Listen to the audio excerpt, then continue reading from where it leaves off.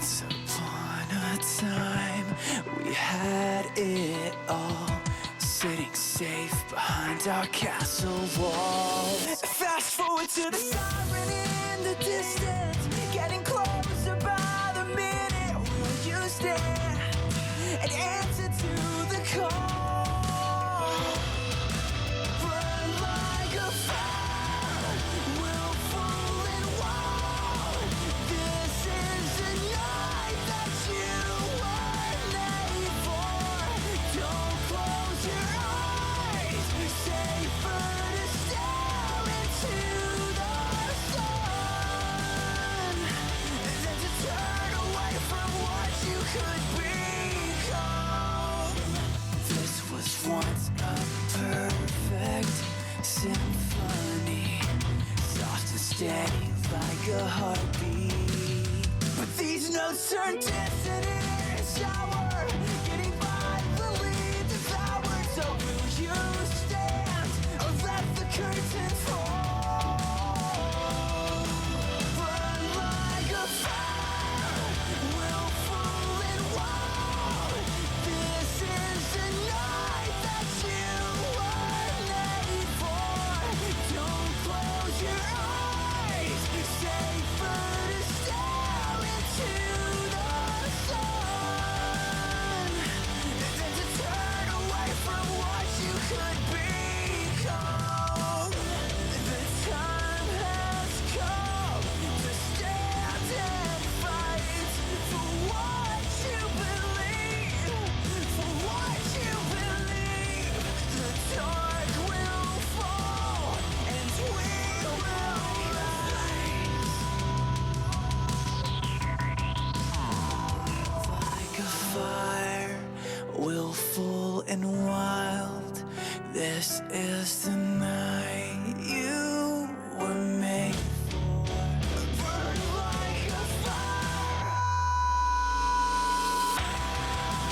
This is the night that you were made for. Don't close your eyes, safer to stare into the sun than to turn away from what you could be. The time has come to stand and fight, deconstruct, reignite. Safer to stare into the sun than to turn away from what you could become. I'm hanging on your every word, the love inside, I feel it burn. I've never felt this way before. I've had a taste, now I want more. So here we are, just you and me.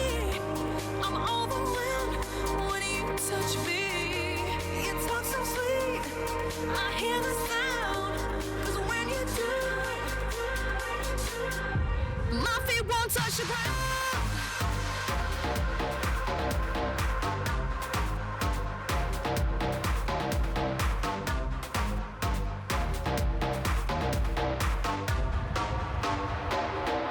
My feet won't touch the ground.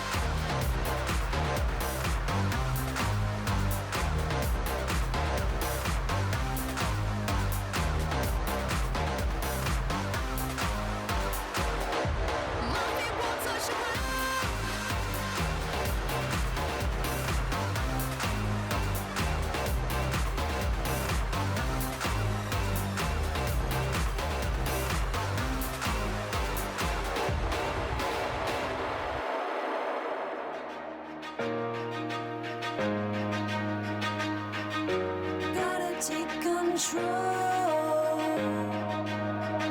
Start listening to my soul. Overlooking back. Where's the point in that? And it feels good, so good. Coming back again, rising up above fear and its pain. Letting go of memories, knowing they get to find me. Rising up above, feels good. Starting to believe what will be, will be. Overlooking back. Where's the point in that? And it feels good, so good. Coming back again, rising up above fear and its pain. Letting go of memories, knowing they get to find me. Rising up above, feels good. It feels good. It feels good. Feels good. It feels so good. And it feels good, so good. Coming back again, rising up above fear and its pain. Letting go of memories, knowing they get to find me. Rising up above, feels good.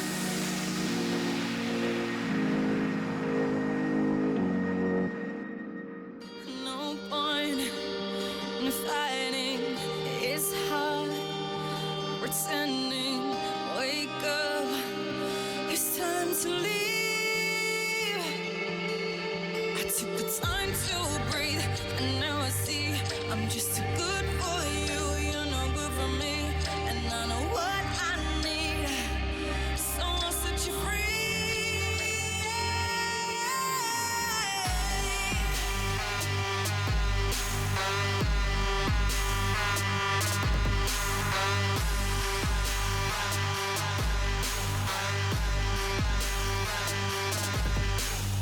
Sad words are spoken.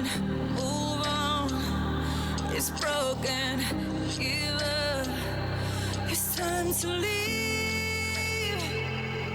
I took the time to breathe, and now I see I'm just too good for you. You're no good for me, and I know what I need. So I'll set you free.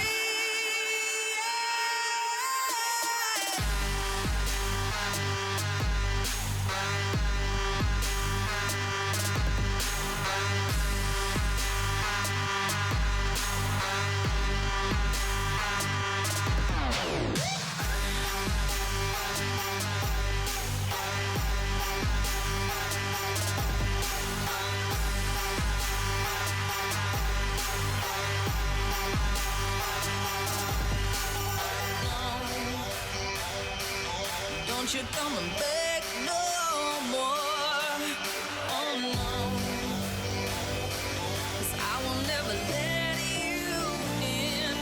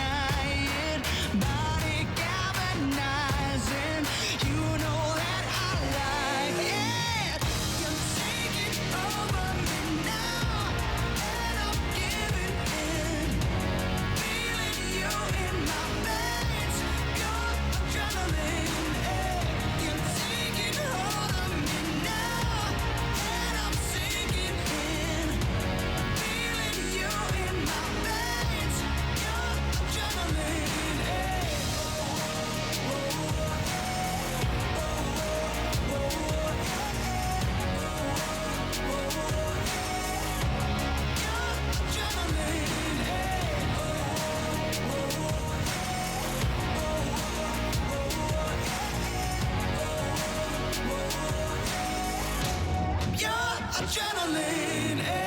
You take me to extremes, more than my wildest dreams.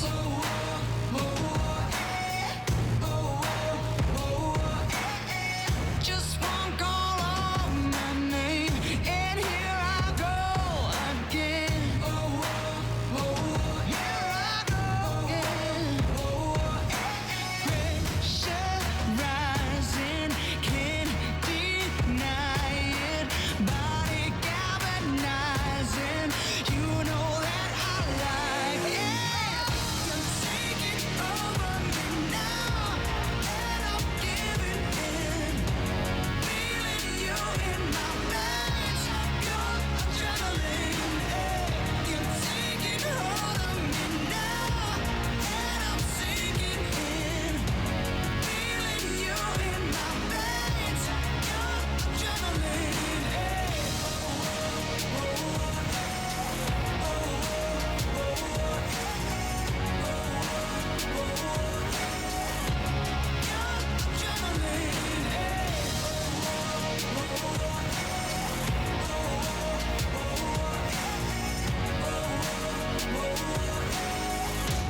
Your adrenaline, you're taking over me now, and I'm giving in. Feeling you in my veins, your adrenaline, you're taking hold of me now, and I'm sinking in. Feeling you in my veins, your adrenaline.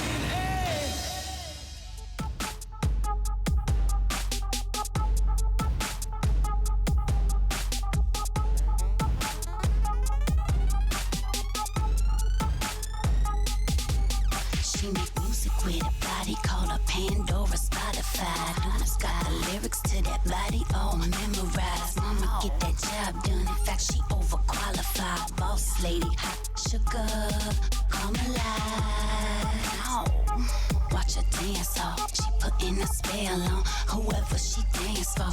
Everybody wanna touch it, they can't though. Rules are hands off, still she make them grand stuff.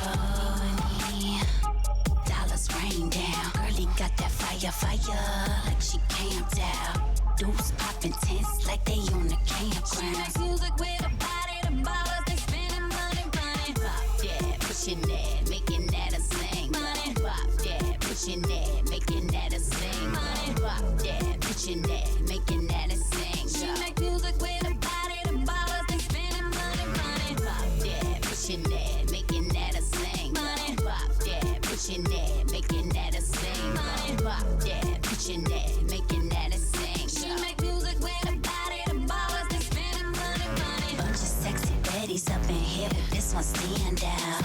She a star, make them ballers pull the bank out. ATM shorty ain't gon' give enough funds. Better hit the branch, boo, in preparation. Feature dancer status, she the center of attention. Jacob Javis, the big convention boys coming with them thick stacks. Stadium players got the grip spin that. Face like a doll, body juicy, deadly when she grabbing and make out. She make music with her body, she that #1 single. She make music with a body, the ballers, they spending money, running. Pop that, pushing that, making that a sing. Money. Pop that, pushing that, making that a sing. Money. Pop that, pushing that, making that a sing. She make music with a body, the ballers, they spending money, running. Pop that, pushing that, making that a sing. Money. Pop that, pushing that, making that a sing. Money. Pop that, pushing that, making that a sing. She make music with a body, the ballers, they spending money, running.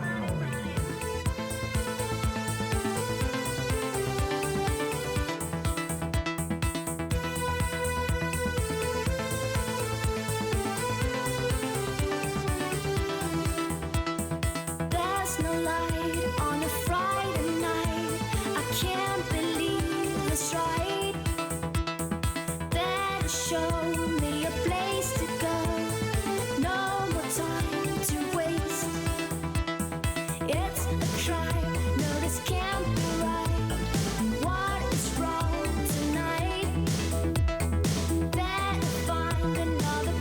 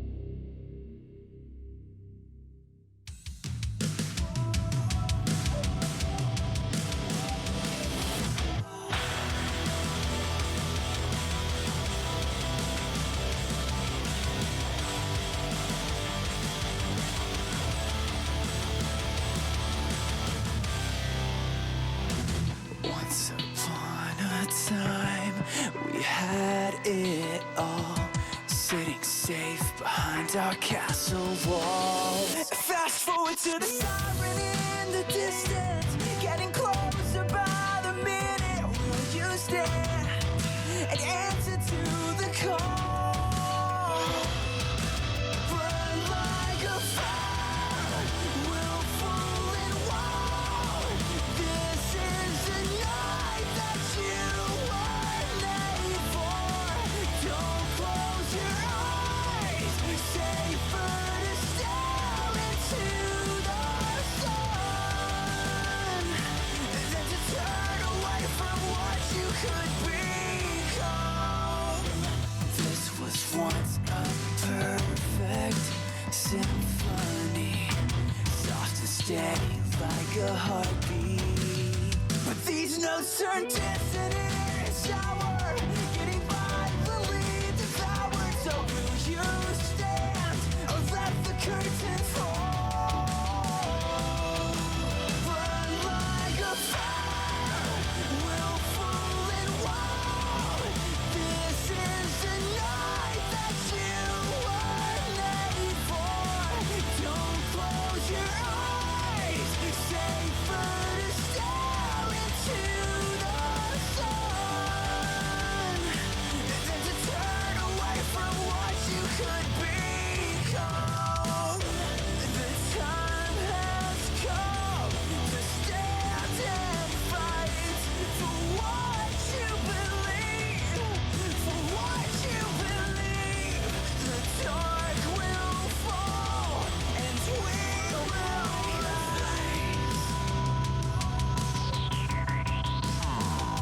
Like a fire, willful and wild. This is the night you were made for. Burn like a fire. This is the night that you were made for. Don't close your eyes, safer to stare into the sun than to turn away from what you could be.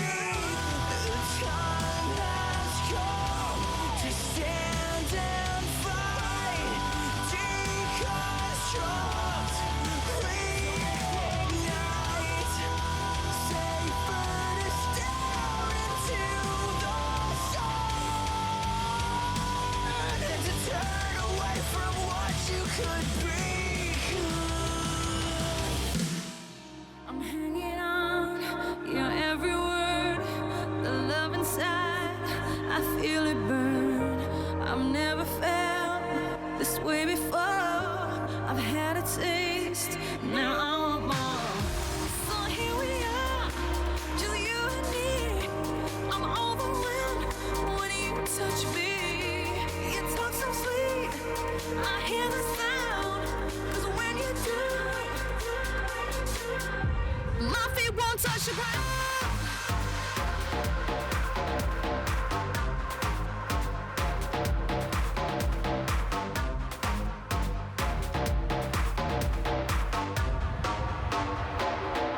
My feet won't touch the ground.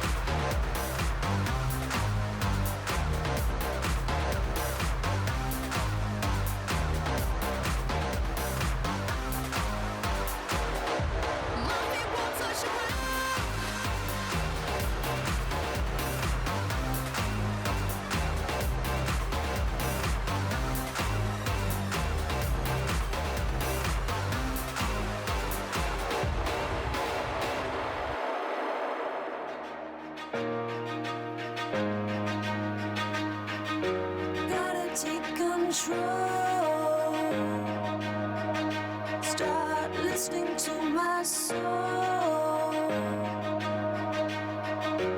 overlooking back. Where's the point in that? And it feels good, so good, coming back again. Rising up above fear and its pain, letting go of memories, knowing they can't define me. Rising up above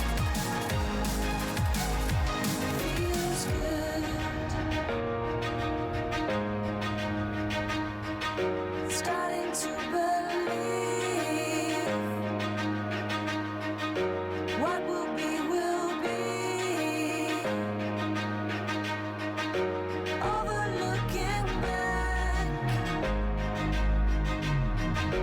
where's the point in that? And it feels good, so good, coming back again. Rising up above fear and its pain, letting go of memories, knowing they can't define me. Rising up above feels good.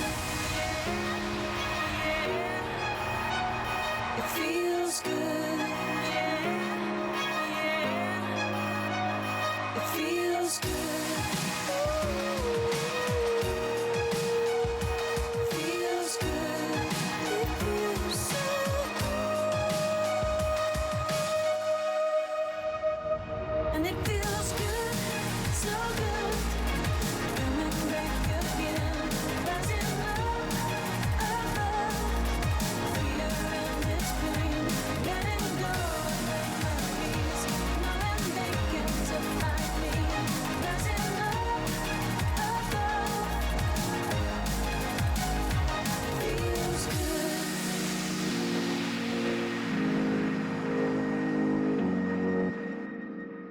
No point in fighting, it's hard pretending. Wake up, it's time to leave. I took the time to breathe, and now I see I'm just too good for you. You're no good for me, and I know what I need. Someone set you free.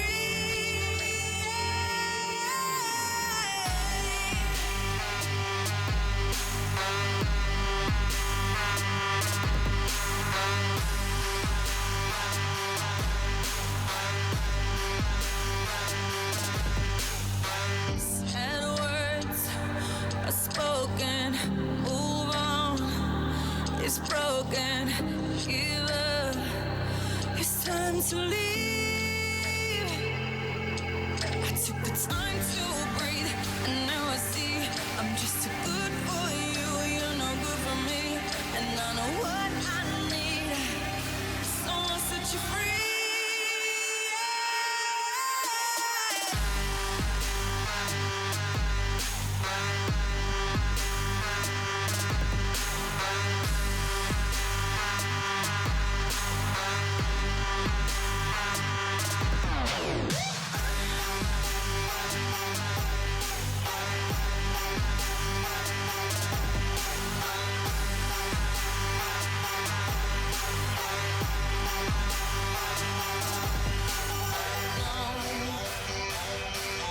Don't you come back no more. Oh no, 'cause I will never let you in.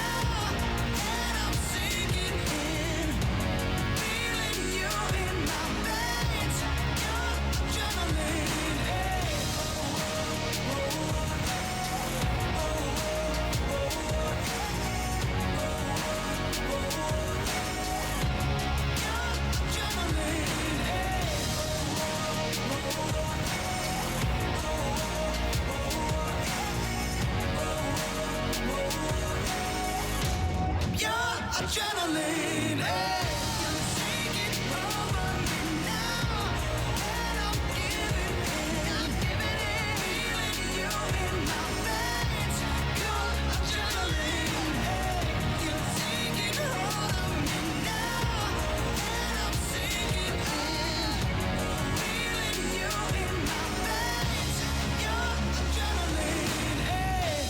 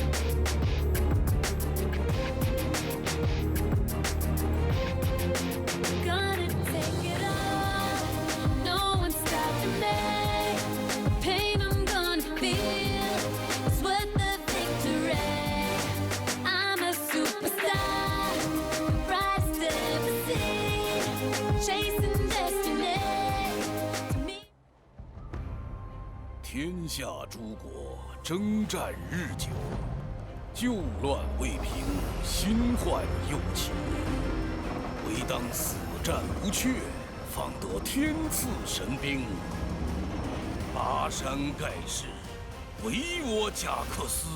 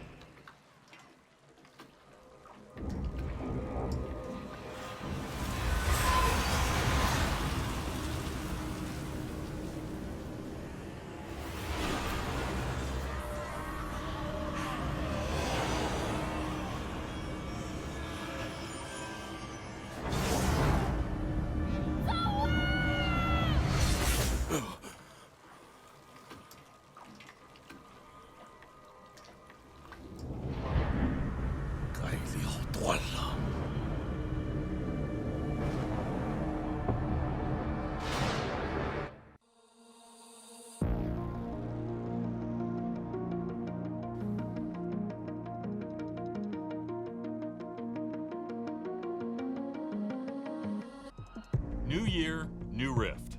And that's just the start. All this week, we'll be updating you on our plans for League in 2020. We'll explain where we're headed with events and game modes. We'll give you a preview of new skin lines and returning thematics. We'll share the latest info on champion updates and new champs. And we'll tell you all about what's next for TFT, including a sneak peek of the next set. And we'll even give you a look at our new tabletop game. The next decade of League begins now. Welcome to Season 2020.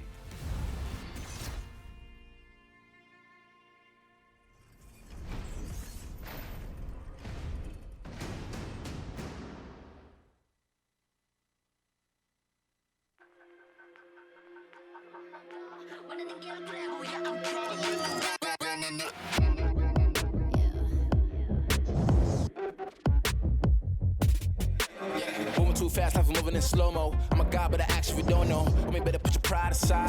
I'm a Benz, get more like a Volvo. Your best stuff looks like my words. Synapses, fire, and burst. Got the whole crew with me, about to do damage. You know we ain't average. I ain't gonna say this again, but it's in my time. Better look in my eyes. I'm a genius in the skies with my heart on my sleeve. You force you go blind to a king in his prime. Everybody got a line. Sit back with the stars in line. I finesse like my life on the 9 was a diamond in the rough, and now I shine. No one could stop us, they'll try, but they won't. Nada nos puede parar. Oh no, we're wide awake now. Our eyes are wide open. We're running this world. We're keeping it turning. We're living like giants. Yeah, giants. We're bigger than giants. We're giants. Oh, sleeping giants. Sleeping giants. Yeah. Shutting it down. Been in the ground and my people all up in this place. Spinning this thing. Go to my rank. Royalty up in my veins. I'm loco, think I'm so cold. I say something, ain't no going back. Now they ask where Kiki's at. I'm like, you can't hang with that. 쏟아져 빛이 멀게 된 눈이 멈추지 않아. Once we go, 내게 넣은 날로 모든 뼈 빨리 달려. 넌 못 따라와. True damage we do it. True damage 보여줄게. 뭐든 쉽게. 이기든 지든 my crew make the beat. No one could stop us. They'll try, but they won't. Nada nos puede parar. Oh no. We're wide awake now. Our eyes are wide open. We're running this world. We're keeping it turning. We're living like giants. Yeah, giants. We're bigger than giants. We're giants. 'Cause not the way we're weak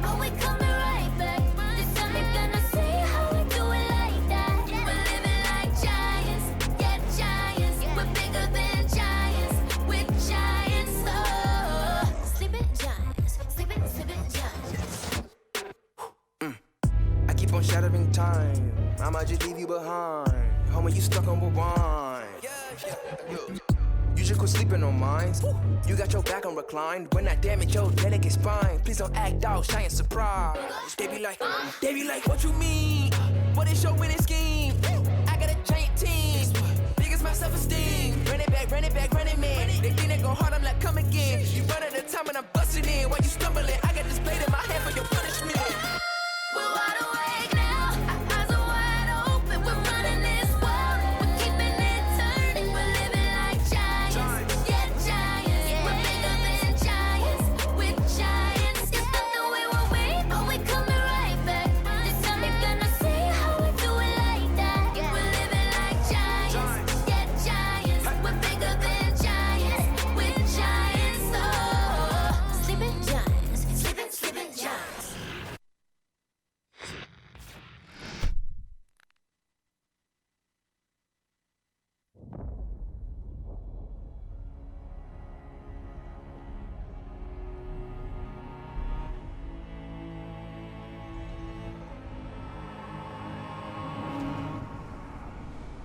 As a child, you would wait and watch from far away. You always knew that you'd be the one that was wild.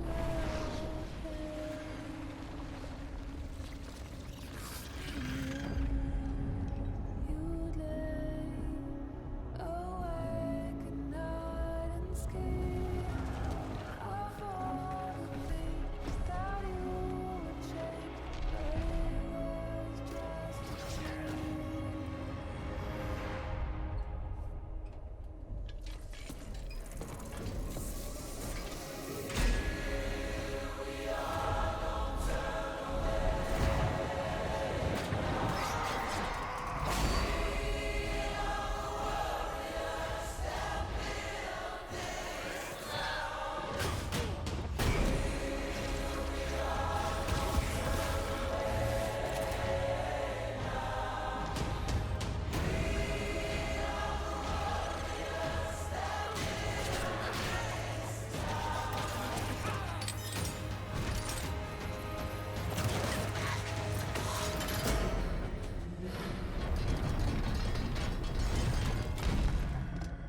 From the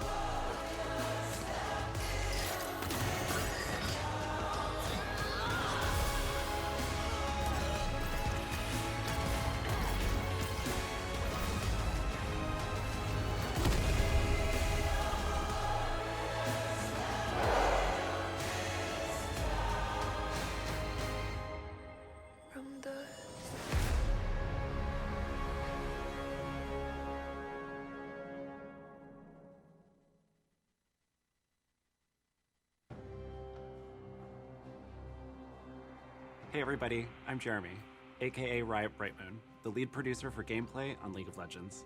I'm thrilled to welcome each and every one of you to the start of Season 2020. With the celebration of League's 10-year anniversary now a few months behind us, it's time to talk about the current state of the game and where we're going next. We have big plans for 2020, the start of our second decade of League, so let's get into it. This year's seasonal update, Rise of the Elements, has been live for a little over a month now, and has brought all new game states with elemental rifts. Our goal for Rise of the Elements was to make Summoner's Rift feel more alive and give more unique environments to play around. Every game of SR should be memorable, and now there's more opportunities to see something really special in each game. We've been making balance changes over the past month and tweaking the power of the Dragon Souls. We think we've landed in a place where there's multiple strategies to winning, but we're keeping a close eye on the power of every objective. Today marks the start of the 2020 ranked season. While we've made some adjustments to ranked over the course of 2019, we wanted to keep things stable for season start. So the beginning of your 2020 climb should look familiar. You'll start in placements with a provisional rank that goes up with wins, but doesn't go down with losses. And over the year, you'll progress through 3 seasonal splits, each granting rewards as you go. You can check your progress on those rewards in the rank tab. Though we aren't introducing any major changes to the rank system for season start, we've been listening to and absorbing your feedback around ranked and matchmaking. This year, we're going to be making a significant investment in making a more competitive, transparent, and rewarding system for ranked. While big changes won't launch until next season, we still want to bring improvements to you throughout this year. First up is a feature you've been asking for, autofill parity. We want to reduce the number of games where one team has multiple autofills and the other doesn't. We'll be sharing an update on this feature later this month. We expect to release it soon, and when we do, we'll have an update on the next feature the team will be working on to make your ranked climb better. Please keep giving us your feedback on what you'd like to see and where we can improve.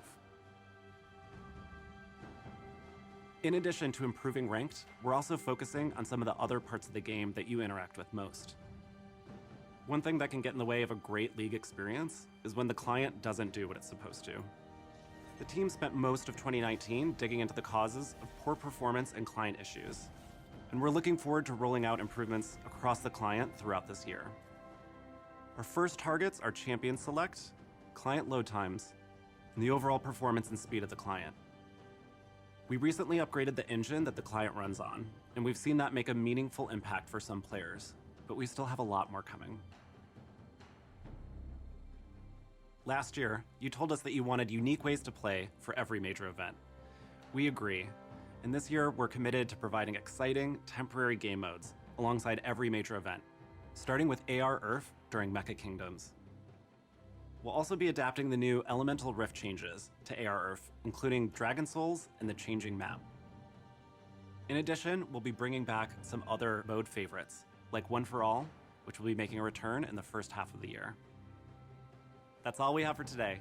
Check back throughout the week where we'll be detailing our plans for the season beyond Summoner's Rift. Now let's go play some ranked.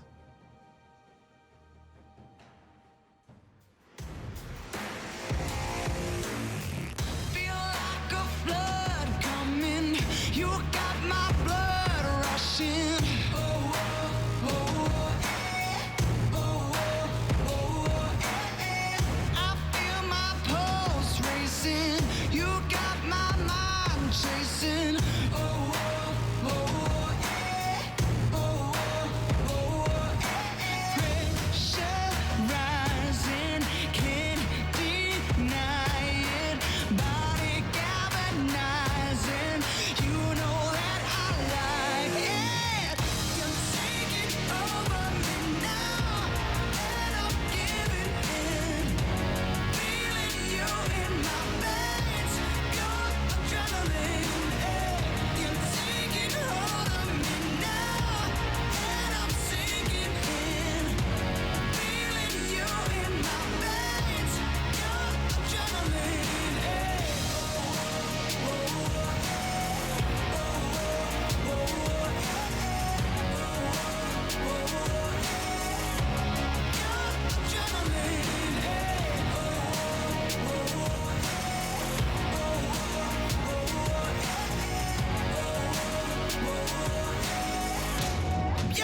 Adrenaline, you take me to extremes, more than my wildest dreams. Oh, oh, oh, oh, just one call on my name, and here I go.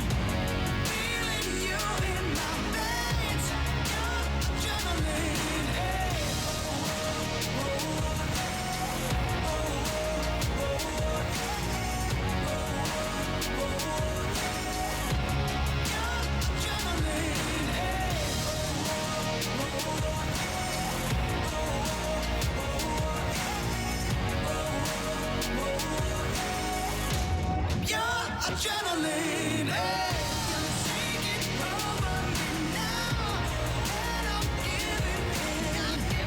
Feeling you in my veins. Your adrenaline. Hey, you're taking hold of me now, and I'm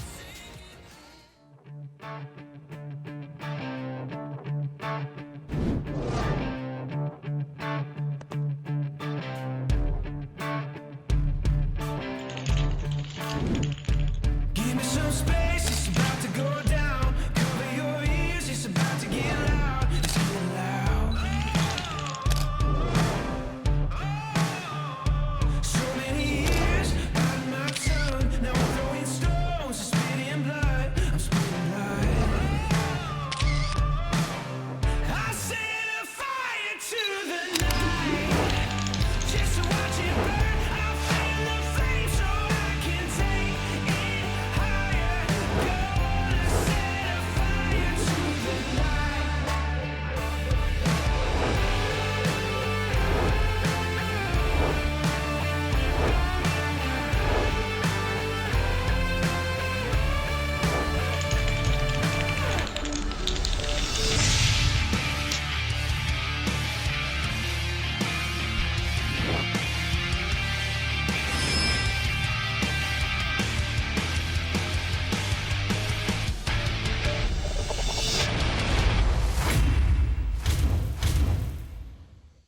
Welcome, ladies and gentlemen, to the LPL English broadcast. We're here in day number 7 of the LPL and the final day before the break for Chinese New Year. My name is Munchables, and I'm joined by Dagda as we head on into our cast today. And we have a heck of a good pair of series coming up.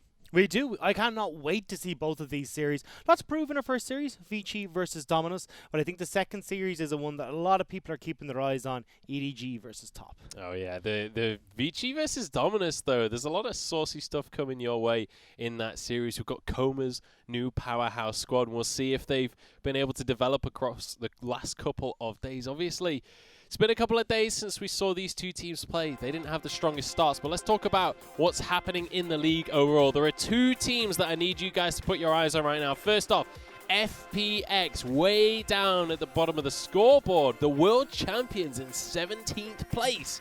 And then if you cast your eyes up towards the top, you've got E-Star Gaming against all odds in 2nd place. And I wasn't expecting to see JD Gaming come out at the top of the table either. I thought we'd have the likes of Invictus Gaming or Billy coming out there after our first week. But a lot of upsets, a lot of strange happenings in the LPL week 1. Yeah, it's all been shaken up. And obviously, these are going to change a lot. Most teams have played 1, if not 2 games. So there's still a lot of room for these guys to change their standings. In today's matches, the guys looking to change their standings right here and now is going to be Vici Gaming going up against Dominus Esports. That'll be followed later on with Edward Gaming going up against Top Esports. And I'm super excited for that second series, especially. 2 powerhouse squads, 2 squads looking to prove that they are looking towards the top of that leaderboard.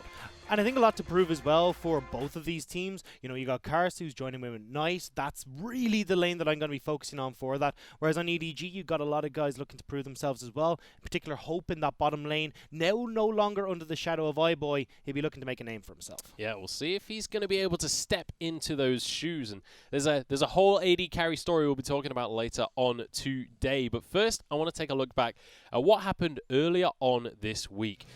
We'll first off start with Vici Gaming as they played against BLG, and the series didn't go quite as well as they would have liked. No, the big problem that we saw was a lot of overextensions that Vici were getting punished for, and this is something that we saw in the Demacia Cup. Now we're seeing it again in the LPL, and unfortunately Chieftain is kind of our point of example for these couple of plays.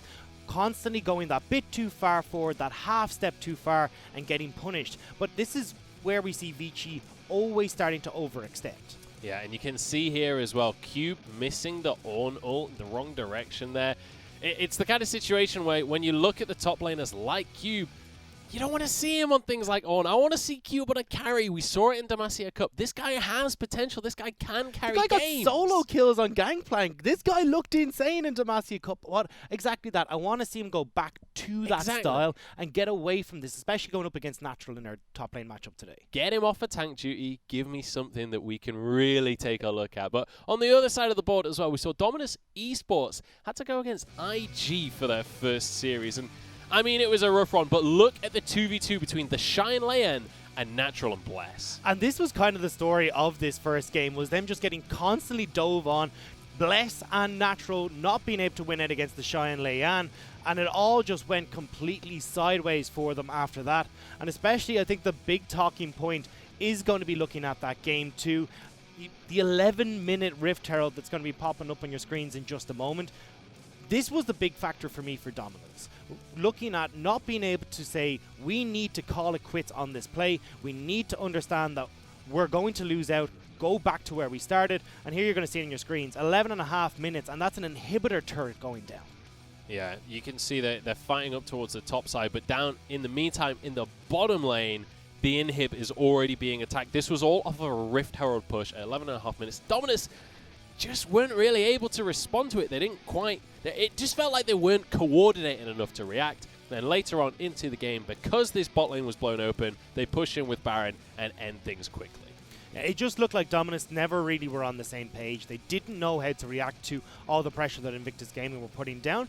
But we are seeing them swap up a few things coming into today's games. They are swapping around the roster. So I'm excited to see if that maybe will bring a bit of a voice of command to that team where they can start to fix the issues that we're seeing. Yeah, absolutely. I mean, one of the big changes, even in that series, they changed from Bless to Xiaopeng.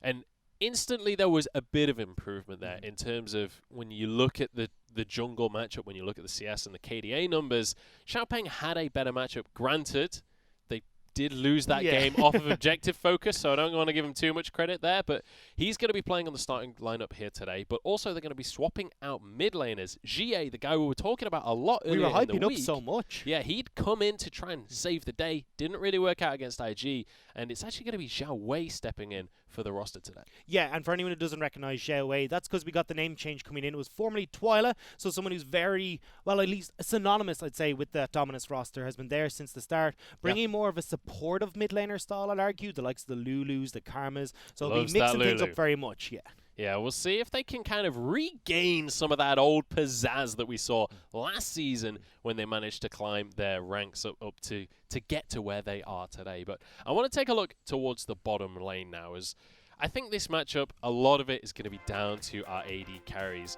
iBoy, obviously, a bit of an icon in himself. He's going to be stepping into this VG roster, but he's going up against Gala, and these guys have a bit of a history. Now, the last time that Gala managed to beat iBoy, it was more his team winning those games, and ever since that was back a year ago now. Spring Since 2019. then, every single time they've met, iBoy has had his number. Almost always. This seems to be kind of the legacy player, iBoy, going up against the rookie who wants to make a name for himself. Nagala's been around a little bit longer, has washed off that title of rookie, but still looking to make a name for himself. Now, we do have to give a bit of a caveat with the stats you're seeing on screen. This is only from that single series that each of these teams have faced, but you can see just how more heavily the team does play around Gala in those scenarios. Yeah, I'm curious to see how much that's going to be expanded over the course of today. Obviously, things are going to be changing up, but I think we're going to head over to the arena now as we're ready to start this series off, and you see the players heading onto the stage. We're going to have Vici Gaming on the left of the stage and Dominus over on the right. I'm excited to see how this one's going to pan out. Yeah, I think this is going to be an incredibly exciting matchup. So here on Vici Gaming, we're going to have Cube in the top lane. We're going to have Ike's in the jungle, Forge mid. We're going to have iBoy AD carry. And then finally Maestro rounding it out in support. And on the opposite side for Dominus, we're going to have Natural in the top lane. Xiaopeng will be starting off in the jungle.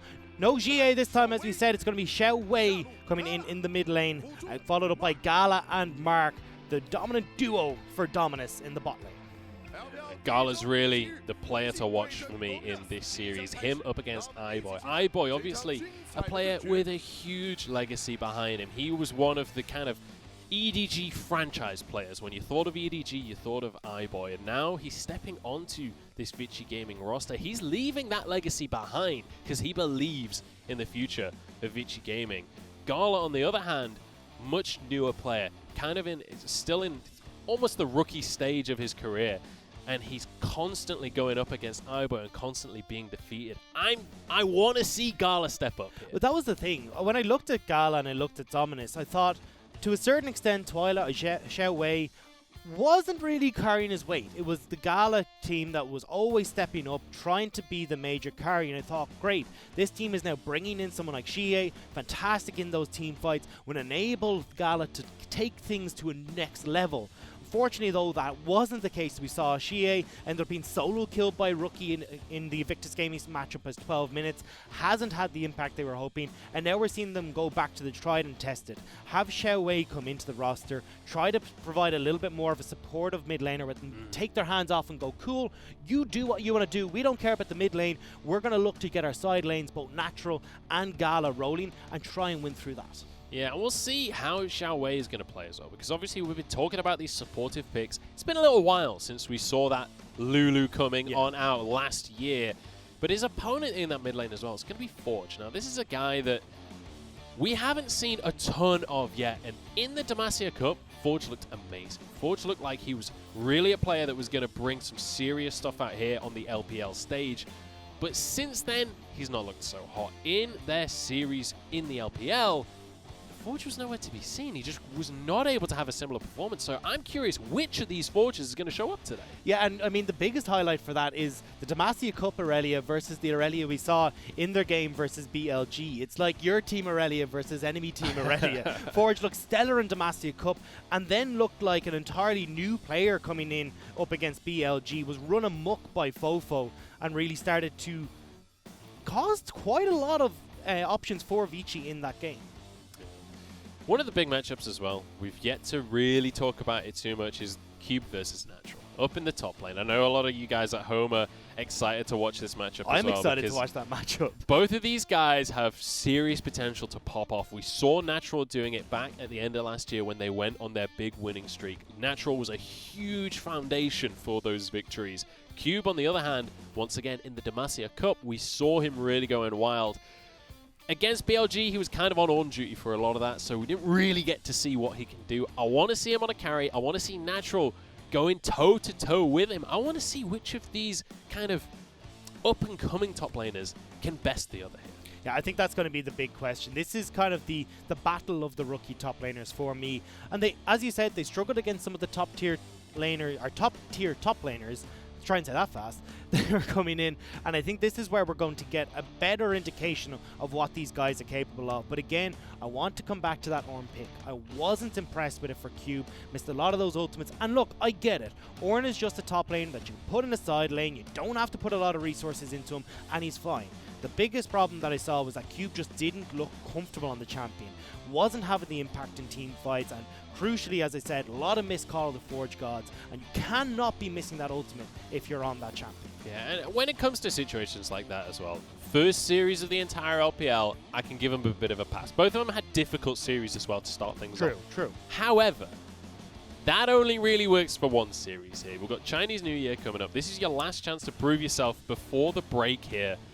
And when we look at this, these are both teams that we're looking to see around the middle of the table, right? You've got to beat the other middle of the table teams. This is an important game to prove that you are here to stay. Definitely. And as well, I like the way when we look towards Vici, we are seeing them try to create their own identity to pick up those wins. And a lot of that comes back to the draft and looking at what Coma's prioritized. iBoy is the only player that plays Kai'Sa. We've seen Jace prioritized very highly by Forge in Game 1 and Game 2 in their BLG series. This is a guy that is starting to try and figure out their own style of play and how they want to fix it. I think that this could definitely work out. Vici are a team that has talent that can grow, and we've seen has the potential to improve. It's only one step too far in a lot of situations that's costing them. It's not the actual play itself that's costing them the issue. So if they can fix some of these style problems, they could definitely be a top tier team. Yeah, it's something that's been discussed a lot on social media as well, is Coma kind of coming in here, sort of going with a bit of a Korean style of play so far. And I want to put a big caveat on that. I mean, I don't think that's totally accurate, but it has been a relatively slow-paced VG that we've seen so far. And, you know, putting things like the tank in the top lane, looking for the control and the macro-based play, and then forcing fights later on in the game, it does kind of hark back to the Korean style a couple of years ago.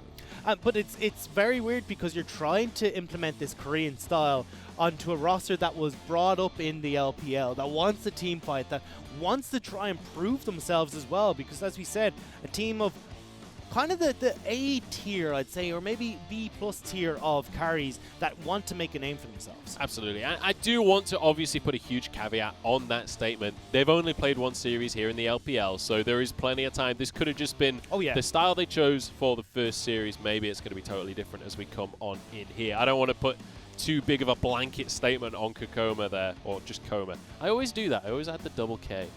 I guess I read it very literally. But we'll see what their style is going to be coming on into this draft. Obviously, we've had a lot of priority over towards the bottom side of the map when it comes to drafts. Had a lot of priorities on the AD carries. We also had a decent amount of priority on jungles. Yeah, and I think when we are looking at jungle priority here, it kind of pairs with both the looking towards the jungle and also that bottom lane. Xiao Peng in particular does tend to play a lot more towards the bottom side of the map, so towards Gala, towards Mark, and trying to get them up and rolling. And particularly with Xiao Wei coming in, we already kind of talked about it. Leave this guy off on his own. Don't want to be putting too many resources into him. It's this supportive, low econ style. Very similar to what we saw with Xiaohu on RNG in the same kind of vein. But it has to be Gala stepping up to Mark. It has to be the natural that's coming up and really making the impact felt. So I wouldn't be surprised to see a different style from both of these junglers coming through, with Xiao Peng focusing that bottom lane, and Ikes, who's coming in, it's not Chieftain who's playing, but Ikes focusing more towards Forge and trying to punish Xiao Wei because you know he's not going to get that jungle attention. Yeah, that's going to be the question, honestly. How is Xiao Wei going to perform? And look at this ban phase already. We're talking about Xiao Wei. Immediately, he's going to be focused out by Vici Gaming. Aurelion Sol taken off the board is something he loves to go for. These control mages, that kind of style is very much in Xiao Wei's wheelhouse. Cassiopeia taken off the board is going to be answered by Akali.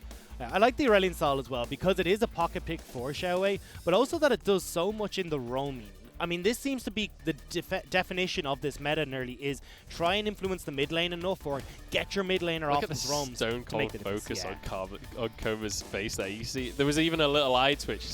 He's like something out of an anime battle scene where they like zoom in on the eyes. Man, I'm ready to see like the cartoon, like, you know, the little lines coming off him as the light shines in behind him. It's like, yeah, I can see it going that way. That's one thing that I think when you look at the LPL and the LCK compared to the Western regions, I feel like there's much more defined characters here, but either way, we'll get more into this draft right now. Elite's going to be taken off the board as well as Lucian, and it was the Mordekais that banned away by DMO. So now into the picks, it's going to be a Rumble for the first pick.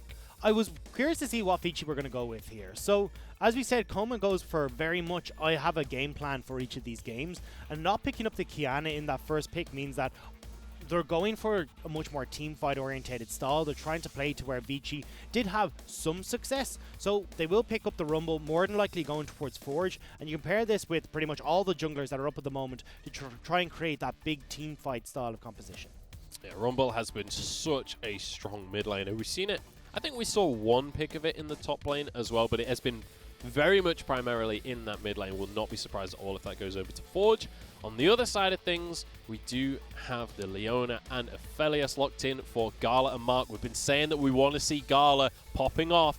Aphelios is a pick that you can pop off on, but we've seen many AD carries in the LPL fail so far. A lot of AD carries in the LPL have failed. I forgot to look up the win rate actually after yesterday, but it ain't good. Not looking good. It's not looking pretty. There we go. Senna's going to be the answer on the side of VG. Looks like Braum, top tier support right now. There's a lot of options available, but Braum just makes complete sense. Yeah, I think this is pretty much going back into what we already talked about for Vici. You've got very much a team fight oriented squad coming in. Senna is fantastic in these scenarios and providing both the heals off of the piercing darkness and also the ultimate being able to provide the shields, all that damage on top of it as well. Great team fight composition at the moment. And the beautiful thing here is that I mean, usually you want to pair the Rumble with something like a Jarvan or, you know, this kind of keep them all locked in so we can get the Rumble damage down. But you've still got stuff like the Rek'Sai left open that can do a very similar style. So Vici haven't been pushed out of the jungle just yet. I'm curious to see if Quinn will have any presence in this draft now that the Renekton is locked in on the side of DMO, and whether DMO are even bold enough to maybe ban that away. However, the Rumble is already there, so maybe they'll just think Forge is going for that regardless. And I think they could potentially still go for it if that Renekton's going towards the top lane, but something that the LPL does like to do is flex that Renekton into the mid lane, and then you've got this double bruiser style comp with Aphelios being your main damage dealer in the backline. The big question for me, though, is if Xiaowei would have the Renekton there to play, because as we said before, bit of a different champion pool for this guy. Yeah, I love the Nidalee ban here from VG. It's a respect ban going on towards Xiaopeng. You can see Koma has really done his research coming into this draft. Pretty much every ban has been targeted. They've all been specifically aiming at players on this roster.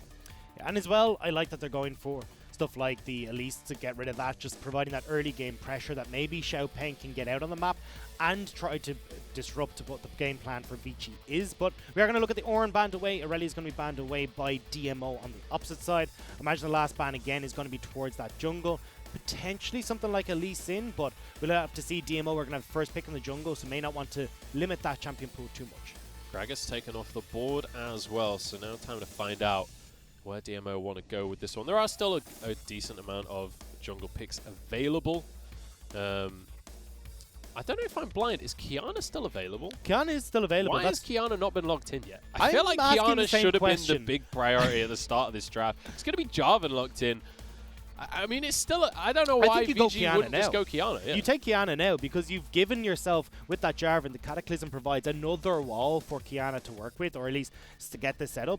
And as well, you've already got the Rumble there. So you've got a very potent combo with the Braum, the Rumble, and that Kiana. If you go for the Supreme Display of Talent, this can just melt teams in a matter of seconds. Yeah, so Kiana, I mean, Kiana's just insanely strong.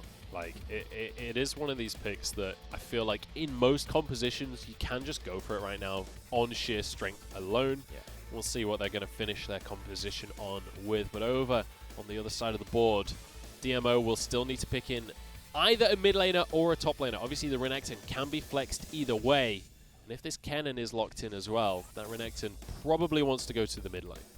Well, the Renekton can still do relatively well in the early stages of the matchup because you can close the distance with the slice and dice and try and get onto the Kennen, but still not amazing. But yeah, the Aatrox, this is again very much a skill matchup in the top lane, or very snowbally in either direction. Renekton will have slight advantage in the early stages because can dodge away from those Q procs, but as that lane starts to progress and Aatrox gets a couple of points into that Q, should be able to take over that matchup. We've got another player here that loves to hover the Zillion. Oh, it's actually going to be locked in. Zillion. Well, this is what we're talking about. Xiaowei being that much more supportive jungler, or sorry, supportive mid laner even.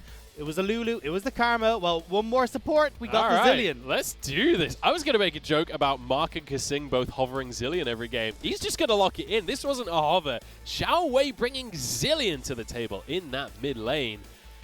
This is going to be an interesting matchup there. Zillion versus Rumble. I feel like Zillion does pretty decently in that matchup. He can play very safe. Yeah, can play far back, push in the wave super easily. You will see the Zillion go back, pick up an early tier, so then you can keep your mana up and running. The biggest problem that I see, though, is that Zillion's kind of like the Morgana, where I keep one person safe, but I can't do a huge amount for everyone on this team.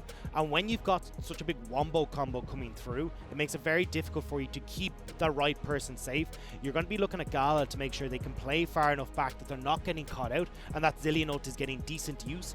And not just the front line gets melted, oh, well, Gala's safe, he goes down 2 seconds later. Oh, we're talking about Gala, we were talking about iBoy. That's the matchup you got to keep your eyes on in that bottom lane. Gala gonna have his hands on the Aphelios. iBoy gonna be rocking the center as well. Both brand new champions pretty much heading down to that bottom lane. We'll see who's gonna get the best of that matchup this time around.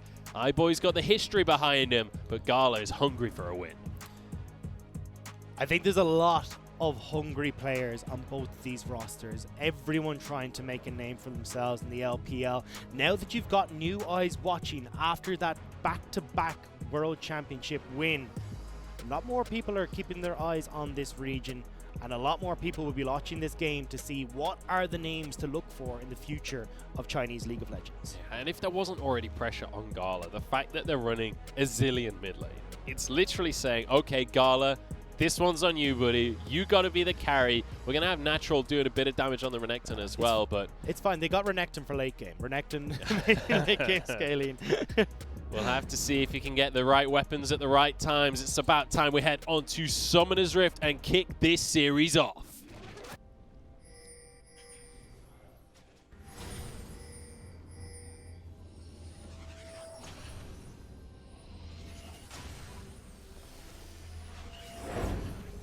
Apparently there's just no cheers this time. Very silent crowd. Never mind.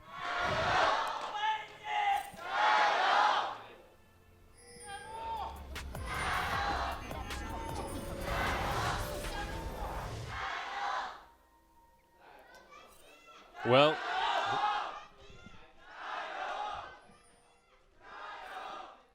are there 3 teams? We both got baited. It's fine. It's fine. I don't know. I give up. We'll get used to this. We'll get used to it.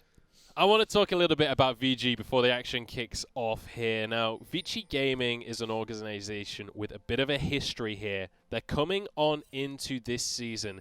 They've brought in Cube and Forge, both rookie talents with huge potential. They've brought in iBoy, a veteran with world's experience from EDG, a huge legacy behind him. They've brought in Kokoma, a 3-time world championship coach. This guy builds legends. If this roster can't get them to the top of the scoreboard, they are cursed. But I feel like I've heard this before for VG. I mean, they brought in Pumandu, who was supposed to be the world championship player who's going to be the best coach. They were supposed to bring in Dandy and Osomada, and this was the roster that was the kickstart VG Gaming to get them to that top spot. But every time we see VG Gaming with the world championship X, they always end up just falling short. But what if they get the coach that made all of those guys world champions? Well, aside from the Samsung guys, but I don't know. I have faith in Koma, man. This guy is a living legend within esports. This guy, he transcends League of Legends. He is one of the most prolific coaches of all time, especially when it comes to League of Legends. And I mean, 3-time world champion, but most importantly, SKT brought in rookies before when they were building rosters, and it was Koma that brought them to the forefront, handpicked these players, and then trained them up. He chose to be on Vici Gaming. He didn't have to leave Korea. He believes in this lineup, and I'm excited to see what he can do with it. And that's the thing, is that I have faith in this roster as well. But, I mean, when you look at iBoy, who's always been that almost player, I put him as, trying to reach the top, try to reach the levels of Uzi and Jackie Love. You've got Forge as well, who's coming out from underneath the shadow of Rookie, where he was just kind of the filler for the moment until we get our actual person back. Now Cube coming up as this new developmental talent. There's a lot here for Vici Gaming to build on, and as we said, hungry players, people who are trying to create that legacy for themselves, both new and old. Yeah, and I mean, that's all that Koma needs, right? When he looks at a player like iBoy, he's chosen to work with iBoy. He knows that this guy wants the wins. He knows that this guy wants to prove himself, and he's here to help make that happen. But look, Koma, if you're listening, I'm a hungry player. If you're not on I'm stage willing to right put now. in the work. You know, I want to be there. I'm totally fine with trying to play The first for VG Irish Gaming. talent in the LPL. First Irish talent to play outside of Ireland. Let's be realistic. we aren't quite too true, hot. is it? I mean, I we don't got know. to the UK. That's kind of our upper The echelons. dream. The dream. UK yeah. esports, baby. Oh dear. Well, good luck with that. I appreciate it. wish Thank you you. luck in your career as a support. Koma, call me. You know. Yeah, we'll see. 1, 2, 3. I'll see if I LPL. can get you guys in touch. I do want to talk a little bit about DMO here as well, because coming on into this series, even before the draft, it was very clear that DMO were coming in here, changing the style. First series of the tournament for them, it was against IG. Didn't look good, obviously. It was going to be rough going up against IG as we head back on into the game. They changed their style. They subbed out Bless. They subbed out GA. They've got Zhao Peng, and Zhao Wei stepping back on into the roster here. So they're kind of going back to their old style. But then in the draft, that's very clearly the case as well. Yeah, I mean, this is what we saw come out of them, that had that almost miracle run for them towards the end of summer where they nearly made it into playoffs. It was have Xiao Wei onto something that could push in a wave, then roam with Xiao Peng and try and get natural going. And still this supportive style mid laner that's enabling the rest of the team. And we're seeing a very similar story here where you can have Xiao Wei enable the likes of Natural and this Renekton to dive towards the backline, speed him up to get in there, and be this nuisance that gets the revive, that now is able to heal himself up again and come just such a pesky croc for Vici to deal with. All right, Dagda, I want to pick your brain now as the analyst in this little gang. Wait, Talk to me. I'm afraid I'm putting you on the spot. Putting you on the spot. Talk to me about kind of the forecast for this game here. As I think Ike's just got absolutely denied that. Actually, maybe he wants to contest this one.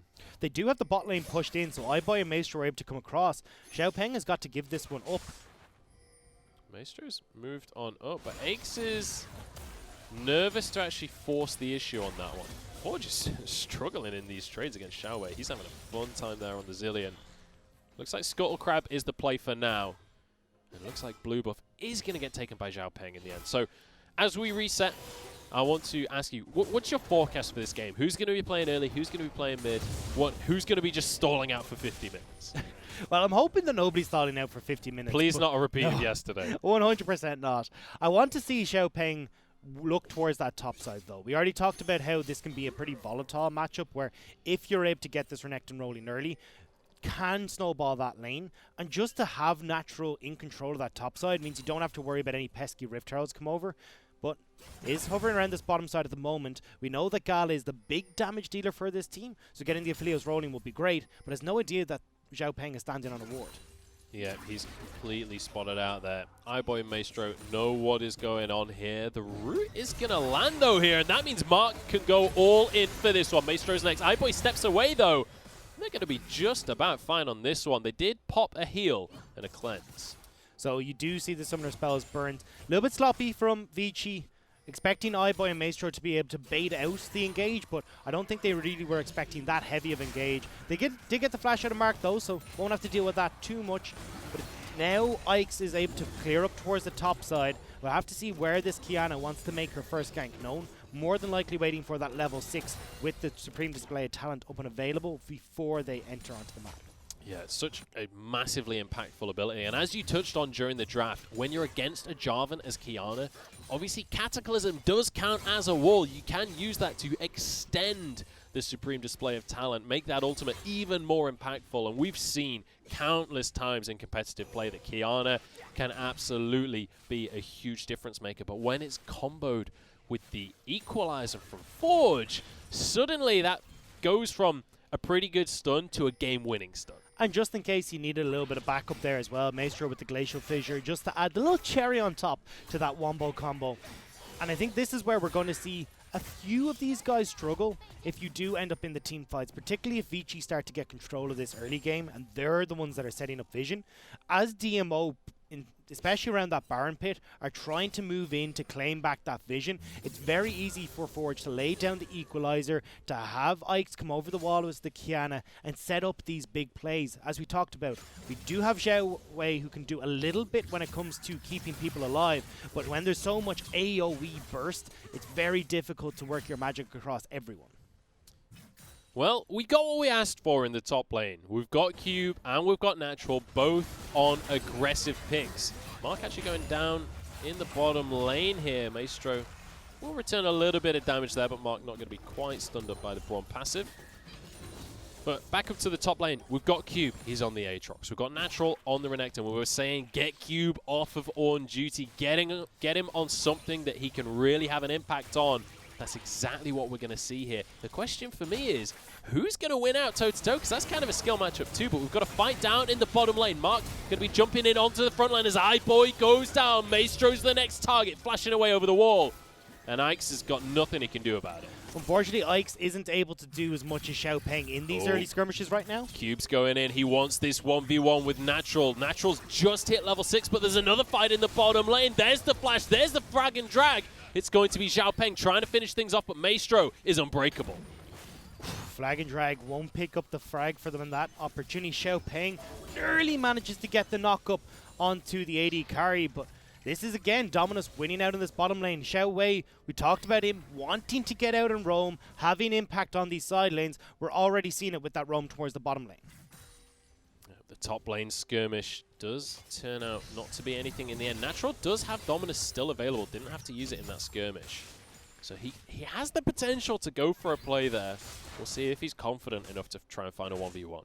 Yeah, I think Cube and Natural, with the way that this game is going, are going to be left to their own devices. See who really does come out on top when it comes to these, because with plays like this, where you've already burnt the cleanse onto the Senna and the heal as well, the return gank is always up on the card. Ike's tries to predict it to come down, but unfortunately without that supreme display of talent, you don't have the same impact as the Jarvan in that play. So with Mark, with Xiao Peng having the double CC, it's such an easy job for Gala to pick up the kill.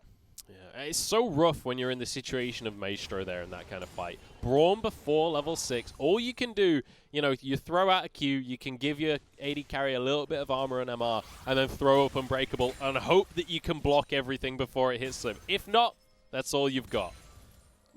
But that's why I was surprised to see iBoy and Maestro play so far up in that first gank. I thought they would back off, just go, look, we've already wasted a huge amount of Xiao Peng's time, so all we have to do is back away and make sure we're not giving anything back, and we'll be fine. Unfortunately, though, they burnt both those summoner spells, which now gives the opportunity for them to punish, and Vici Gaming potentially to be punished again with no flashes on that bottom lane. And again, we're looking at Xiao Peng going to hand over that blue buff, but to potentially visit that bottom lane again. This top lane is hilarious to me because they're sparring so aggressively with one another, but they both have so much sustain that none of it... Oh, Xiao Peng stepped away as the bomb exploded. Dear me, here we go. Dominus coming on out. Natural wants the solo kill onto Cube, but he's going to be able to walk away with his life there. The bonus movement speed gets him out. You can see how close this matchup is, and that's why I was talking about it being so volatile. Renekton does have a slight edge here, and potentially could go for the dive. Cube needs to be careful. He's going he for hit it. the tower! He hit the turret! Oh, unlucky. iBoy was waiting, though. iBoy wanted him to go for that one. That would have been a really good turn from the side of VG. That was still quite close, so that shield from iBoy right now isn't that large, and with the full stack, or full fury on the Renekton, could have dealt quite a large chunk of damage. I don't think it would have been enough, but Natural forced the flash away, and just a small misplay from the Dominus top lane.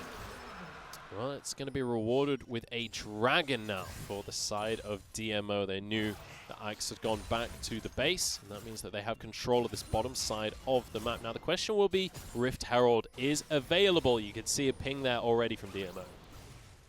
Rift Herald is there, but I would wait to see if the supports are going to move, because that's the real decider on who actually wins out in that fight.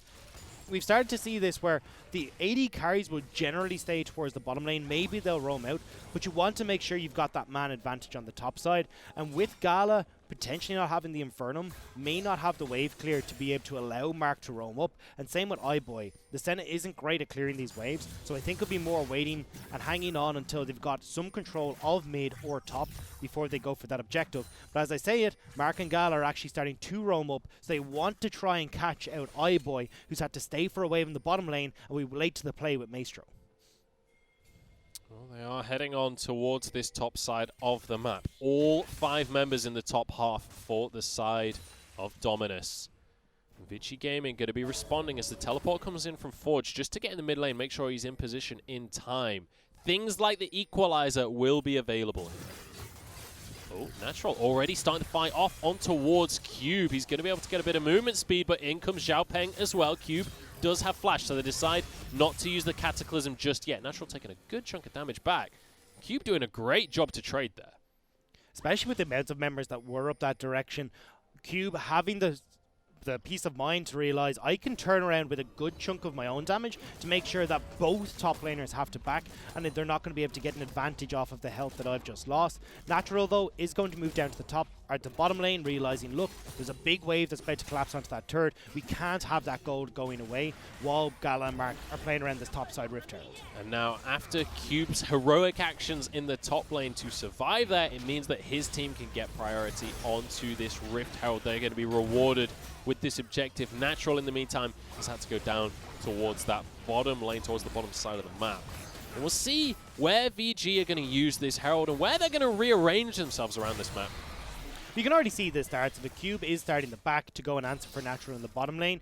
You still got 2.5 minutes before that dragon is up. So I'd imagine 1 to 2 waves will be pushed in by the AD carries here on the top side and then rotate down. You want to give yourself about 90 seconds as to when that dragon is spawning before you start your back, because then you should be able to get there, set up the vision for yourself, and then start to look towards that mountain drake.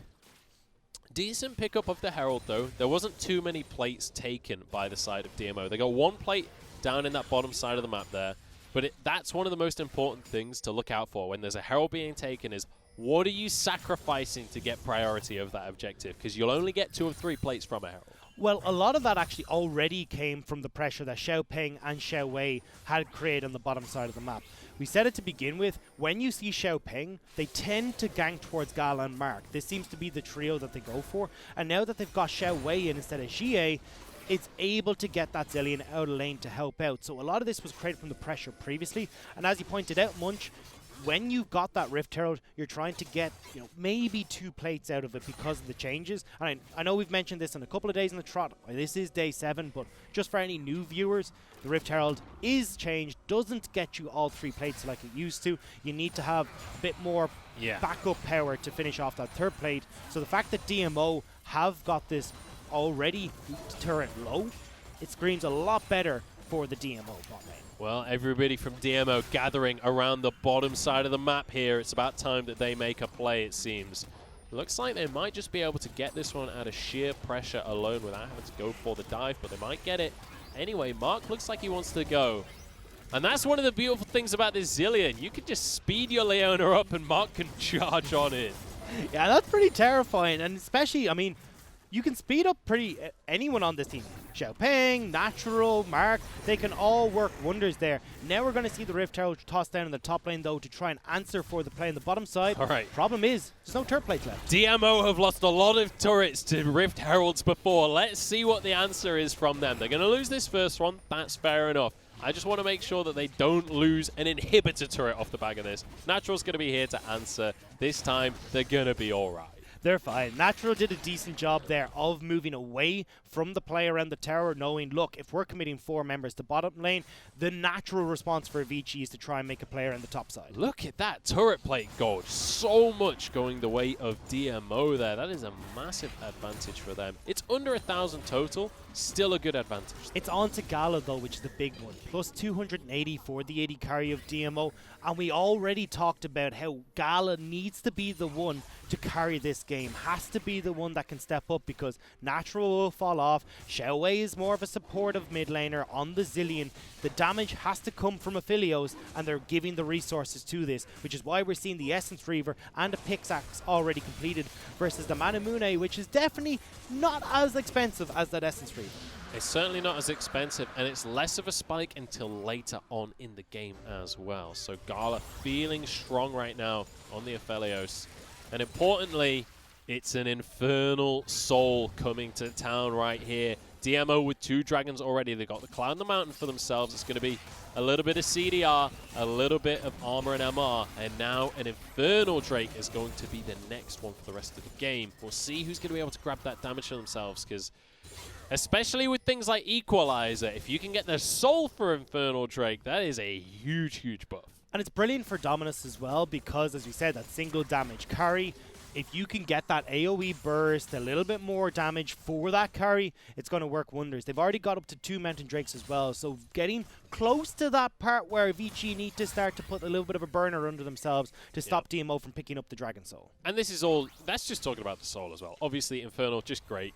Like, it's just damage. You can never really say no to just damage. There is no composition in the game that doesn't want just damage, so definitely going to be a contested objective later on into the game, but it's important to mention the strategies coming out from the 2 teams here, because when you look at the side of DMO, they are looking towards the later stages of the game. Look at Zhao Wei's build. He's got a Rod of Ages in there.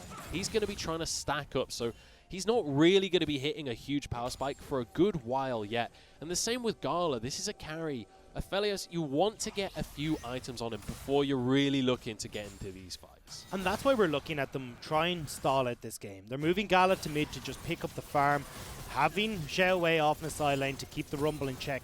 The reason I'm putting the Zillion up there is because of the speed up and the revive and everything else makes Xiaowei a little bit more slippy than natural to try and play against. But Nice from Forge here. Goes for the equalizer just to clear the wave. He realizes that he's about to be dived, and he's like, okay, here's how we do this. Get rid of the minions, stop the dive happening. Yeah, that definitely is one way to cork any sort of aggression that is coming your direction. They've now moved Ike's up to be in that role of supporting the top lane and making sure that they're okay. But DMO, as you said, happy to let this one stall out for just a little bit. Really, the Baron is going to be the next big objective that we see these teams trying to keep control of. I know the Dragon is up and available, but once we crest that 20-minute mark, you can't lose control of the top side of the map. You certainly can't. We'll see if they're going to be able to hold onto control there. Forge going to be re-entering in this top side just to make sure the turret doesn't go down just yet, but Baron going to be spawning in 2 minutes time, so keep your eyes on that corner of the map. There is the potential for DMO, if they want to have Natural when he's split pushing the bottom lane, get Xiao Peng to roam down and try and get a gank onto Cube. You've got Xiao Wei who can do a great job of clearing out waves super effectively, and you've also got Gala there with the Infernum, so they could clear out waves so in the mid and the top, so then there's no response from Vici. But now that they're on this Rift Tower, if they pick up this, they can potentially get another turret and make that play even easier before the Baron is up. Vici Gaming don't want to let this one go for nothing though. Double stun coming out from Aches, and he's going to get engaged on by Mark. In goes the Dominant Stone. That's going to be 1 kill going the way of Xiao Wei. In comes the Cataclysm. Look at the AoE, but they just don't have that much damage yet. That is going to be a great ultimate coming out onto Xiao Peng though, and he flashes away with his life. DMO with just 1 kill, but they're happy to get it. It's onto the jungler as well, and now with pretty much everything burned across the board, they should be able to push this one in. They need Forge to get across here to try and clear out the wave, but unfortunately Rumble is melee range to try and clear that out essentially, so no one to clear out the minions means this turret will go down. It certainly will. The Herald will be finished off before it gets a second charge here, but great play from DMO. They get the Herald, they get a pick on top of it, they get the mid lane tower, and now Natural, just as a cherry on top of the cake, is going to be able to grab a red buff. And now it becomes so difficult for Vici to try and keep control of that topside tower as well. They'll be able to back away as DMO and get vision in that topside jungle. But we're going to see the play here where Ike's goes for the big fight onto Mark. But Mark's happy to tank that up. The Rumble ults the Equalizer, doesn't really get as many people as he would like low. And with Xiao Wei on the backside as well, able to keep the Jarvan up, it's a quick catch for DMO. Certainly is, and you can see in the inventory of Xiao Wei, he's starting to snowball up a little bit. He's got that GLP in his inventory as well, and the Rod of Ages is starting to get those stacks. We can see though, again, it's more towards supporting the rest of the team. This isn't damage, this isn't Rabadon's death cap that's coming out. It's the GLP to try and slow people down. And the big problem that I saw in that last fight was the damage wasn't really quite there. Once Ike's went down, trying to take down anyone else wasn't available. So we're still waiting on Gala to try and stack up these abilities, or sorry, these items even, before those abilities are going to have a big impact in these team fights. I think the biggest issue we had there was the Moonlight Vigil from Gala missed. When you miss that key ability, Aphelios' damage is just nowhere near as impactful. Once he finishes that IE though, and looks towards getting a Hurricane as well, if you can get a Moonlight Vigil with the Infernum inside a Cataclysm, you can really start to see where that damage comes through. Yeah, the gears are turning and people are just being like, oh yeah, that's going to hurt pretty quickly. And then you throw in a double bomb from the Zillion on top of that. That's a wall of death right there. Yeah, and not to mention you've got Leona throwing CC across the entire team with the Solar Flare as well. This is all assuming a perfect scenario though, because on the other side of things, you've got Supreme Display of Talent to stop this. You've got Maestro on the Braum. If there's one thing Braum is good at, it's stopping you doing whatever it is you want to do. I know. I think that's the beauty of League of Legends is you look at some of these things on paper and you're like, this is OP. This could really work. And then you see it in action and you're like, that's not the way I planned that to go. Well, we've been talking about VG stylistically. We've been talking about how Coma likes the team to play a little bit slower, likes them to kind of play towards the later stages of the game. It's very much been the case so far in this one. They need to play it a little bit smarter because there's no way the Forge can hold on to this top lane turret. Yes, you've used the Equalizer, so it's delaying the inevitable off of one wave. But after that, oh, well, actually, DMO are just going to tank this one up to take the tower down. If Forge had stayed up there, though, there's a potential for DMO to collapse, get the kill, then get the turret as well, and have full control of that top side just as Baron is spawning. So now Vici need to start looking at how are we going to try and defend this map. You've lost your ring of outer turrets, you're starting to lose vision control, and you've got 2 objectives you've got to keep your eyes on, both Baron and Infernal Drake, because you're going to give across that Infernal Soul to DMO if you give that one up. Vici are starting to really get into a bit of a bind here. Well, when we take a look across the scoreboard right now, we started things off today talking about iBoy versus Gala. Each and every time these guys have met in the last couple of years, it's gone the way of iBoy. Gala managed to win out a series against EDG, but in the lane, it was not about him. It was all about iBoy. This time around, he actually left lane with a sizable CS advantage. He left lane with iBoy having a death on his record as well. Things are looking pretty good for Gala in this game, and he's on that late game carry. And this is where it's the opportunity for Gala to show why he was the big carry for DMO, because once again we're seeing him in that position. They have started up the Baron here. Vici have a bit of an inkling this is happening. DMO just getting a free Baron right here. 3,000 remaining, still yet to get a proper check here. Equalizer comes on in, but the smite is good. Xiao Wei going to be trying to body block.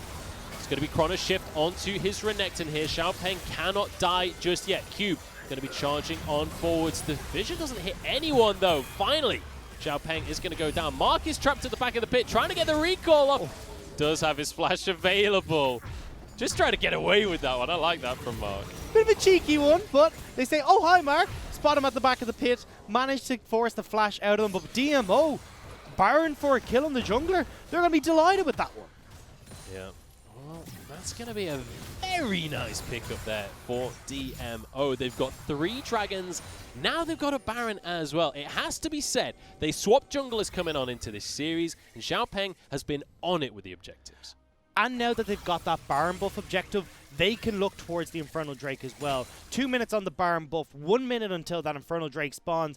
Still an entire 60 seconds essentially for DMO to use the advantages that the Baron buff is going to give them to secure the Dragon Soul, and DMO are looking very much in control of this game. And you have to bring it back to the draft as well. You have to remember that VG targeted Xiao Peng and targeted Xiao Wei in the draft. Xiao Wei got multiple bans against him. Xiao Peng had his Nidalee and that Gragas banned away against him as well, but it has not stopped them. This Zillion pick for Xiao Wei has looked pretty great so far. He's done a great job of just stalling things out, and Xiao Peng has been totally in control of the jungle match. And we can see why DMO were happy enough to give the Kiana across to Vici here as well.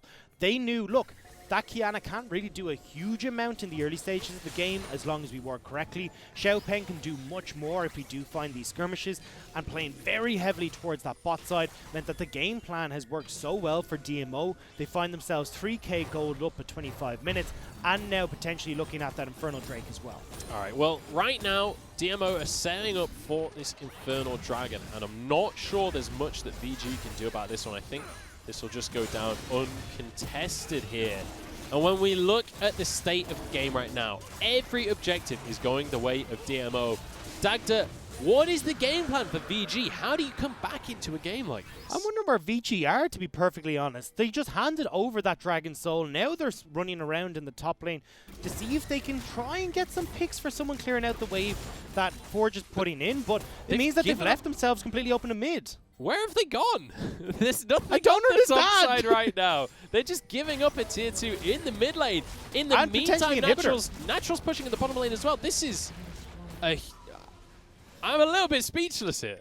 This is the same reaction I had when I saw Dominus give over that 11-minute inhibitor. I don't know what they're doing. Learned. Yeah. They're the ultimate being that every time you do something to them, they figure it out. Now they're going to be bringing this inhib push to the bottom lane. DMO pushing on forwards. This tower is not going to last long. Maestro cannot stand his ground here. And this is going to be an inhibitor taken. In the meantime, Forge split pushing on Rumble is just not the answer. I'm baffled. I thought Vici would at least try to do something, but I suppose they realized, look, with the composition that we've gone for here, we don't really have the wave clear built into our comp to force these guys back, particularly when they have a Baron buff. So they just think, okay, we'll try and trade back and forth, but Inhibitor down on the bottom side of the map with only 2.5 minutes until Baron, they're going to have to try and figure out how to play around this Inhib being down with Baron up and losing out on the team fights regardless. Baron's going to be up in 2 minutes' time. DMO are going to be looking to grab that one for themselves, and that could be the objective that ends the game. However, things are not done just yet. There's a bottom lane inhib down, and granted, that Infernal Soul is going to be a huge issue for VG to deal with in the team fights. But you have to bear in mind, team fights can very much come down to one person getting picked off before things happen. There is still hope for VG. The thing is, though, we're now looking at those crucial items coming in. Gala's just picked up the Runin's Hurricane. The Rabadon's Death Cap is nearly completed for Xiaowei as well.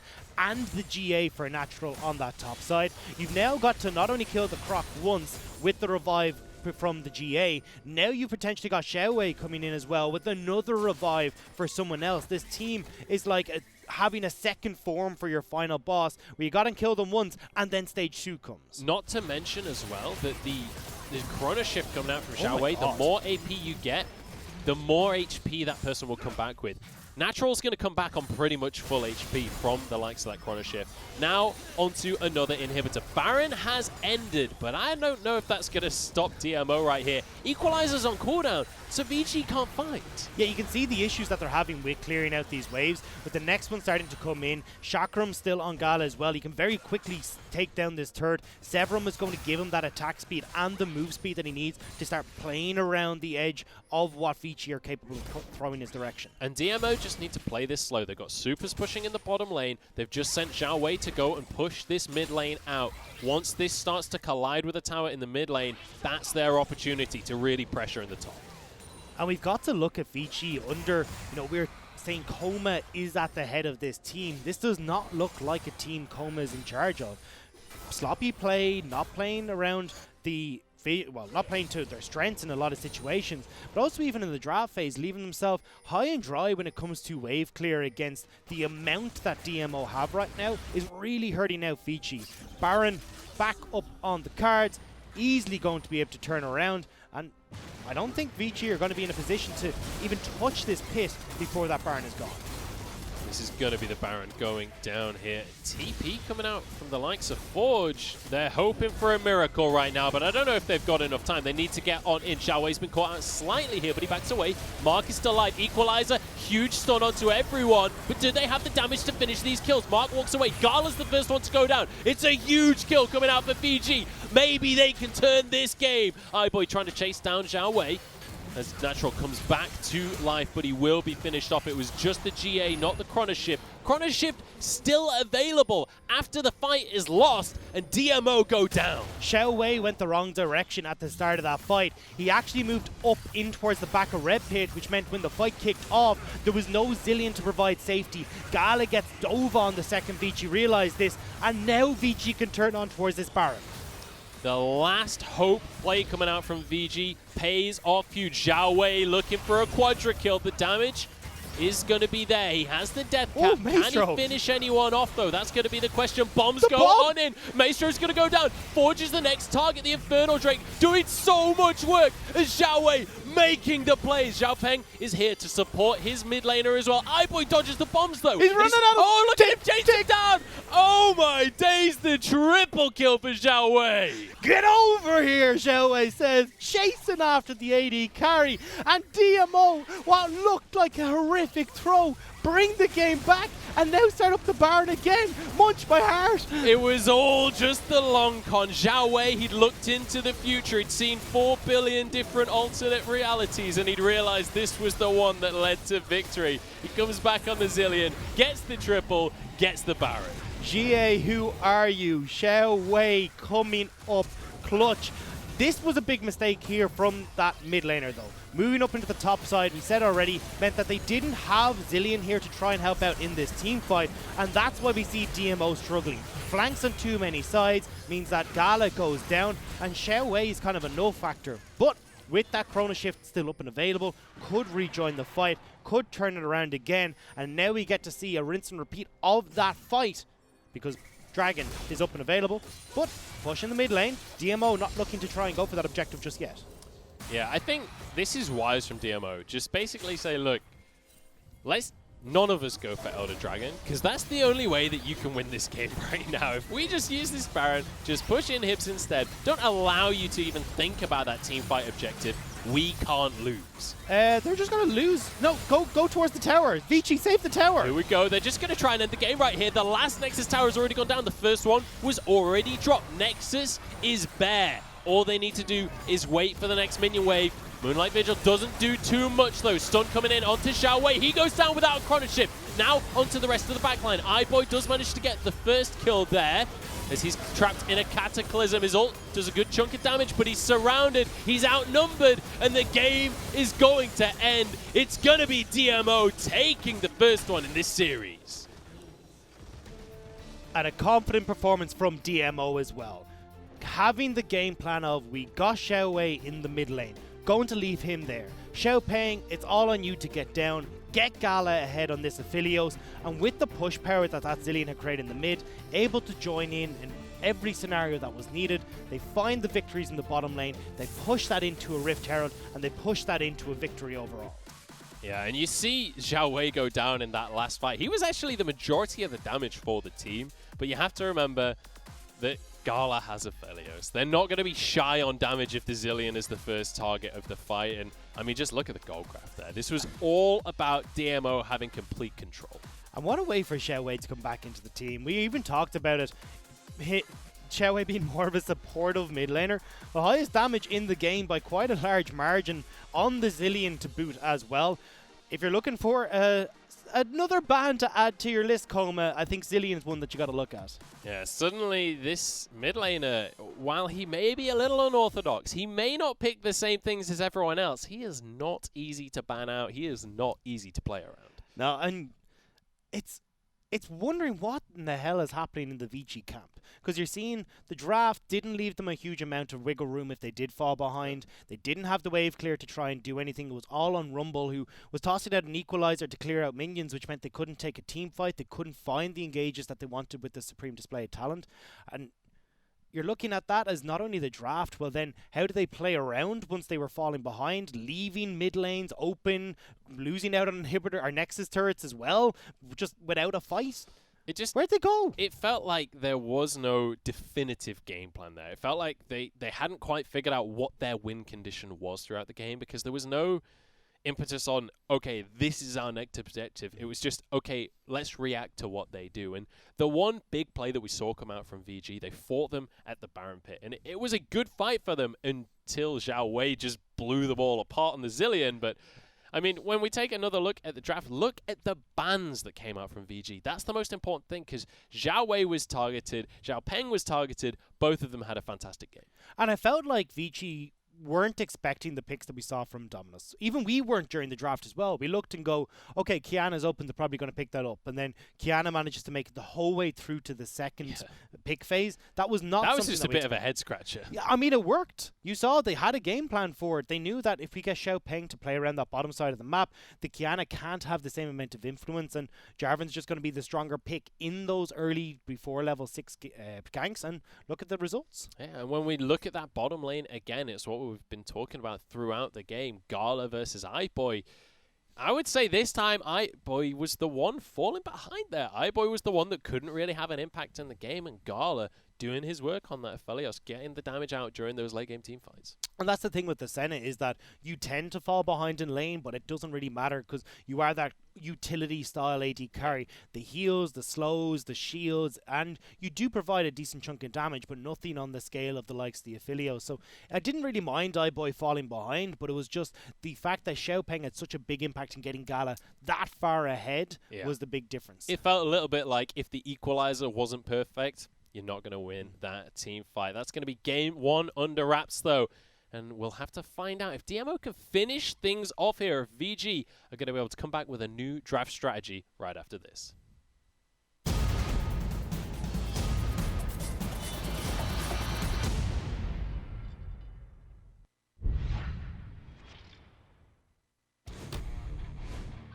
还是要去转火中路的防御塔。是的，但这边打龙速度非常快，如果自己还要过来接这波传，还是要强行去接。奥文大招自攻还差几秒，5秒钟，奥文大招恐怕要就此丧生殒命了。奥文先1秒再找一个奥拉夫，女坦交出自己的闪现。但好在 BLG 这边唯一的优势是可以先把位置给占住了，但是到这个时间，即使占住位置你也很难去开了。现在只有9筒能去开。卢山先是一发大招扫在了小虎身上，小虎直接拉大。兰博一个大招，这个位置配合女枪一个大招，感觉还不错。这边金角没有闪现，又是金角，金角又被秒了。小龙宝奋不顾身，一个人钻了过去，但是把自己给牺牲掉了。但这波打了1换1之后，小龙宝阵亡了，要拿这个小龙吗？这波小龙宝不在了。对啊，没有打野的。小龙这边9筒是有惩的呀，那9筒感觉能抢。9筒先下来了，哇，下早了。但有一个中亚在身上。这手秒表先拖一下，兰博先回家踢过来。踢过来了，卢贤这边滑走了，但9筒这个位置怎么办？撑了非常久，兰博在这个位置一走，但还有闪，龙在回血，这个位置9筒决定绕一下去正面，在这边一个落抬抬到2个人，这边2个人又瞬间倒地，那这波卢贤一进去又闪回来，我这波。但对面有个布隆啊，1级是非常厉害的，这波 WE 真的要打1级团的话，我觉得可能会出事。先是去先手出暴女，瞬间逼出卡纳美暴女的闪现，布隆配合队友，想瞬间形成一波反打，非常身上被套了一个引燃，但是左一开始就被学了一个昏睡，昏睡出绿毛，绿毛也被逼闪，最后一下伤害由厄斐琉斯将其补到，几个人混战在一起 ，ADC 这已经开过了 ，Zoom 这边突然赶到现场帮助维鲁斯看下女坦人头，双方打了一波1换1，摩根一个关键性的走位，但是扛不住维鲁斯第2下一技能。这波兰博没大的，这波想拼惩戒吗 ？BLG 这么赌吗？这波感觉拼惩戒的话，风险会不会太大了呀？救赎先撒下来，2000多的血线，1000多。要拼了，大招先扫一下，小龙宝也下来了，40血，哇！鳄鱼一个 Q 收到了这个小龙，感觉这波 BLG 全部都要死，剑魔还在砍，一刀把小明这边收下来，但自己状态感觉也不是特别好。波波一个人在龙坑里面继续做输出，一个E滑步上去，但这个位置能不能跑，在有视野的地方直接回吧。狼仙还在追，而且兰博在侧翼，这个位置有去无回了。Fofo 看一下能不能盯上了，哎，没有办法了。大招扫下来，再开一个秒表，哇，好稳。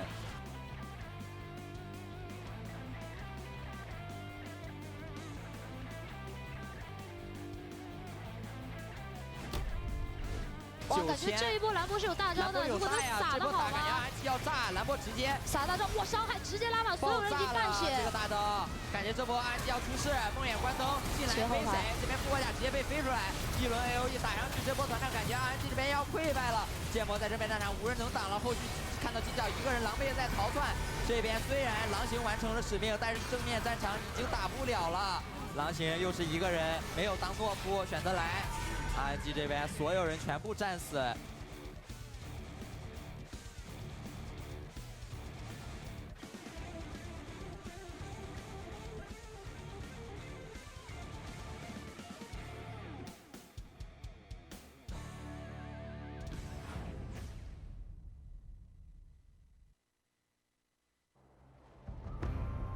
天下诸国征战日久，旧乱未平，新患又起。唯当死战无却，方得天赐神兵。巴山盖世，唯我贾克斯。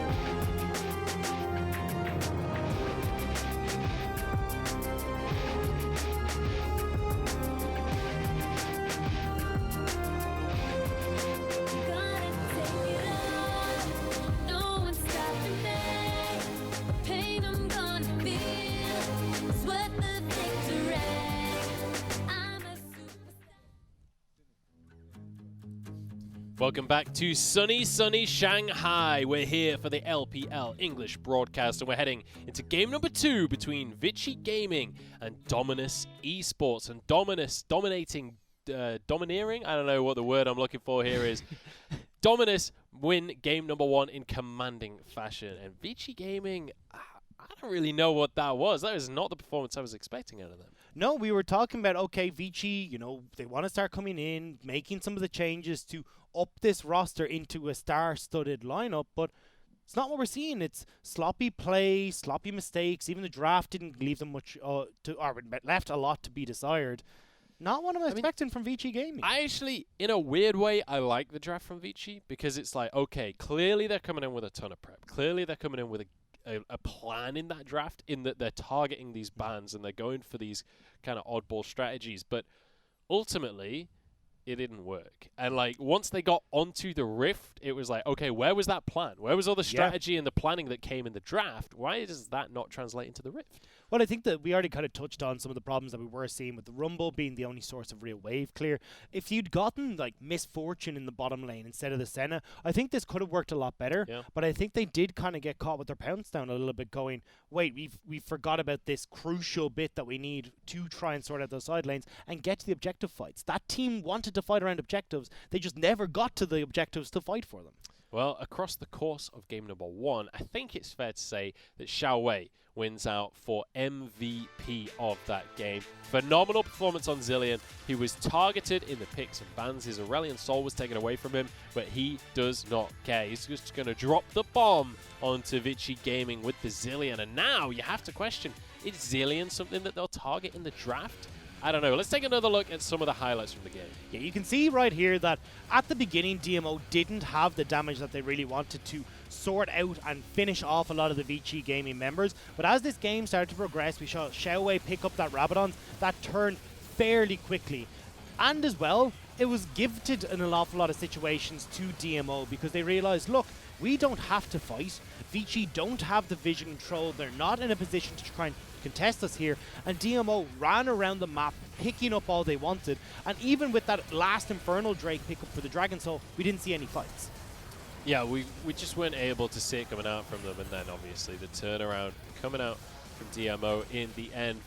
Like, VG, this was the one fight that they managed to get for themselves, but it wasn't enough. Xiao Wei didn't die, he recalls, then he teleports back in and ruins their day. Look at this triple kill. And this is the thing. Vici finally found the team fight. We're 30 minutes into the game, we get our first team fight, but unfortunately they can't finish off everyone. They go so low in the process thanks to all the Drakes that DMO have picked up, and they're able to turn this one back around. I love this final kill here. There are so many controversial jokes you can make about that last kill in the triple, but phenomenal stuff coming out from Xiao Wei. And then, I mean, it was the way that they were playing around minions and the way they were playing around Baron that really sealed the deal for DMO. I'm impressed by their macro play, just ignoring the Elder Dragon because they know that's the only way they can lose. Look, DMO looked fantastic. Vici, not so much. But it's only game number 1. We still have a whole series. There's potential for Vici to bring it back, but we need to see changes. We need to see them fix what we saw in the draft. I think they did get surprised by Dominus not picking up some of these power picks that we were expecting, like the Kiana. Yep. And then they were like, oh, well, Kiana's still up. We'll just take that. And then it very quickly turned into we don't have the tools we need to actually play against them. But as well, make sure that they're in control of their vision. They understand where we're going to be seeing Dominus go next, because it always felt like they were late to the play. Yeah, and it also felt like there was just no wave clear from the side of VG, aside from Equalizer, which, if you're using Equalizer to wave clear, suddenly your team fight doesn't look so hot. And DMO realized this. They were like, oh, you're really good at team fighting, but you suck if we play for the lanes? All right, we'll just play for the lanes for 30 minutes. What are you going to do about it? And the problem was that when you go towards those lanes, DMO had all the vision set up around them. There's no routes for this Kiana to get in to try and find a supreme display of talent to shoot people into the wall, to set up for that Rumble ultimate. So it was just a slow, steady burn from DMO to take over the game. Well, it's time to see if VG have what it takes to get back on into this series. And I want to see something changing up here. I'd love to see them play more around the bottom side of the map. I'd love to see them focus on trying to get iBoy on something like the Misfortune that he can have a bit more of a dramatic impact on. I feel like the Senna, it's one of these picks, I don't know, me personally, it's my opinion, but Senna just doesn't have that much of a kick behind her. You can't really hard carry on the Senna. Do you know what I'd love to see? I want to see him go back towards that Zaya. I thought the Zaya Rakan was actually really, really good. Yes, Rakan was banned, but I think a Zaya would have fixed a lot of the problems that we saw there. Or the no Varus. wave clear. Varus as well. Not really much wave clear. Cool. Varus, Zaya, they do both that fantastically well. Why not go towards these AD carry picks that do provide you with a little bit of a later game insurance as well? And you're going to be in great shape, so you're not relying on the Rumble and on Cube in this top lane to be your big damage sources. All right, well, going into game number 2 here, we're going to have no substitutes for both teams here. They're sticking with the same rosters that they had for game number 1. And Dominus are going to be on the red side for this draft. So we'll see what VG are going to be doing as they head on to the first pick and what Coma has up his sleeves for this second draft. It's going to have to be something spicy if they want to be able to go up against Dominus. It looked like Vici weren't even in that game, being run around by Dominus at all points in time. How do you try and fix that though? Because this is the thing. Coma's only been with them a very short period of time. So Vici do have the opportunity to improve from here. But we're seeing so many holes in their play. It's what do you try and plug first?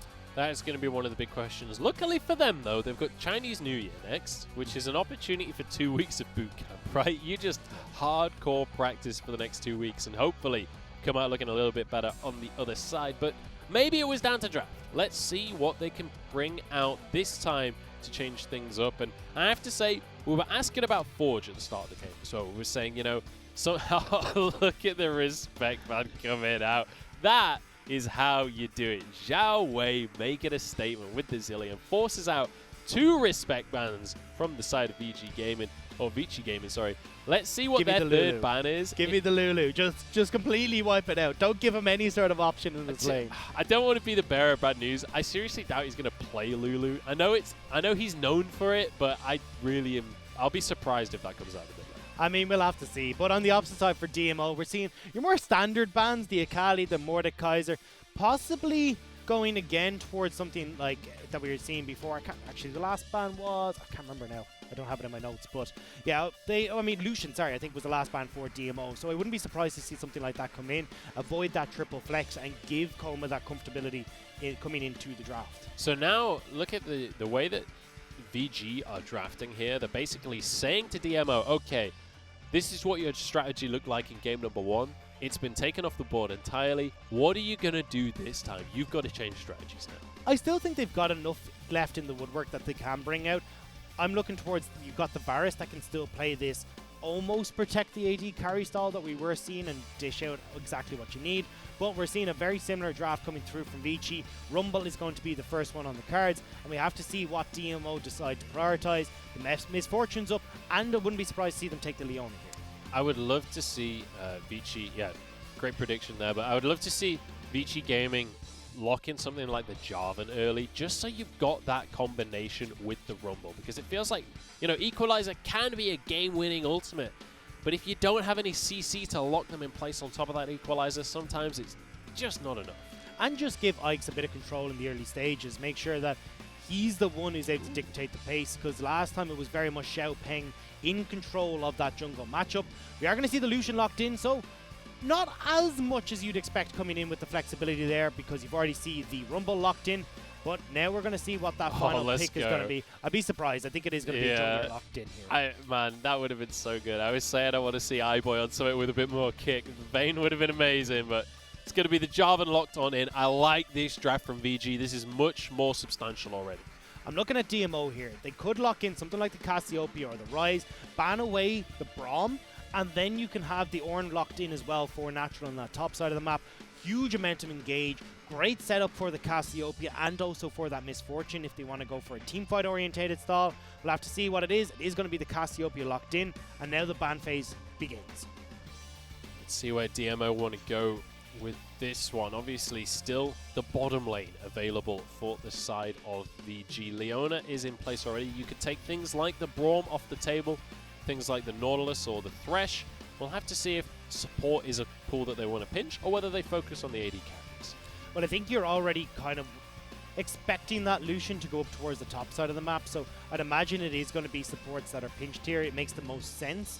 The AD carries you're not overly worried about, especially if they are just going to put iBoy back onto Senna duty. But that again, Lucian could be flexed into the bottom lane, and we could be seeing something come out like a Renekton in the top lane. But you will have DMO with the counter pick. Depending on what DMO go for the second ban here, something like the Xayah Rakan is still available. Now it doesn't do too great into the Leona, but it is an option for the likes of iBoy and Maestro, and Xayah is something we've seen iBoy be very comfortable on in the past. And it's something that really does disrupt the setup that they want to go for. We talked about having the Ornn maybe come in, but already you can see, you know, throw down the Miasma, you've got the Leona coming through as well, bullet time to deal the damage. If you can get a Rakan into the mix of that, can upset that, but has to be careful of playing around that Miasma. Rek'Sai taken off the board as well as Ornn. Imagine Elise. I'm loving that Ornn has been banned away here. Means that Cube's not on it. Love Cube, hate Cube's Ornn. So we get to see him on something else. Lee Sin taken off the board as well. As you say, Elise still available here. I think that's what you'd go for here. It seems to be the most pressure that you can provide in the early stages of the game. Able to answer for that Jarvan with the early pressure. Ooh, that could be a spicy one. I'd love to see the Elise as well, just because it's such a great combo with the likes of Leona. You can follow up on one another so effectively, but also it sets up for misfortune. You can get that huge bullet time across the entire team. It is going to be the Kiana once again making it all the way to the second phase. So I think what they're trying to decide here is, look, if we go for the Elise, that leaves us pretty heavy on that AP damage, especially since Misfortune has a bit of AP on her ultimate as well. I think what they're trying to do is leave themselves open for something like the Kennen if they want to go for that in the top lane, and not worry too much about how heavily they're prioritizing in towards that AP damage. It is going to be the Renekton, the safest top laner pretty much to lock in, despite maybe the Gangplank, but you're still going to be happy with that for Cube. Looks like the Nautilus may be the final pick. We'll see where they want to go with the likes of supports. I wouldn't mind to see something like the Braum as well. We'll see what they choose to go for. But on the side of DMO, I'd love to see the Quinn as their final pick. Obviously, you can still go for one of these solo lanes and just match Renekton wherever it goes, but we'll have to see what they go for. Plenty of options still available. Fiora would be I'm not convinced by the Fiora one.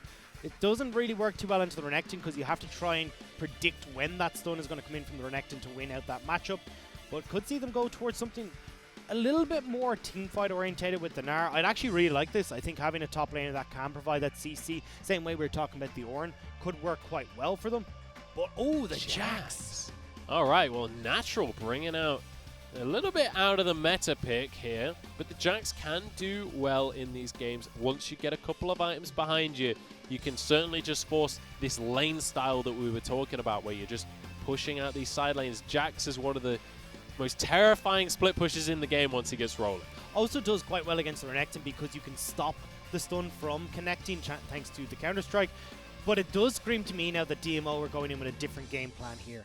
Not playing around Gala marking the bottom lane. They're going to be fine to just farm it out and keep themselves safe against the Lucian and the Nautilus. Instead, try to get Natural ahead so this 1-4 can really take over with the Jax in the side lane, plus provide that support at all points in time for the Cassiopeia in the Rumble matchup. So she can go in aggressive and punish. Well, the coaches have shaken hands and the picks are locked in. That means we're about time to get on into game number 2 here. Vici Gaming with a much more convincing draft this time around, sticking to their guns when it comes to targeting out with the bans. When it comes to the picks, it feels like they've got a little bit more cohesion with this composition. And they do have a little bit more wave clear as well, because you have the Lucian with the piercing light even. Still not the most amazing type of wave clear though, because they have opted for the Rumble mid. So we'll have to see how Vici will start to play this game if they do fall behind like we saw in last game. Well, we do have Gala as well, going to be going in on this Misfortune. I'm excited to see what he's going to be able to do, because Gala is the kind of player that likes to be on these carries that do a lot of damage, and especially around the middle stages of the game, Misfortune is going to destroy those skirmishes. However, that does go away from the style that Dominus played in the first game. They did not play around the mid game, they did not play around skirmishing, they played around avoiding fights entirely. And it's a different style for Xiaowei as well. We were saying supportive, Karma's, Lulu, Zillion is what we saw. Now in the Cassiopeia, so stepping up to be the real carry here alongside Natural. So this is why I'm saying I think we veer away from Xiaopeng doing the normal Xiaopeng things of playing towards Gala and Mark, instead looking to try and influence the rest of the map. It's time to get into game number 2 here between Vici Gaming and Dominus Esports. It's 1-0 to Dominus Esports. Let's see if they can finish things off.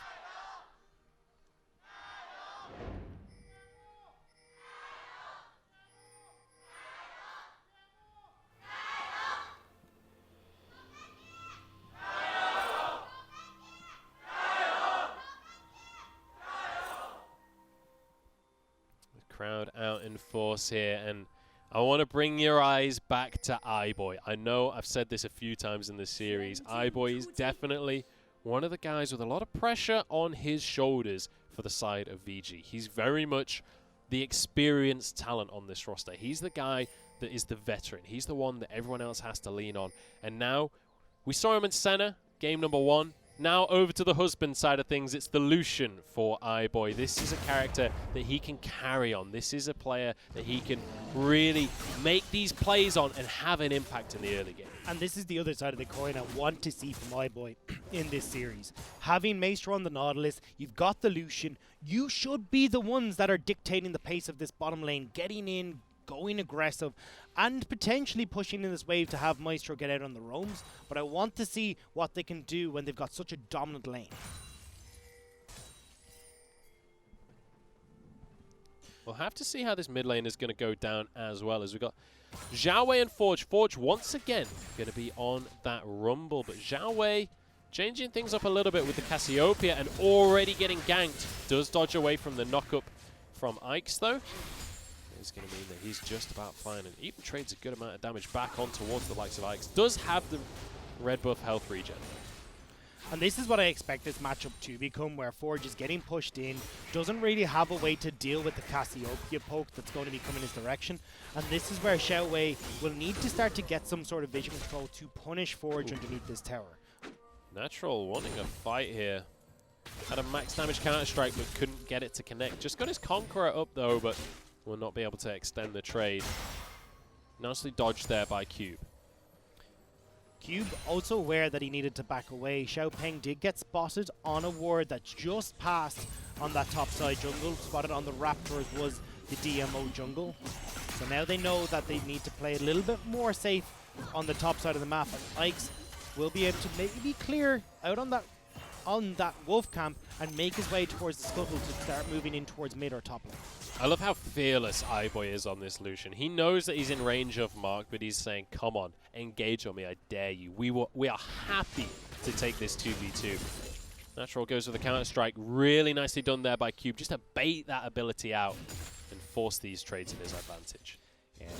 Natural needs a little bit more time before he's able to take over this lane, but that will most certainly come eventually. So Cube trying to make the best of that matchup while he can.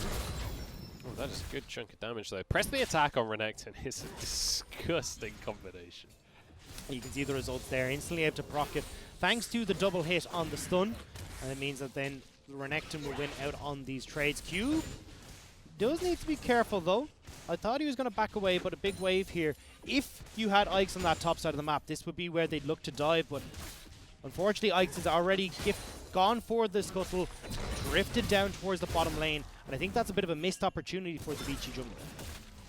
Natural finally going to find his opportunity to recall here as Cube is just bullying him in the top lane. Already a 10 CS advantage, and that is typically the way that these kind of matchups will go. The Renekton so good at these early trades. And again, Natural actually wants to go for this one. Will not be able to find Cube there, and just has to settle for a lane freeze. I thought the Cube was going to get a little bit more damage pushed down, because now you're going to have the Renekton back with Natural TPing in, trying to get the big trade. But Mark, speaking of big trades, will take a good chunk of damage from the Vici bot lane. And now this is where Vici should be able to take over the game. You've got Cube in the aggressive spot in the top lane. You've got iBoy and Maestro holding fort in the bottom side of the map as well. I want to see what Ikes can do now that he's got both side lanes in control. I'm excited to see what Forge is going to do across the course of this game. We were talking about him leading into game number 1. This is a player that, you know, in Demacia Cup, absolutely massive performances. Multiple times had huge pop-ups. Here in LPL so far, it's not really been the case. Huge extended trade here in the top lane. Cube doing a massive amount of damage there to Natural. He's not going to be able to finish the kill off just yet. I believe Slice and Dice will be on cooldown. Counter-Strike's about to come up, though. Natural maybe wants to take this one. Cube flashing away. It's going to be followed on in, and Natural goes to the 1v1, but Cube takes the kill. You do not win out in that Jax matchup just yet, and Natural trying to style on Cube. Unfortunately, goes against them, and now it's going as well in the mid lane. Equalizer in. Maestro going to be able to get the CC, and Zhao Wei's flash is not going to be good enough. Burns him to a crisp. And that's actually going to be turret trade in the kill back. Mark able to CC Forge under the tower. Good read from the DMO support to come up to give that support to the mid laner. So needs to be careful though. Will be able to try and freeze this wave, not quite underneath the turret, but still, they do get the turnaround kill from the play that Vici initiated. Well, things have suddenly hotted up. We've already got the same amount of kills that I think we went on to the 25-minute mark in last game, so maybe the pace of this game will be continuously increasing. That certainly gives the advantage to VG, though. When you look at the compositions, they want to be fighting in the early and mid stages. They've got the Lucian, they've got the Renekton. And it was the last lane that Vici needed to try and get in their favor. They got the kill onto Forge. A bunch of that CS went and was lost to the turret. So Forge now should be in a slightly better position. Cube in the top lane.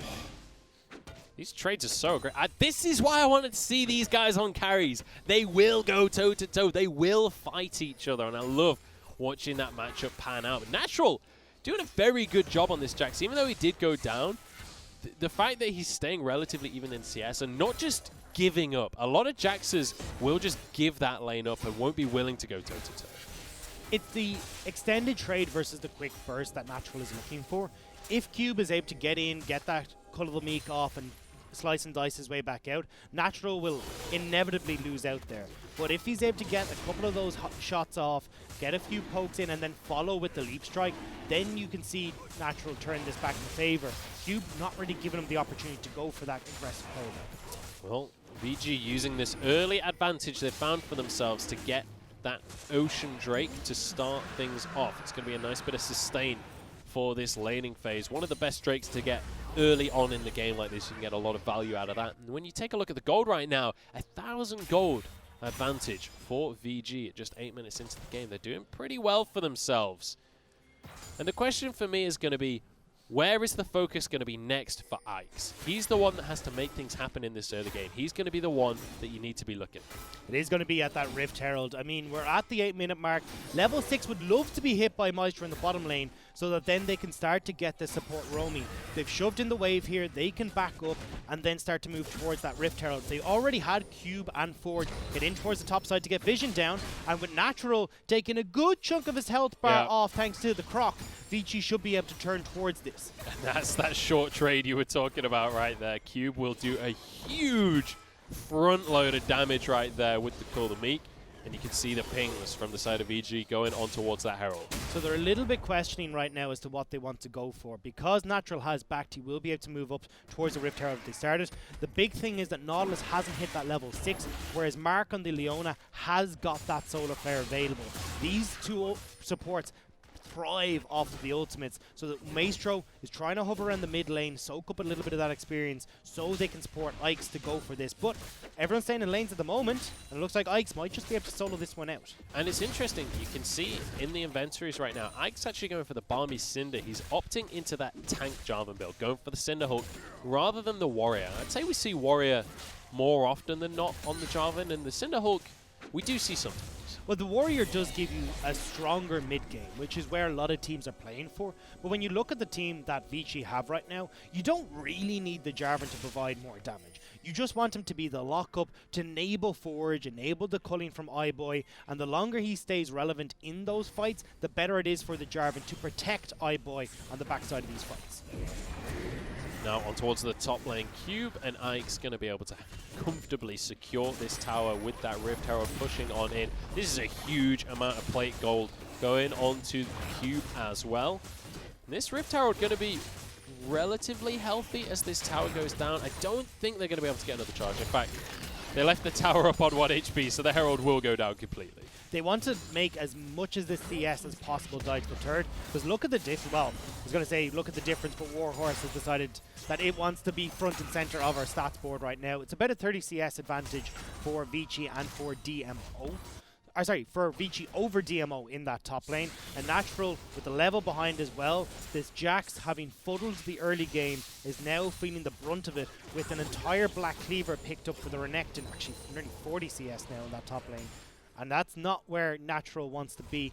We expected Xiaopeng to get up towards the top side and play around Natural, play around Xiao Wei, but it's actually a reverse set of roles in this second game. The Kiana is being quiet for Dominus. Yeah, the Kiana has been struggling in this series, it has to be said. It struggled when it was Ike's playing it, now Xiaopeng. Not really able to have too much of an impact just yet, but does have that ultimate now. Oh, Cube is waiting. He stepped away though. Unlucky timing for Cube there. Well, very cautious as to how far he wants to go here. You'd only got Rumble returning to lane. They hadn't been certain if Xiao Wei had backed, but might just be able to get this one. Xiaopeng does not know he's there. The scan did not hit him just yet. Sneaky Crocodile. Oh, he's been spotted, but he's going to go for the play anyway. Goes for the call to make him backs away. He knows that Natural is nearby. I like the idea from Cube. I love the aggressive play. I love the fact he's fishing for these opportunities. And I feel like it's given us a bit of an insight into what we can expect in the next few moments. They want to try and move in to get this mid lane turret down. If Cube is commanding this much respect from both Natural and Xiaopeng, it makes it easy for him to get in and start to look towards helping out that mid lane. And look at this bottom lane as well. iBoy has free reign on this tower. He's going to get multiple turret plates for himself here. In the meantime, the side of DMO grouping up towards this top side. Herald isn't available though. It looks like they might go for a play in top lane. DMO just trying desperately to get some sort of win back on the map, but Cube is reading this so well. Realize that they've had members push across. They'll give up this top lane turret because they're already answering on the bottom side. Cube needs to be careful. Has Maestro waiting in the wings. Here we go. They're looking to force the play here. Equalizer comes down. Bullet time is onto Maestro, but it's not enough damage just yet. Natural walks away with his life. Huge amount of damage, but there's a stun onto 2. Coming back across. Xiaopeng is the first one to go down in this fight. Now Aches trying to find his way onto Mark. Challenging Smite down as Gala flashes away from Cube. Mark has to use that summoner as well, but Forge finds the slow, and there goes Gala. 3 kills now in Forge's pocket. You can structure stuff in the top lane DMO, but Vici Gaming find the collapse and the turnaround. They just sent everyone across a bunch of vision on that bottom side of the map for Vici Gaming. They knew that that's what they were trying to do. They answer back perfectly. And with that, when we talk about this AD carry matchup, Gala is falling behind once again. It's all about iBoy on this Lucian. He's got the CS lead. He just got 4 or 5 plates for himself down in that bottom lane. He's going to have so much gold to recall on. Finishes off the Blade of the Rune King, and he gets a Warhammer to boot. I feel like we're seeing what Dominus struggled with for Vici in game number 1, where they don't have a game plan. They tried to make the play in the top side of the map to get the turret place to answer for Lucian, winning so heavily in the bottom side, but there's too many members on Vici up here. Forge gets a great ultimate to start things off. The Equalizer sets up Cube to go forward. Ike's doesn't really matter, is here for more moral support because the rest of Vici are picking up the kills. The big question for me is, what is Xiao Wei doing in the mid lane? Row him up, get on into this play, because it turned into a 4v4. That could have been a 4v5. With a Cassiopeia ultimate in there, that could have been a win. The problem at this point is that Forge just pushes the wave in too quickly for Cassiopeia to deal with, so not able to roam up as effectively. And when they don't have control of the top side after losing that top lane turret, they can't risk this very immobile Cassiopeia moving through the jungle by herself. They need Xiaopeng and support, but this jungler for Dominus has been nowhere in this game. Not able to find a foothold so far. VG doing a great job of snowballing this lead. I was asking which version of Forge we were going to see coming on into this game. We're looking at the Demacia Cup version. We're looking at the type that wants to pop off, wants to get these early kills, and wants to snowball towards a lead. And we're starting to see the cube that we expected to see after the Demacia Cup as well. Picking up kills against Natural, finding the aggressive advantages that we wanted to see from Vici's top laner, and now the snowball is fully underway. We just need to see how Vici want to keep this going to finally finish out this game. Second Rift Herald is going to be up in just a few moments, and that would spell the best start for Vici in continuing towards victory. Ivo and Gala going toe-to-toe there, trading blows with one another, getting ready for what could turn into a skirmish here in the mid lane. But I want to once again bring our attention to the strategy change coming in here for DMO. Last game, they came in very much changing their strategy. They're saying, okay, Gala is our win condition. Let's play around him. Let's build and protect the carry composition. Even Zhao Wei is going to be playing the Zillion in the mid lane. VG changed their draft strategy. They banned the Zillion away. They banned the Aphelios away as well. And now suddenly DMO going back to more of a meta composition. Look like they're struggling to find their footing.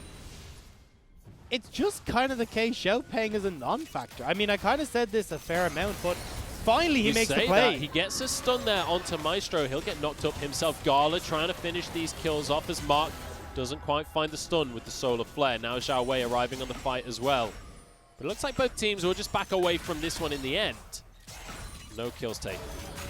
Couldn't quite get the burst damage down onto Maestro, and this is the problem that we're seeing. They've slipped so far behind that this Nautilus is becoming a bit of a beefy boy, too much so for them to deal with. Nearly has that Gargoyle Stone Pipe picked up, which means it's only going to be so much more difficult to take down the Subterranean Titan, and the rest of the damage from Vici can come over the back of him. So far, so good for VG. They've got a 3,000 gold lead. They've got 2 dragons and another one in a couple of minutes' time if they're able to keep control like they have been. But also, they've got that lead in terms of towers as well. Maestro just going to hold this way for Forge as he enters the mid lane here. They might even be able to pressure a tower here. Rift Herald is going to be dropped towards this mid lane. Nobody available right now from the side of DMO, and it's going to be a 3rd tower on the books. They're trying to get these backs off so you can pick up some of the crucial items that you need, but unfortunately they're not finding the correct timing to do so. Vici won't get the second turret thanks to that bullet time, but they're already getting punished for poor back timings. Vici looking strong, getting now that turret down means they can start to push forward, fighting these close quarter jungles, and get the big ultimate coming through from the Equalizer, that Cataclysm as well, or find the picks like this. Xiaopeng manages to keep himself safe with that Edge of Ixal, stealthing himself away thanks to the grass element. But it's a good little pick there from Maestro. And I've been impressed by Maestro's Nautilus so far. He's definitely happy to pull the trigger when he sees that play available. Like in the top lane, he was the one that started things off, getting the hook to begin that play under tower. And it is going to be on Ix and on Maestro to continue this forward. They're clearing out the vision, working as a duo to get control. Now you can see actually stopping the back from Mark because they're pushing so deep into the jungle of DMO. Now it has to be said that DMO are certainly not down and out just yet. They are 4,000 gold behind, or 3,500 gold behind. But they've still got a lot of ultimates to use in these team fights. Gala is going to be able to do a lot with the bullet time. Dragon is going to spawn, though, in 10 seconds, and you can see the positioning from VG, making sure that there is no way into this pit for DMO. And this is going to give them their 3rd Drake as well. So already starting to push forward into that Infernal Drake Soul territory, which was such a nuisance for them in that last game. No contest from DMO, and this is looking like, as we said, a very much a reversal of roles, but they are going to try and make something happen off of this play. Natural with the teleport. They are not willing to give this one up just yet. DMO going to have priority on the Dragon. It's stolen, though, by Ice. Huge ultimate coming out from Xiaopeng, and now Maestro on the front line will fall. It's a trade 1-for-1 as Natural will be the next one to go down. Bullet time doesn't connect, and Cube wants to find a way back into the fray. It's not going to happen, though, and it's 2-for-1. They're going to be forced to back away. Unfortunately, Xiaopeng has to go for the early smite because of the level disadvantage that the Kiana has found herself in. Leaves it on 27 health. and Ix is able to pick up the Dragon. They pick up the team fight, and with that, in 4.5 minutes, potentially Vici can get that Infernal Soul. What a performance coming out from VG so far. How are they so different from Game 1 and Game 2? How do you perform so dramatically different? This time they are decisive. They are making things happen. DMO, I like the attempt. I like that they're trying to make a play, but the smite is not on point. Xiaopeng is not having a good game this time around. Kiana doesn't seem like it's his comfort pick. Just doesn't seem to be either of these junglers' comfort picks. Haven't been able to make it work.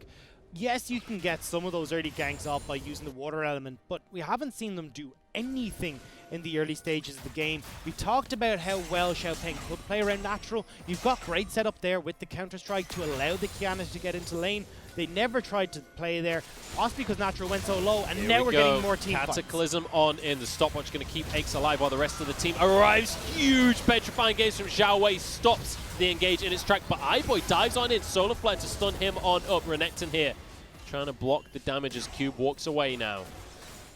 There's just no damage for DMO. You've got the Cassiopeia going for the GLP 4000 as well to try and keep people frozen up and stop them jumping on. Natural. Cube goes on in, but he's all alone right now. Takes a huge chunk of damage and will go down. That's a kill into the hands of Zhao Wei. Bullet time across the team. Gala gets one. Finally, we get the damage out of DMO. It only took 2 fights before they could really get in a position to go for it, but they will get this mid-turret. Now they can back it up and start to clear out some of this vision that Vici had set up for themselves in the jungle. An excellent team fighting coming out from DMO. They stall out in the first fight. After Ix goes in, they go, okay, let's just stall things out. Natural's not with us right now. Once they have 5, they force the issue. And this is a great setup for the side of DMO.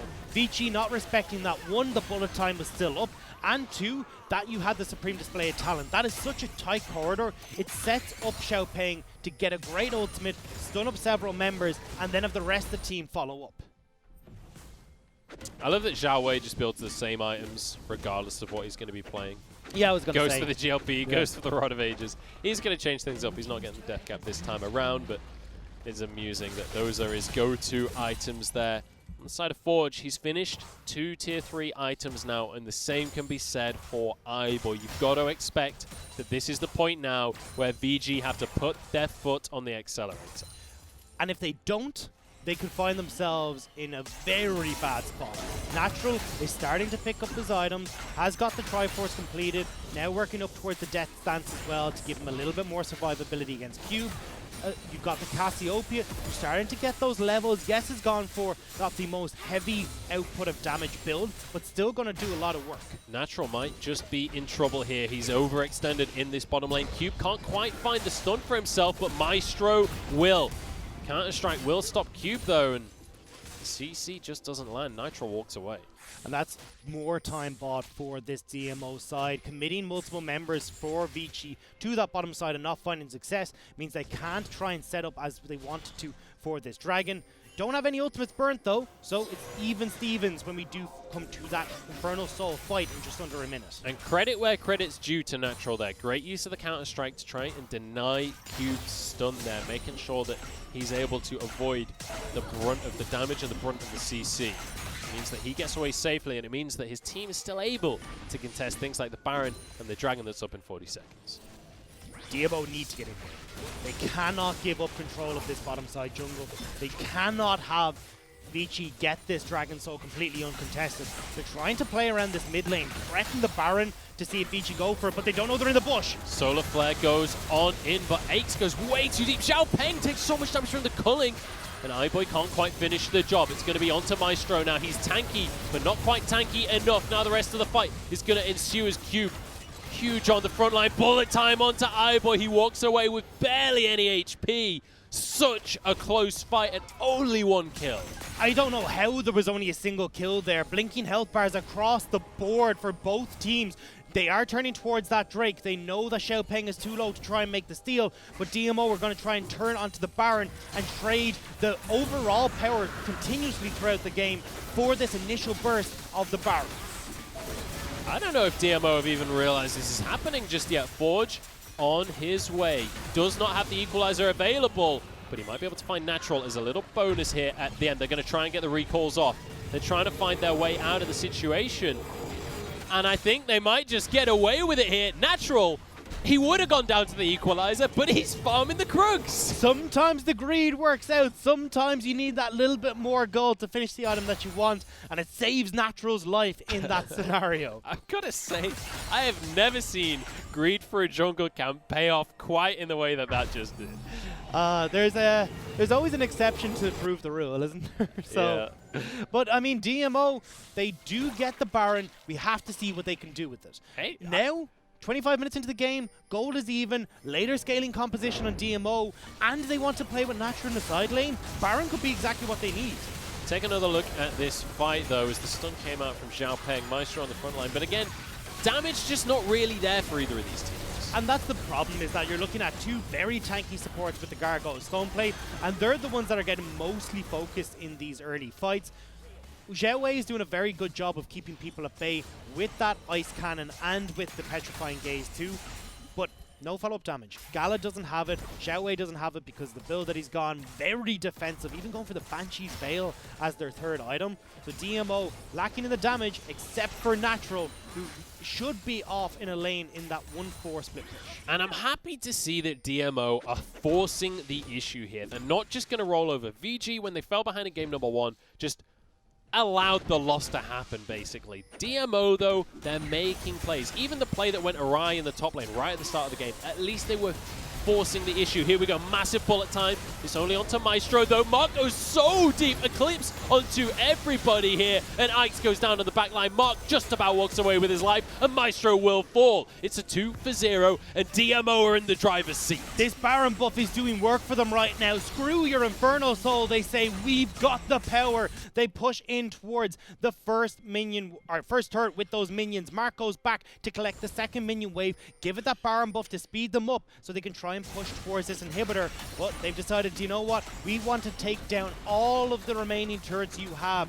put the pressure on you to play through the darkness and give the opportunity for Xiao Peng to find those big ults in your jungle corridors. And look at that win percentage likeliness coming out there from Mr. KFC at the bottom. 80% in favor of DMO. The Colonel is very much on their side, but now looking towards this bottom lane tier 2, they're going to be able to walk away comfortably. The cannon might finish the job here, and it will do as well. Nicely done from DMO. But most importantly, they've got a strategy, they've got a plan, and they've pulled the trigger. It looks like VG aren't ready to pull the trigger in that scenario. Where we see this fight start off is Maestro going, great, if I can get this ultimate down onto Xiao Wei, we can dive onto this Cassiopeia and win the team fight that way. Ike's wasn't ready to follow up a Forge to try and get the Cataclysm to keep people on the Equalizer. DMO were able to get off of that, move into a more favorable position, and with Natural in off onto the side for the flank, could find the team fight victory. And Natural is the guy that we've got to talk about, because we're getting to the point in the game now where Natural will be able to start to do whatever he wants. He's got a Death Dance in his pocket as well as the Triforce. He's going to start to be able to go toe-to-toe with Cube on this Renekton. And once that happens, once he has priority in the side lane, suddenly things start to look a little bit pear-shaped for VG. And that's what we can see. Cube is going towards another Gargoyle Stone play, just to add a third one to VG Gaming's lineup. They realize, look, we need our front line right now. Provide tanky stats for iBoy to shield himself behind, to give the opportunity for Forge to go forward and be aggressive. We are looking for team fights as VG Gaming. DMO, I don't see them given the opportunity to find the fights that they want, though, now that Natural is entering his prime. And I want to take a little trip down memory lane here when we talk about DMO as well. Back in the day, before Natural joined the roster, they had Chang Hong in the top lane, and he was very much a player of things like the Scion. He loved to play the massive tanks in the front line, and this was a front-to-back team fight team. They were nicknamed the Sword and Shield. You know, that was the strategy that they played. It was all in the hands of Gala to be the AD carry, and that's what we saw in game number 1 in this series, going back to that Sword and Shield style of play. And my big question for them was, you know, what happens when it's banned out? What happens when Coma literally focuses your strategy and denies it?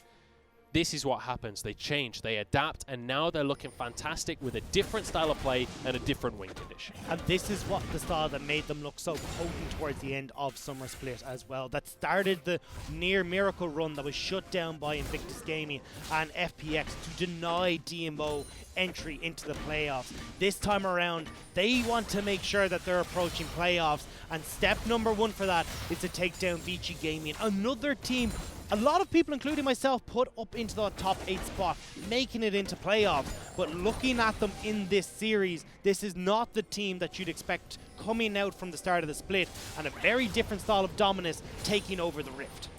And this is a little bit heartbreaking here for the side of VG. Because we were going into this one, they had control during the early game. They've got 4 Drakes to talk about here. But suddenly, after having a gold lead, they were 4,000 gold ahead just 5 minutes ago. Now they're 4,000 behind. iBoy wants to go in onto Mark here.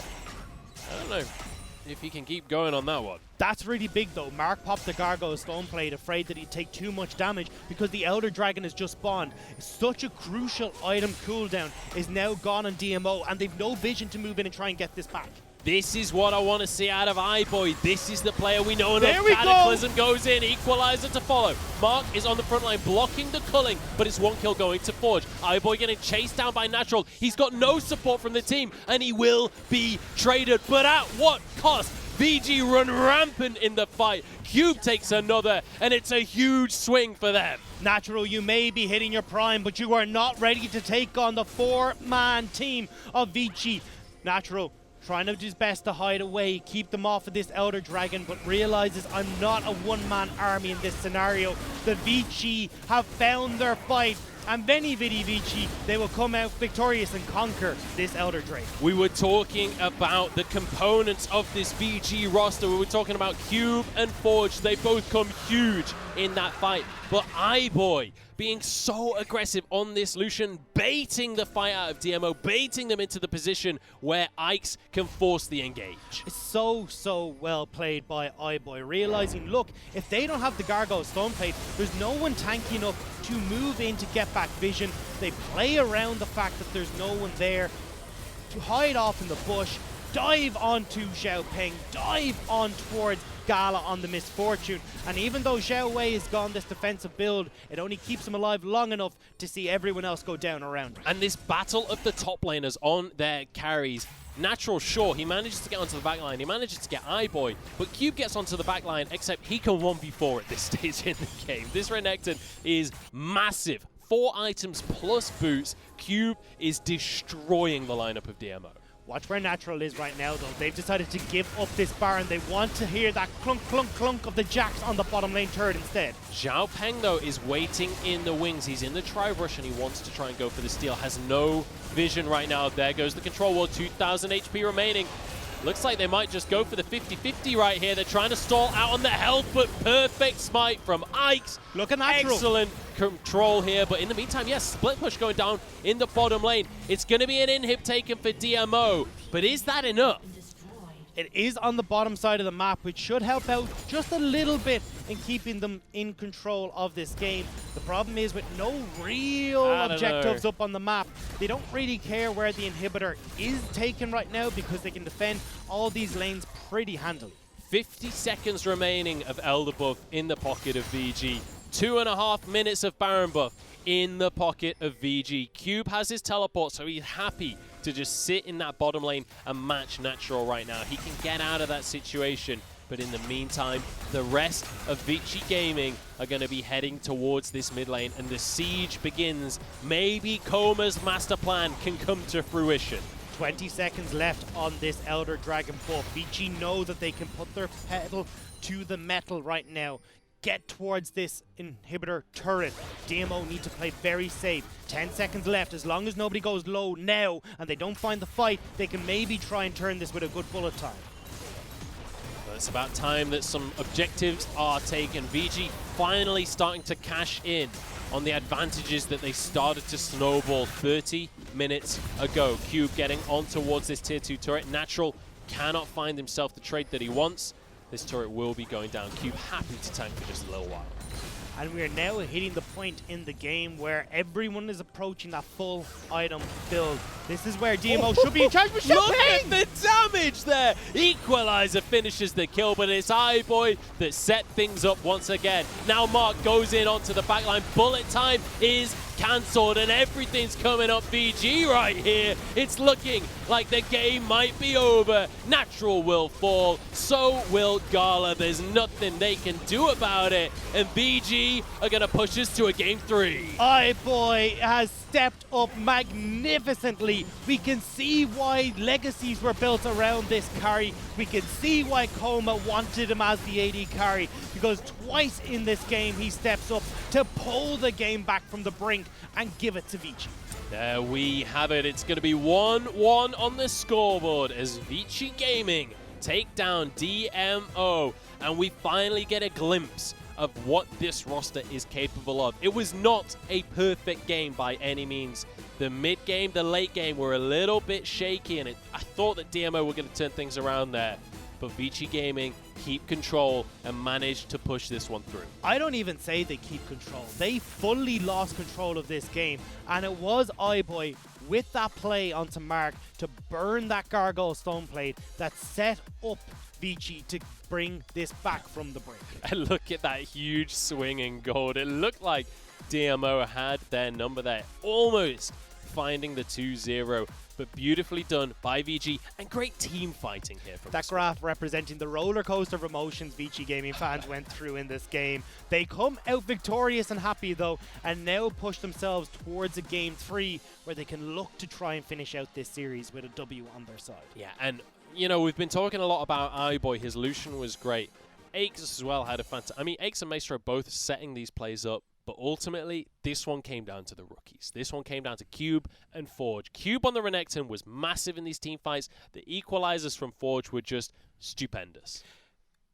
I 100% agree, but I also do want to counteract that with Natural did not look good. At the beginning of this game, a lot of mistakes in the laning phase, trying to go and prove that I'm just going to out-muscle Cube in this top lane, which made the Renekton look so potent. And as well, Xiaopeng not really getting involved a huge amount either.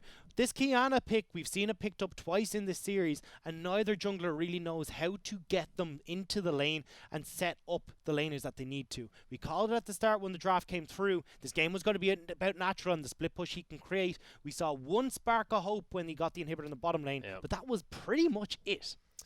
Well, iBoy is back on top of his matchup with Gala now in this duel of the AD carries. iBoy consistently has had the advantage over the years. It looked like Gala, maybe it was time for him to evolve, but right now iBoy still on top, and his Lucian looked clean as well. I'm excited to see what Coma has up his sleeves coming into the next draft, because I have a feeling that it's not going to be so easy for him. Already his bans have been totally focused. You can see them down below. A lot of that going on towards Xiaowei. Xiaowei didn't really have the same level of performance in this game as he had previously. The Cassiopeia not working out for him. Well, we said we wanted to see Xiaowei come in as the carry. Instead built super defensive, got the ice hose to try and at least put out the fires that were starting in the DMO camp, but it never really gave them the damage that they needed to try and push this one forward. All right, well, it's been a pretty great series so far. DMO start things off, but VG have answered. It's time to find out who's going to be able to finish this one off in just a few minutes' time. We'll be back right after this.3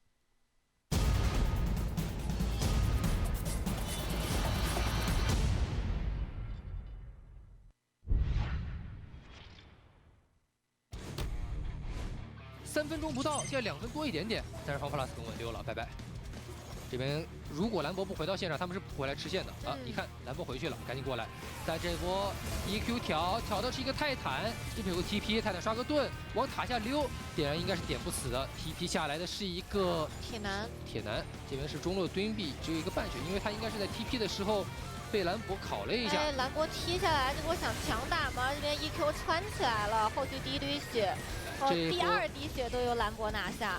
这一波下来，但是 TP 下来的看并没有做太多的事情，而且自己可能还有点危险，烤一下平 A， 再来一波，哇，果然 KI 上校有东西啊！5分钟直接看好 E-Star 拿了一个4-1的战绩。这波人头交换上算了，看一下这个小龙能不能拿得下来。熊熊得以命相搏了，这一波如果不以命相搏，很有可能后面就必须得直接挖下来了，选择先杀人。我直接被吸血鬼给收掉，龙也给这边的滔博拿了下来。上去之后，吸血鬼一个血池拉下身位，进场的一个路线闪现，Q 技能透体圣光是击杀这个仇人锤石，又一个冷酷追击加透体圣光。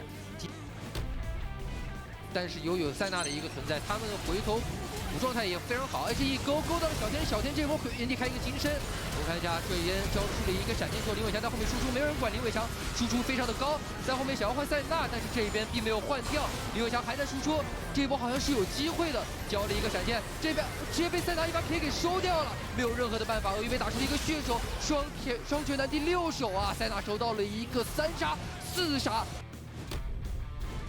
大龙还有1分50秒就要刷新了，峡谷先锋就要退出历史的舞台了。两边怎么说？想抓机会，一指一勾，这边小天有点危险，明明是交了一个闪现，但是进场的小天是被蛇女给收掉了。这边伤害还是太高，旁边看过来一下打出回血阵，这边看到后面杀了起来，他击杀了上单，击杀掉了辅助，他还要杀起来吗？他溜了，但是没有关系，兄弟们来了，这一波勾到的是墙。感觉蛇女的输出没有人管呀，看过来想要管一下蛇女吗？但蛇女溜得很快，威这里想要换，他偷了一个草，但他并不是草之子，草之子并不在场上。这边双方再一波对拼 ，Wink 应该是不能和看继续做一个对碰了。哎，这里 Fortic 位置有点危险，直接撞 Fortic， 他是没有办法走的，在这里是被奥拉夫的一个 E 技能收了下来。看这个位置，女枪也把大招交完了，拦过这个大撒的一般。卡萨进去直接收到了奥拉夫的人头，回头还要在中路打拉扯着打，其实是滔博愿意见到的。这边还要回头继续留，这边抬到了阿修罗，而且一定这边只是指到了阿修罗，阿修罗应该是走不掉了。回头一 Q 是 Q 到阿修罗的人头，一个一技能拉回2个369这波立功了，他拉回了对面的辅助，拉回了对面的中单。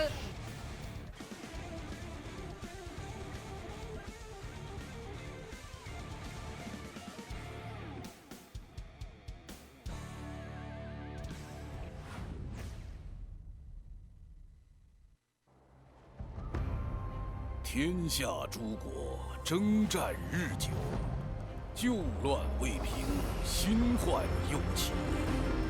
唯当死战无却，方得天赐神兵。巴山盖世，唯我贾克斯。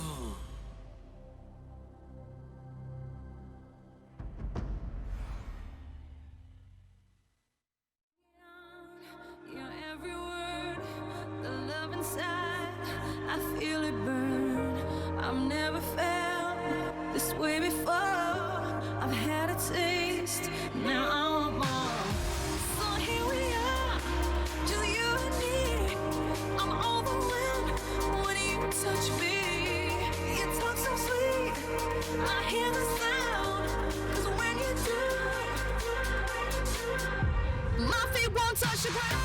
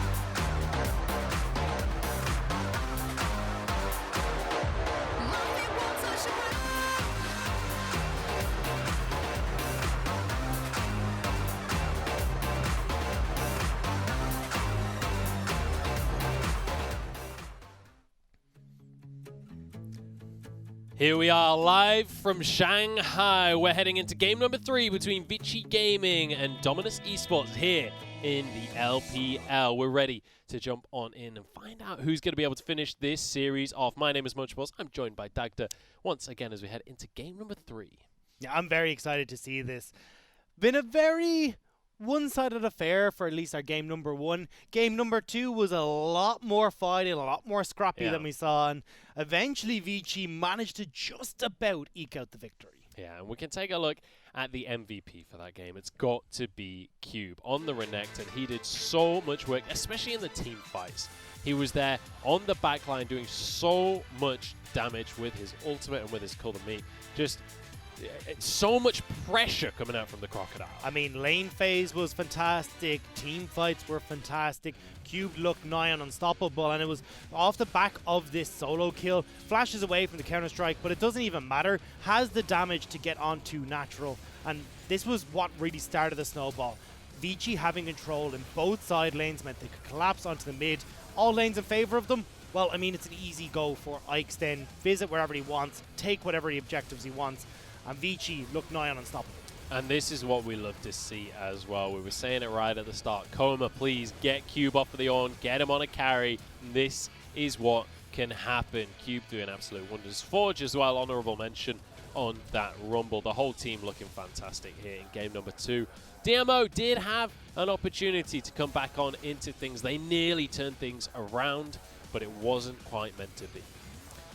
Wasn't, and now DMO are up with their backs against the wall. Having Xiaowei completely banned out meant that they went for the Cassiopeia. This much more defensive build didn't work out. More, utility style Cassiopeia, I want to say, but it doesn't matter too much because we're actually going to see Xiaowei take it out of the equation now. It will be Xie who's going to be joining Dominus for game number 3. Yeah, the substitutes coming in. You could see Cube there on the backline just doing so much work in this team fight. Him and Forge, unstoppable duo, and Ike setting things up with the Cataclysm as well. Just magnificent stuff. And Ike's as well, it has to be said, great job on the objective control. His smites were on point the entire series so far.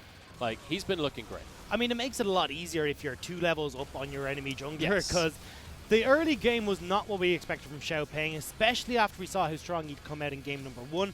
I thought, okay, cool, Ike's, you're not up to the scratch. You're not able to compete with Xiaopeng, but very different story. This Jarvan Kiana matchup, we've seen very flexible on both sides and working out always in the Jarvan's favor. Yeah, and that final team fight just putting the last nail in the coffin there for DMO, and it meant that VG now with a win on the board. And that's a breath of relief for VG fans at home. We've got so much talent on this roster. Bringing in iBoy, bringing in Coma.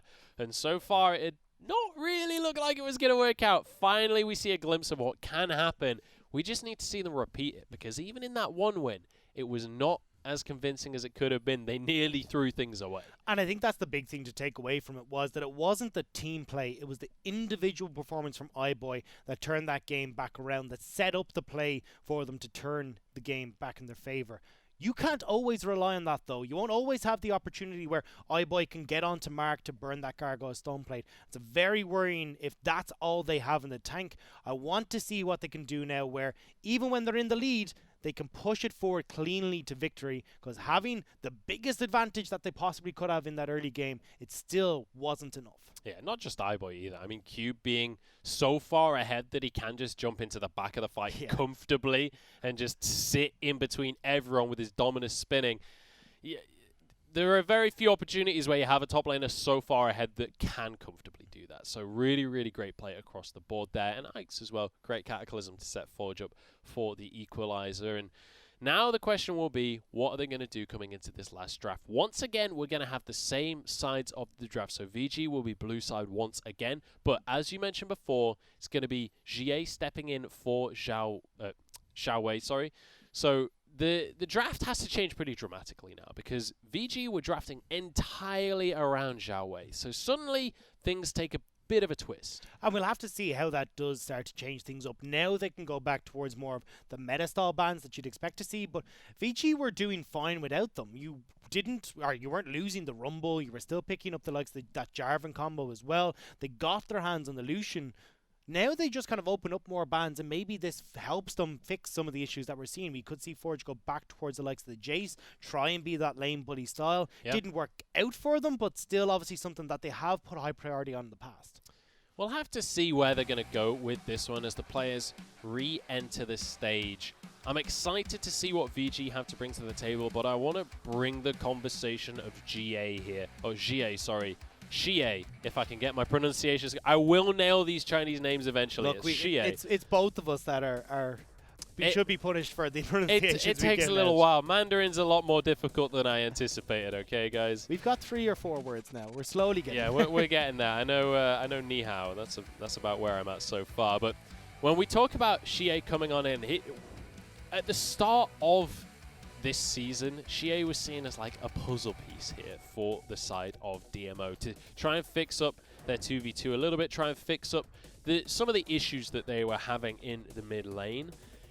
In the first series, obviously they were against IG, so it's a rough matchup anyway, but he got solo killed by Rookie. And that was on the Rumble that's been so prevalent in this series as well.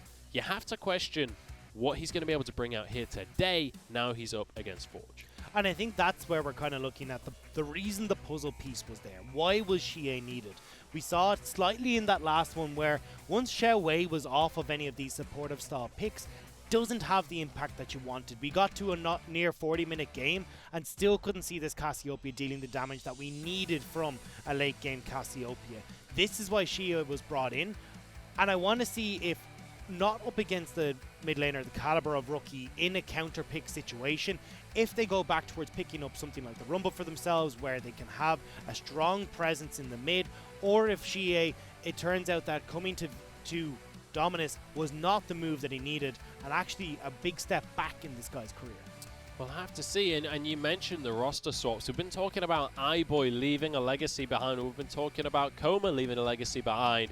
Xie is no different. He was on WE for almost 5 years. This is a big change in his career to change organizations, to join Dominus in the hopes that this can be a roster that can emulate their success at the end of last season. They had a miracle run. They were kind of ended at the end against FPX and IG, denied getting through towards the top spots, but they can still show a little bit of that magic. We've seen some glimpses of it here today, and I'm curious to see what will happen here as we enter the draft. LeBlanc and Aurelia banned away from Xie.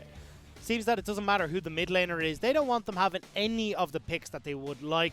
LeBlanc banned away, pretty much the go-to mid laner at the moment if you're looking at a blind pick. Very few matches that she struggles with, and they want to make sure that Xie is not on something that can be blind picked.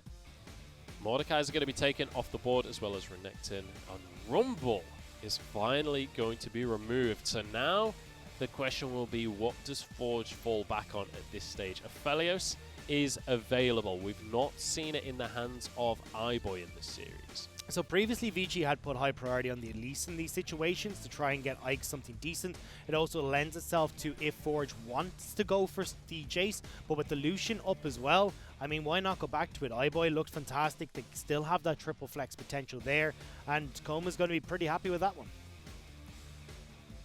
He's going to be able to get that Lucian that iBoy did so well on last game. And honestly, like, we keep on praising iBoy. It wasn't necessarily about the kills he was getting. It wasn't about his score at the end. When you look at the scoreboard, it's not going to look like iBoy was the one. But you could see, as they were leading up to that final team fight, excuse me, I just got caught in my throat there. iBoy was itching to get on into the fight. He was being aggressive, trying to force the issue and trying to bait the enemy team into a fight. He did it successfully. On the other side of the scoreboard, though, we are going to see the Aphelios locked on in here for DMO. We will have to see if Xiao Peng goes back towards this Kiana. Wasn't convinced. Now with the Rumble gone, I feel like the priority for the likes of the Jarvan may drop, but still plenty of early game junglers that Ikes could go towards. And stuff like the Gragas. You've also got the likes of the Elise that is still up and available if they want to go with that direction. But we'll have to see exactly what Vici decide to prioritize here in the draft.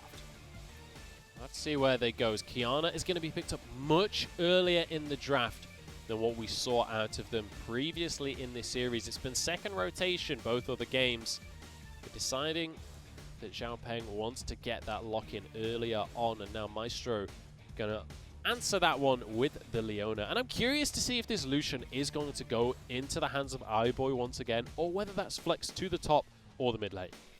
It's in ways very nice because it denies a lot of the picks that DMO would like to go for when you're on the going to be looking to try and counter pick one of your lanes in the last pick on the red side.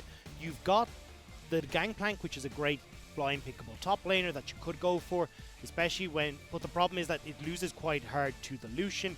You have the LeBlanc, who would be the blind pickable mid laner, who's also gone now. So these picks that can potentially be flexed about aren't really there. The other option that I would look towards here is maybe go for the Renekton and then see if you can just have that safe top laner. We saw the Cube even in what was a counter matchup. Oh, sorry, the Renekton's actually gone now, so there goes that whole point. But that's the thing, is that DMO, you're kind of starting to pinch the picks that have that flexibility in the draft. Yeah, the Nautilus is going to be locked in, so both bot lanes going to be confirmed. Well, assuming that iBoy gets that Lucian once again. But as we head on into the bans, it's going to be Ornn and Gragas taken off the board. What else are you expecting here? It is most certainly going to be another top lane ban, but I'm trying to go through my picks here to look at what we could potentially see.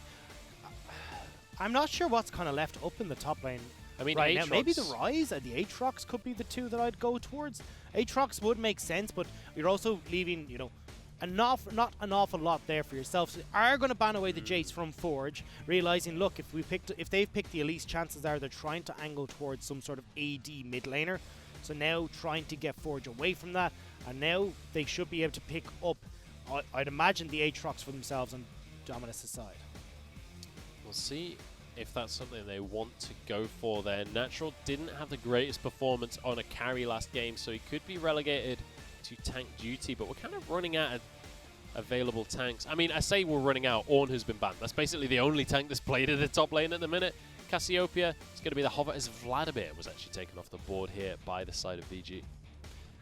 I think the Cassiopeia makes sense when you're looking at the mid laners that you would potentially go for here. A lot of them already lose out in the matchup to the Cassiopeia, the likes of the Rise. Wouldn't imagine that we're going to see too many assassins left up for them to try and go for it to get onto that Cassiopeia, but we'll have to see exactly if they want to go for that, or they can just pop that Lucian in towards the mid lane and then just look to have this Cassiopeia scale up.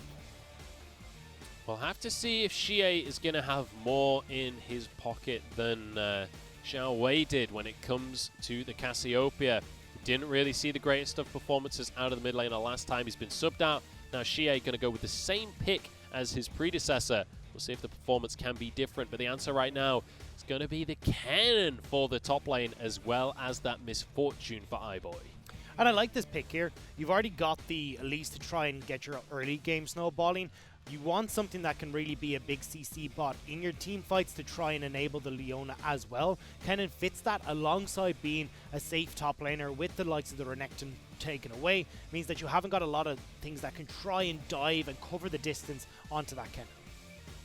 Well, the final lock-in is going to be the Camille coming out for Natural. I'm excited to see this matchup. Carries on both sides once again. Cube versus Natural. So far, it's been going the way of Cube when it comes down to the 1v1, certainly in the last game. We'll see if Natural's going to be able to match it. Camille, it's one of those champions similar to Riven. Most matchups are a skill matchup, but Camille, one of these champions that if things go a little bit awry, they can fall apart very quickly. Especially if you're going to be looking at potentially Dominus having Natural flank to get into these team fights. You can set up pretty well to have just the Camille split push the whole game if you'd like. They do have a strong 4-man composition in the setup from Nautilus and the Kiana, with the rest of the damage coming through from that bottom lane as well. I think that could be the best option for them to go for on the Dominus side. On Vinci's side, very much we want to team fight. We want to have Kennen get in, have that big slicey maelstrom to rip through the health bars that are on Dominus, and have the Lucian follow up alongside the Misfortune as well. The Cullion and bullet time combo is so hard for teams to deal with because of how much AoE damage comes through so quickly. Yeah, it's very, very difficult, even with a massive front line, to survive that sheer upfront damage that just burns through those health bars. We'll have to see what they're going to be able to do about this one. It's game number 3 now between Vici Gaming and Dominus Esports, both with 1 point on the board. And it has to be said, Dominus' victory was more convincing than that we saw from Vici Gaming.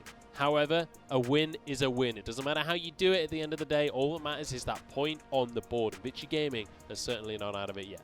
And I think I prefer this composition for where the struggles for Vici have been.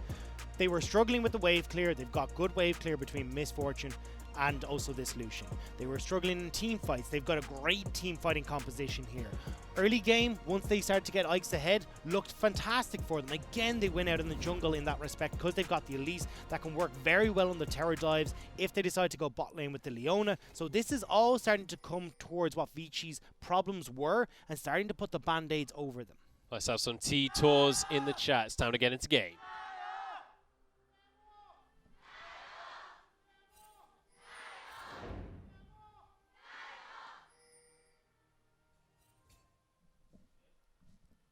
All right, we're about ready to jump on into this one. And you can see the World Championship trophy still up there in the side lane. I can't help but look at it and think it looks like a half Pokeball, though. It does look a bit like a half Pokeball. It has to be said. But no Pokemon in this game. Other creature capturing based games are available. Not a sponsor. Actually, I don't think any are available. The way you were trying to cover yourself. I don't know. Digimon also available. I don't know where I'm going with this one. Just throw as many names out as we can. But I'm already out of that style of game at this point. Dear me. How disappointing. I mean, we got to go with Legends of Runeterra. That's the way we got to go towards this one now. We're all Riot affiliated. Yeah, I guess. Well, that's not really the same kind of game, is it? I was really hoping for Pokemon-based Breath of the Wild when Sword and Shield came out. Yeah, I think a lot of people were disappointed with that. I mean, I think a lot of people actually really love that game. I enjoy it. I'm still playing it. But anyway, enough about Pokemon. Let's talk about these matchups right here. VG versus DMO. So far, drafts have been very interesting, very different to how most teams are drafting. Koma definitely bringing his style to the LPL. Oh, that's a nice little hook coming out from Mark. Ignite already burnt immediately. Maestro doing a good job to block some of the damage, though. iBoy survives. Does survive, but taken very low. Luckily, he does have the biscuits there, so we'll be able to top himself back up. But Mark starting off great, getting a good work in conjunction with Gala, who had got the sniper rifle out, so was getting decent range to go for that trade. GA taking a good chunk of damage from Forge as well. I love the aggressive play here on the Lucian. So we take a look up towards the top side. Cube playing the carry cannon here. Going to go for Airy. It's fantastic for in these early stages. You can get so much more extra harassed at. And that's exactly what Cube wants to be doing in these early stages. Ikes, though, if that was the cocoon just to check the bush, that would have been incredible. That would have been a game-changing blind play right there. But unfortunately, not going to go for that one. The Conqueror going to be coming out here from GA on the Cassiopeia, so we'll have a lot of sustain in these fights and a lot of damage as well. Isn't too worried about going for something like the Phase Rush, which we have seen Cassiopeia's doing to try and keep up. Instead, as he said, that sustain that they want to try and keep away from Cube was nerfed slightly, but still a decent option for the Cassiopeia. Ike so far having a small advantage in the jungle here as he is the first one to get to the Scuttle Crab there. Xiaopeng had head back to base, and that means that he'll be slower on the draw when it comes to that. But that's the power of the Elise. Elise is going to be one of these junglers that in the very early stages of the game is going to find advantages. Cube does get stunned up here by Natural, trading back and forth, but that's a nice stun from Cube, and he will win out this trade in the end. Natural needs to cool his jets a little bit. This is again where we're seeing him go aggressive, not really working out in his favor. Now you know there's about a 16 to 18 second cooldown on that engage, so we can go aggressive. I love that from Maestro. Gets the Zenith Blade, stands right in front of Mark, and that is going to mean he has to flash away. Ignite was used, but they're happy to take a Nautilus Flash as a reward. Xiaopeng is hovering here, but will be spotted on the ward. So Maestro and iBoy, this time given the respect that is due to the Dominus jungler and not wanting to push up too far. Will be denied here. Ike's hanging around towards this top side here. Cube won't be able to find the stun just yet, though, to force the issue, and Ike's decides he's going to back away towards the rest of his jungle. This is a pretty big win for Cube, though.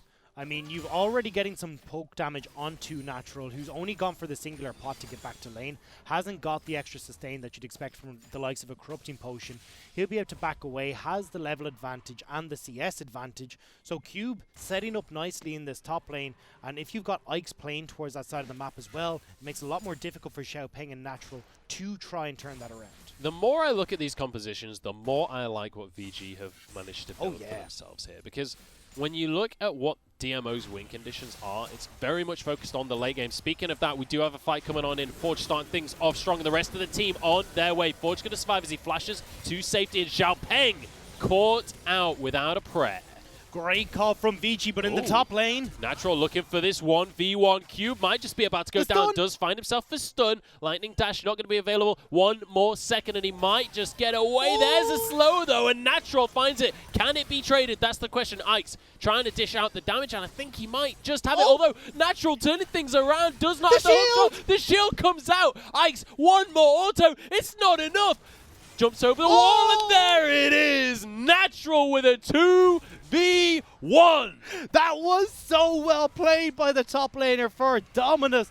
Finding the kill onto Cube had been a thorn in his side. Now they're going for the third one. He wants some more Hextech Ultimatum, baby. Natural. We were saying he wasn't going to have this matchup. He wasn't going to have this game. He is making his mark.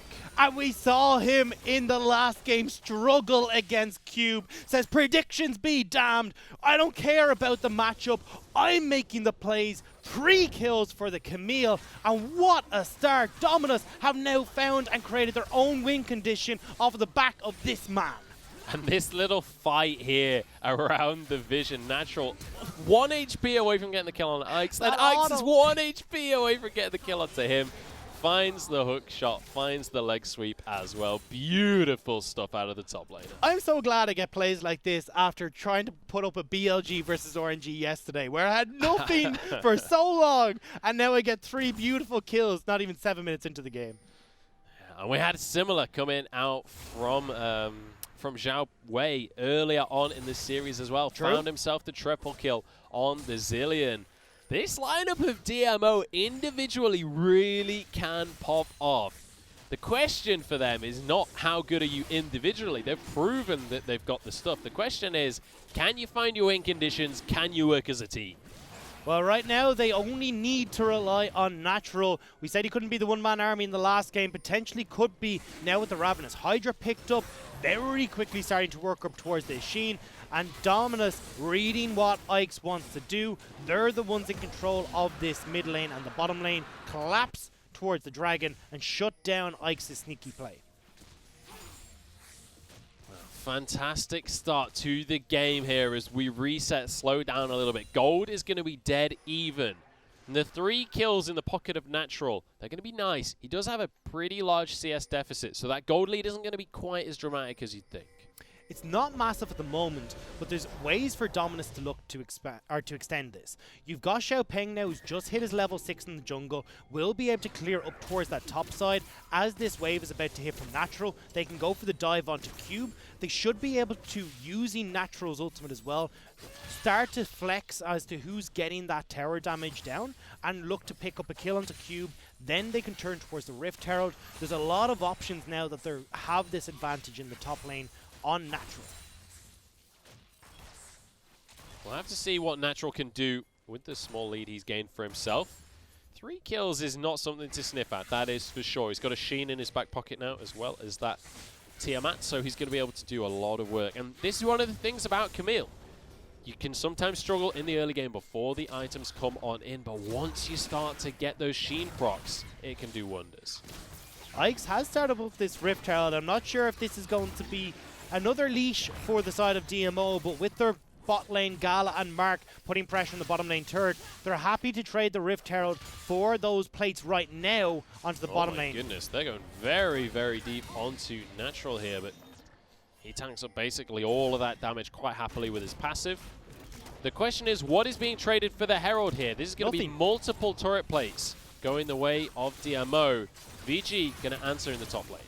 I like this play from Vici. Oh, I was about to say not using the Rift Herald. They can just trade tower for tower and then try to use the Rift Herald elsewhere. But they're deciding, do you know what? we can try and push down this turret very quickly and move on towards that tier 2. There's only natural here to defend. Now you're getting the backs from Xiaopeng and Mark. This is very difficult to answer from the side of DMO. I love this kind of macro play coming out from the side of VG. This is something that's been lacking in this series a little bit. I know, we love to see it now. It looks like Natural will arrive. Not early enough to break the charge, though. It's only going to be half of a tier 2, though. It's not going to be able to be pushed into anything more. Yeah, they won't really be able to capitalize on that tower being half health with Cube because of the amount of space he'd have to go down that lane to try and get the auto attacks down. Opens up for Xiaopeng to go for a gank, opens up for Natural to chase him down the long lane if possible. So this was going to be a to-come-later opportunity for VG Gaming if they can get the advantages elsewhere on the map. In particular, you can see moving Cube down to the bottom lane to set up for this Mountain Drake in 2 minutes. Now, it is very, very important to mention that in this trade of tier 1s, yes, 5 plates go to either side, but Gala gets all 5 plates to himself right there. Gala gets a huge spike of gold onto the side of this Aphelios. He's also almost 30 CS up. Phenomenal advantage on this AD carry position. And you can see the difference already paid for right there. Essence Reaver fully completed for Gala, whereas you've only got the 2 components for iBoy. Aphelios starting to take the lead and as well the experience lead because he's got the level advantage but not sharing the experience. Don't forget, one of the things we haven't actually got to touch on, which was a big change coming into the new season, was the changes to CS share or experience sharing from your creeps. If you're on your own, you're getting more CS or more experience from each of those creeps, and that is why we're seeing Gala shoot ahead in that experience because Mark was forced to back, because Xiaopeng backed. Now we've got an Aphelios that is in a pretty good spot. But it is still going to be a little while before Aphelios properly kicks off. Solar Flare coming on in bullet time as well, and that, ladies and gentlemen, is what MF Leona can do. That's also what Xiaopeng should have been expecting when they're setting up around this mid lane. No vision in the river for DMO. Culling to try and force Gala back, but has the Infernum so can clear out these waves effectively.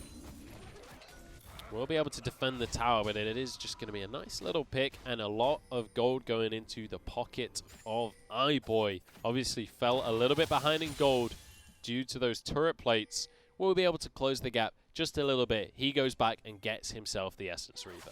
They have just wasted that bullet time as that Mountain Drake is about to spawn though, so this should be a non-contest from VG Gaming as DMO have moved over to try and pick up this dragon. You see Ikes is hovering around, potentially looking for the steal, but I don't think you want to. Xiaopeng playing 4D chess here, feed to win. He knows he'll respawn quicker than bullet time will come back up. He's on a whole other level. Yeah, I like it. Get the faster back off to buy your item to get there. Didn't have to wait the last 3 seconds of his recall. The Genius. 5-head champion himself, Xiaopeng, ladies and gentlemen, bow down. Yeah, in all seriousness, don't do that. He did just get caught, but it is going to be nice for DMO to be able to get 2 dragons very early for themselves, setting themselves up for later stages of the game, because this series has very much been about these dragons, about the Dragon Soul. Natural, going to be in a little bit of trouble here. Solar Flare going to come down. Look at this CC chain. What can you even do? Hextech Ultimatum comes on down. You can 1v3, 1v4 might be a little too much though. It will mean that DMO are able to get on towards this mid turret. Won't be able to take it down before Vici can collapse on them, but at least they're picking up a few more turret plates for themselves before we pass that 14-minute mark. Vici can't capitalize on anything themselves because of how far that lane was pushed up, so DMO don't lose out too much for the 2 picks that they've just had. They won't lose too much there. But things are starting to look a little bit in favor of DMO. But I have to say, the leads are relatively small. 500 gold is pretty much nothing at this stage. When it comes to composition, though, VG, this is the point in the game where they want to ramp things up. Around the 20-minute mark is where their composition is really going to spike in power. They want to fight around the mid-game. So it's going to be down to DMO whether or not they are going to respect that. I feel like Natural is the bad guy in the John Wick movies who they accidentally pissed off Vici Gaming, and everyone that he killed has been like, we're going topside, we're killing Natural over and over, regardless of what happens elsewhere on the map. It does mean DMO can again set up the vision control in around mid, start to get a little bit deeper into that bottom side jungle, and enable Natural, who's actually swapped sides on the map now, and it's GA who's on top lane duty. Are you telling me that Natural has killed someone's pet dog? Because that isn't okay. That was the part that I wanted to stay away from. That was I'm fully on board with bullying this guy if that's the case. I'm not gonna lie, I haven't even seen the movie, so that was just a complete shot in the dark. Oh, you haven't seen John Wick? I haven't It's seen so any of them. good. I know, All I'm three really of them. bad at watching movies. Like, absolutely terrible. Even TV series, I'll start watching them and love them, and then I just completely forget to watch them. So good, dude. I'll watch it with you, man. That's the plan. We'll Amazing do that films. during our 2.5-week break for Chinese New Year. Keanu Reeves, man. Love him. Ooh. Can't get enough. Here we go, though. DMO trying to force the issue. Mark just slightly shy on his hook there. Will not find his target there. And it feels like things have slowed down, but my question is, you know, if you're the side of VG here, we've been talking about how they're going to spike in the mid game. What is the battle plan? How do you get things going there? Well, the Rift Herald will definitely help start things off, but I want to see them shy away from putting all their pressure into the top side of the map. They really want to get this bottom lane turret down so they can protect the Cloud Drake that's about to spawn in a minute 40, but also open them up to use the control that they are getting on that top side to rotate in behind the turret. We've already talked about the dive potential with Ike's and Maestro on the Elise and Leona. You apply that onto Gala, who's not going to be going anywhere fast in these turret scenarios. Unlucky. Unlucky Blastcone, boys. Better luck next time. GG go next. Well, Forge just going to run it down now to punish his jungler.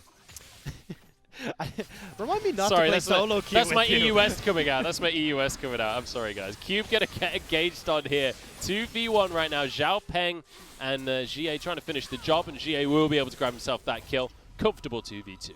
Natural is going to back away 2v2. to get towards 2v1. the tower. 2v1, 2v2 will be happening in that top side of the map. Possibly a 2v3 as Leona is hovering in the bush, but Gala left on his lonesome underneath the turret. This is actually a little bit of a dangerous scenario, but you can see playing towards the side, he knows Vici aren't going to be in. Nice little turret pickup, and that's without the Rift Herald as well. You can see it in the pocket of Ike's. Oh, Natural's been found once again. Zenith Blade can't stop the hook shot though, and there's a flash to safety. The Iron Solari can't stop you now. This is again Vici putting a huge amount of pressure onto this top side to get onto Natural, but it's not coming up very well for them. Yeah, you've got a tier 2 tower, but that's not pressure that you're going to be able to do very much with, particularly when the Baron is going to be spawning in the next 2.5 minutes. DMO are fine to just keep pushing in that top side of the map with the likes of GA while having the Cassiopeia in a position to protect the Baron. I don't know if you saw that, but Forge is not having a good time when it comes to the wall jumps. Just failed to jump on into Baron Pit as well. Cloud Drake is going to be the map style for this one, and DMO looking at their third Drake once again. This is consistent that we're seeing one team just completely control the Drakes each game. DMO on it once again, and they're going to get themselves some ult CDR. And imagine all the ultimates that are on the DMO side now having, if they do pick up the next one, that 20% CDR reduction. Everyone will benefit from it. The Supreme Display of Talent being on a shorter cooldown, the Moonlight Vigil, and also the ultimate from the Nautilus, the Depth Charge, are going to be crucial in the team fights. And your split push got so much better now as well, because Natural can chase down so many different members. Now, I want you all to cast your eyes down to the scoreboard that has just Good vanished. job. Great job. Magnificent timing there. But what I was going to say is that Xie is building very differently to what we... I'm not sure even why the scoreboard's vanished. Nothing's happening. Thank you. There we go. They literally just did that to troll me, I think. Look at the Cassiopeia build. Archangels instead of Rod of Ages. That's the point I'm making. We've got two different mid laners here with two different styles. And you're not going to finish your point. You can't finish your point. Rift Herald's gone down. Here we go. There's an engage from Mark. He's going to go in and go golden. Ike's just about surviving as the bullet time comes on through. Natural going to be trying to get in, but he's late to the party, and he's got a solar flare down on his face. Rift Herald did not finish off the tower in the meantime. Everybody from VG low, and they might have to back away. Gala can clear out this wave pretty effectively, so they still can't take down this mid lane turret. Unfortunately, not having the damage to finish off some of the more crucial members like Mark in that scenario means there's still CC available for GA, for Gala to hide behind and try and turn any sort of dive into potential victory for DMO. Vici don't feel confident enough. They'll back away. And this is a real thorn in the side for Vici Gaming, this mid lane turret. It means they can't properly set up for the Baron, and they'd love to try and force that objective, or either force DMO to respond to it to keep the pressure up and force themselves into a strong 25 to 30 minute game. With that mid lane turret still standing, that gives the option for DMO to hug in towards that, push in slowly but surely to keep the vision in their favor, and not have to go overly aggressive or walk in blind to this Baron pit. Well, iBoy just got real scary. He's got his Infinity Edge as well as that Essence Reaver now. On the other side of the board, Gala's got the same items, but I have to argue that bullet time at 20 minutes into the game is going to be all about that ult, especially since he's hit level 11. He's got the second level in that ultimate now, so he's going to be feeling strong if these team fights do go down. The point I was trying to make earlier is when it comes to LPL, these rosters often have 7, 8, 9 players sometimes on some of these rosters. These substitutes, a lot of regions haven't really been able to utilize. This is a great example of the LPL teams utilizing substitutes to be able to have different style players on the roster. And we've seen that most certainly come in from DMO with swapping out both Bless for Xiao Peng, and we saw Xie now come in for Xiao Wei. I think that it does offer a huge amount of incentive for players as well to try and make a name for themselves, because they know they're always vying for their spot on the team. But it also offers incentive to stylize as a player as well. Give teams a reason to pick you up. If, some of these challenger players, some of these players in the LDL, if they're looking to get onto a squad, maybe become like EasyHoon, right? EasyHoon on SKT a couple of years Vici's ago. coach a couple of while ago, yeah. Exactly. Like, find a way to make yourself unique and make yourself valuable to the organization. What's spotting out VG here as they collapse on towards this mid lane. They have a very deep flank there. Natural's also pushing in the bottom lane. They don't have Cube in a position there. He's going to start walking down to try and cover that. So this now gives the option for DMO to know, hey, look, Cube's not going to be joining this fight. He's not going to be trying to flank. We could make something happen here. You say that. TP is available for Cube. It's still possible. Look at Natural. Starting to move up. This could be a big flank. It's iBoy's left underneath the tower, but Vici are sneaking this Baron. Surely not. Surely they can't get away with this. This is daylight robbery.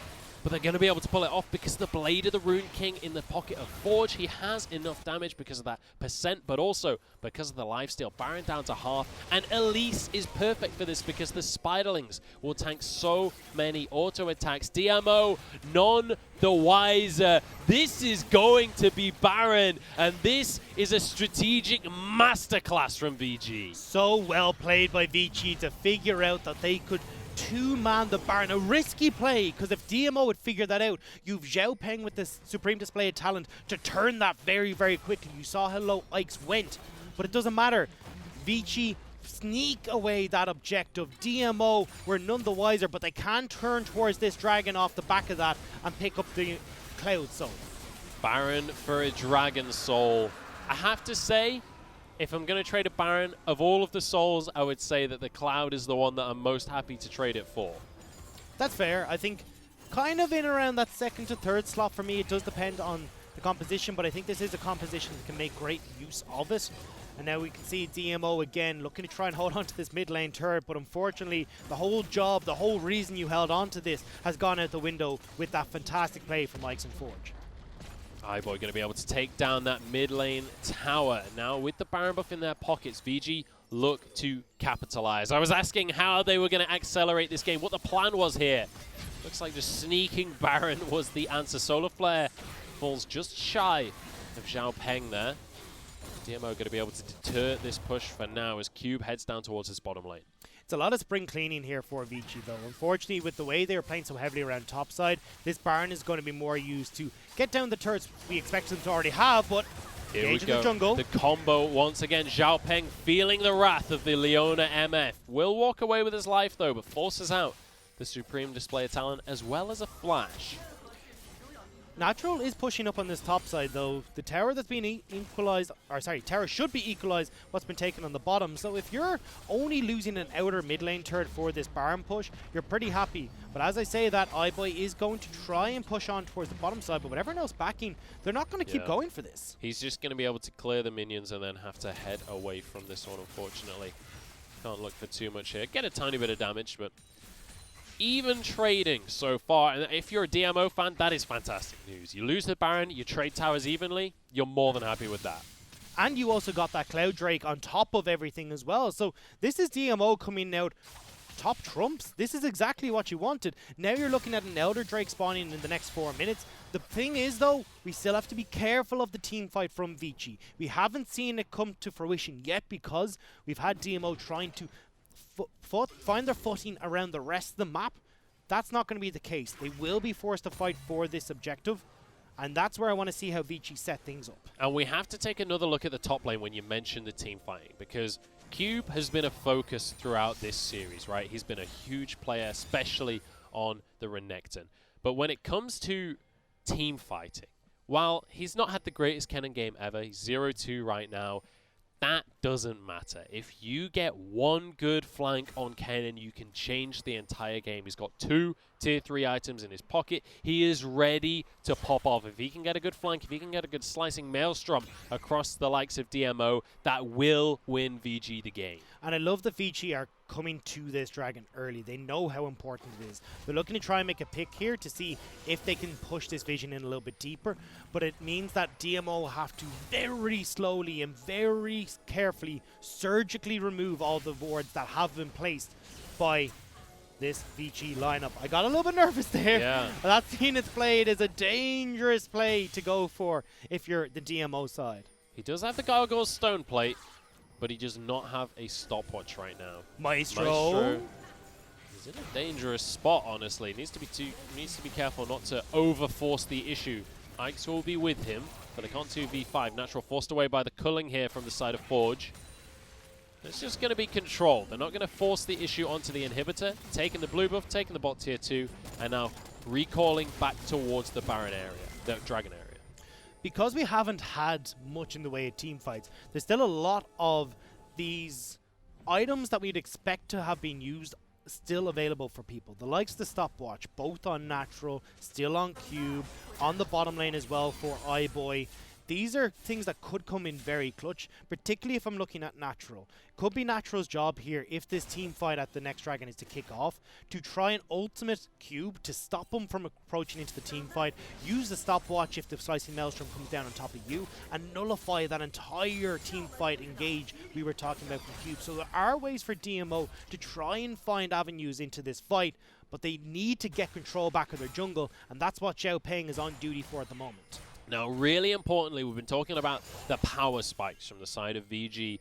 We're starting to get a little bit beyond their ideal scenario now, because look at Gala's items. He's finished his Runan's Hurricane. He's going to start to really shred through a team. If he's able to land the Moonlight Vigil, if he has Infernum going into a team fight, he's going to dish out huge amounts of damage with that item set. And when you look towards the likes of Xie as well, he's getting very close to a similar position. They're also getting the waves in their favor now as well. Natural shoving out in the top lane means that they don't have to worry about that wave being too much of an issue onto their inhibitor turret. They have control as well somewhat in the bottom lane. They need someone just to push that back in at the moment, but still means they've got some semblance of control. The problem is both objectives are spawning now. You've got the Elder Drake and the Baron. DMO have decided we're going to try and take the Baron as quick as possible and rotate down towards the Elder Dragon, whereas Vici are going, we're fine to give you that, we're looking towards that 20% buff where we can execute anyone on this team. Maestro looking for the flank there, but he's not going to find it just yet. Baron has now spawned on the map, but Elder Dragon going to be there in 15 seconds. If DMO want to force this objective, they will be trading it. And VG, with the size of their composition, the way that they're looking, they might just be happy to go for the team fight buff instead. Culling not doing much work there. There's the flash engage. It's onto Mark though, not the It's onto Maestro, sorry, and Natural goes in onto the backline. Bullet time deters the main engage, and now Natural left out alone. Moonlight Vigil does huge damage across the team, but Cube trades it back. Now Gala jumping on forwards with the onslaught. Can't quite finish off Iboy, who goes golden. GA is here dishing out the damage himself, but in goes Forge as well. DMO looking good in this fight, but it's trading back and forth. 2 players remain for either team. Neither wants to try another step forward. They know it can turn on a dime. Forge picks up a little bit more health in the river. Mark, be a little bit careful. You don't want to face tank anything from Ixar Forge. This is the duo that already soloed a Baron, or duoed a Baron, I guess. They could go for this Elder Dragon. If it's not checked, this is an objective they can force. Natural has the TP, though. They could be looking for the Camille to back heal after dealing with this wave in the bottom lane. Still have Mark here trying to play Deterrent. Where's the TP coming in? You've got Xiaoping rushing down. Forge. Yeah, okay. Be careful. Oh, the leash is still here, though. They're keeping this one going. Oh, no. They've set it up. They've set up a disaster here, VG. What have you done, Forge? Forced the issue maybe a little bit too hard. Dragon will reset, and a teleport forced out here from the side of Cube. Forge maybe biting off more than he could chew right there, and he's put his team in a bit of a bad situation.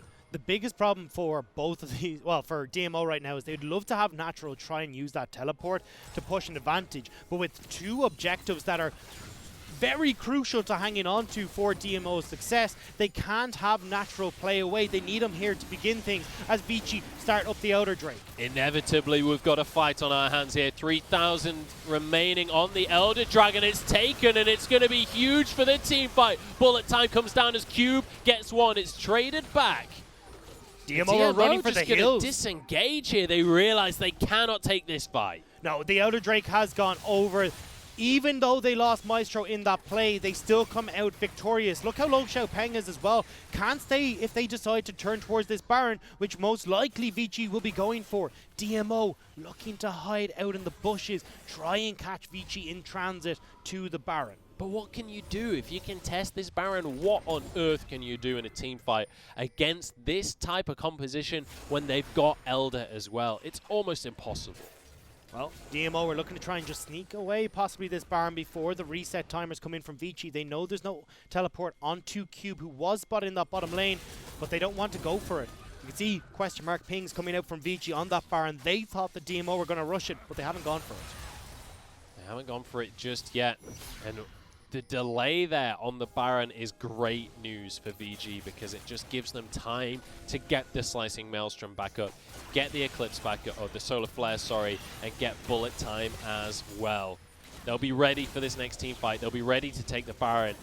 They'll be ready to take control of this game. There's the tiniest moment where Cube won't have the Slicing Maelstrom up, but unfortunately DMO cannot find the fight, that moment in time where potentially they could get in before the Slicing Maelstrom is up.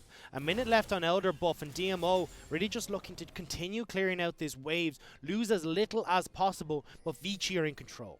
They can turn towards the Baron. They dictate the pace right now, at least for the next 45 seconds. You've got to keep your eyes on the ultimates coming out from Iboy and coming out from Cube in this next fight.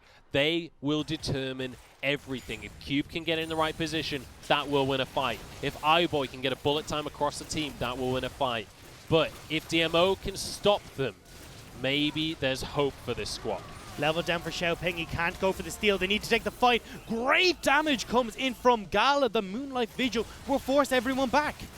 Yeah, the lifesteal is going to be here, but I think maybe VG just have to back away here. And that is going to mean that DMO going to start this Baron off. Only 8 seconds on the Elder Dragon buff. They're not going to have it for this fight. The executes are not going to be available. There goes the Solar Flare. Huge bullet time across the team, but Gala survives. Down into GA now as the Slicing Maelstrom onto everyone. Natural the next target. Mark goes down. Gala is next. And VG have found the fight they were searching for. There's nowhere to run. There's nowhere behind. They're left stewing in the pot at Baron Pit. Cube, Iboy step up, and now Natural is left to defend. Look at the flash cooldowns on the side of DMO. Everybody about to get flash up. If they'd had it, the bullet time couldn't win the fight. And at the last hurdle, DMO fall. They'd done so well in tiptoeing around VG Gaming, making sure they didn't give them the opportunity to find the team fight, but at the last second, VG find it and will take the victory. It's not, Natural gets a cheeky little kill at the end there. He's going to find himself consolation prize. It was not pretty. It was not what we wanted. Hang on, can they actually end right here? Zhao Peng going to be able to get one kill for himself. The game is going to end. VG, they've had some tribulations here in this series, but they're going to close things out. Koma's legacy remains intact. Just about by a thread, because DMO pushed VG to the limit, made sure they earned every little bit of that game, and a large portion of that, once again, iBoy setting up that fantastic bullet time across the pit, Cube coming in with that huge slicing maelstrom to turn things around, and VG Gaming just about find the win. Unbelievable stuff coming on out. Such a close drawn series. And, you know, I was looking at this matchup, getting ready for this week's games, and I was thinking, you know, this could be a good series. This could be a relatively decent one. This was so much closer than I was expecting, and I'm impressed by VG Gaming. I was ready to be heartbroken. I was ready to watch it fall apart. This is an organization that has brought in big talent before. This time, it looks like it might just work. But we can see where the mantle of the VG Gaming legacy can be put. It's on the shoulders of iBoy, it's on the shoulders of Cube. Both series where VG Gaming won, these were the men who stood up. They said, we are going to take control and wrestle back everything from Dominus. And now they stand tall with the victory screen, a beautiful green for them. Definitely some questions of cohesion at times during these games. Definitely not the cleanest win that we've ever seen here in the LPL. But clean is not really why you watch LPL, is it? Let's be honest, ladies and gentlemen. And it is all about Forge right there when it comes to the damage, but iBoy was right there behind him on the misfortune. And it has to be said, Maestro and iBoy with the MF Leona combo multiple times having fantastic situations. Zhao Peng was not enjoying that game. We also saw some flashes of strategic brilliance from VG Gaming. The two-man Baron from Ix and Forge to get themselves set up and rolling, to get control back of the map. VG finally looked like you could see Koma pulling the strings behind them and getting this thing to work. I'm wondering if he got a walkie-talkie backstage or something. Something in the air. Communicate, because like, game God's one, sake, go to the Baron. Game one, VG did not look like they were. Coordination is the opposite of what game one was for VG. So I don't know what he was saying in between the games, giving him a couple of bananas, maybe a can of energy drink or something, just like, come on, guys, this is the plan. This is how we do this. And look at the results. They do manage to pick it up. And to be fair, that second game looked far, far better than... the third game looked far, far better than game number 2. And I think going back to that more team fight orientated style definitely worked for them, and unfortunately Dominus couldn't find an in to get Natural up and rolling. And again, tossing this in there, Zhao Peng on this Kiana, not the impact we were really hoping to see. I mean, all junglers on this Kiana. This series, Kiana was just like, get it out. Just stop picking it, honestly. Like, every other series of the LPL, it's been amazing, but these guys just don't really seem to have Kiana in their wheelhouse. But overall, definitely an impressive series from VG. I was impressed by the draft as well, because it was a different style to what we've seen out of other coaches. Just going for the targeted bans. And what I realized, I think, is that the ban strategy from Koma wasn't about the enemy carries. It wasn't about banning out the enemy mid laner because it was the enemy mid laner. It was about banning it around Forge, setting Forge up for a winning matchup, setting him up so that he could win lane and do more around the map. And I think that a big facet of that was getting this Lucian 2 games in a row. Having that flexibility in the draft just gives you so many more options when you're trying to figure out where the hell am I putting these champions.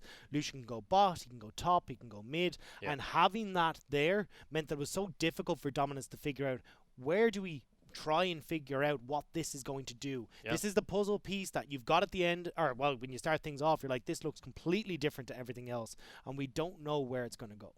Yeah, fantastic drafts coming out from VG. Fantastic team fighting coming out from them in that final game as well. And I'm impressed. I'm a little bit heartbroken, though, for Dominus. It has to be said that, you know, we saw glimmers of that Dominus roster that was pushing through at the end of last season. They had that win streak, and Natural, especially in that last game, had a massive highlight, 1v3, or at least 1v1v1. But yeah. I don't know, it just wasn't quite there. Natural in the other games did not have that kind of performance at all, and on the Camille, he didn't really follow up on those kills in any way. It felt that the team never set him up for success, though. They were always playing away from him even after he got the 3 kills. Maybe if they'd started to have Xiaopeng play a little bit more towards the Camille, you get the... We talked about already, I mean, you hit 6 on Xiaopeng, you're already pathing towards that top side, dive onto Cube, take the tower, and then this game becomes a very different beast for Vici to try and take over. But because they never got rid of that top lane turret, Ix and Forge had control to go for that Baron. There was a lot of plays where Dominus could have started the snowball, but never really got to do so. Well, it's going to be a big breath of relief for the side of VG Gaming. And all of you guys, or Vici Gaming, sorry, all of you guys at home that are supporting the squad, you can be happy with this one. Both iBoy and Coma going like, oh, look, we gave up our legacies for this. We've left our long-term orgs for this. So far, things are going to be okay by the looks of things. They get this last win before Chinese New Year. And it's a big one as well, because you're going into a big break. It's good to start that kind of boot camp session, if you will, off with a positive note. Yeah, I mean, it's going to at least give you a bit of relief coming in towards that 2.5 week break. Maybe you don't have to go as hard on the scrims as if you'd gone 0-2, but definitely this team is one that needs to look at how they want to play these early games, what went wrong in this series, particularly in that game number 1 and certainly game number 2, so they can remedy that before they go up against a lot of the guys at the top of the table that they will struggle with. All right, well, the MVP coming out of that one is going to be Forge in the end, and I think well-deserved here. Excellent play on the Lucian. He played very well across the whole series. His Rumble was excellent earlier on in the day as well. Game 1, less so, but Game 2, definitely fantastic. And even just being willing to force these engages. And I love the way Vici started to play around him. He talked about the draft being tailored towards Forge, but now the rest of Vici were trying to make that play happen as well. Coming up into the mid lane, opening up the opportunities for Forge to get some early kills, going 2-1 up. You can see there. Gave him the opportunity that he needed to get the damage down, start to be the carry, and play in conjunction with Ix to set Vici up for success. Yeah, nice play there from Ix as well to keep his carry alive as Natural tried to get onto the back line.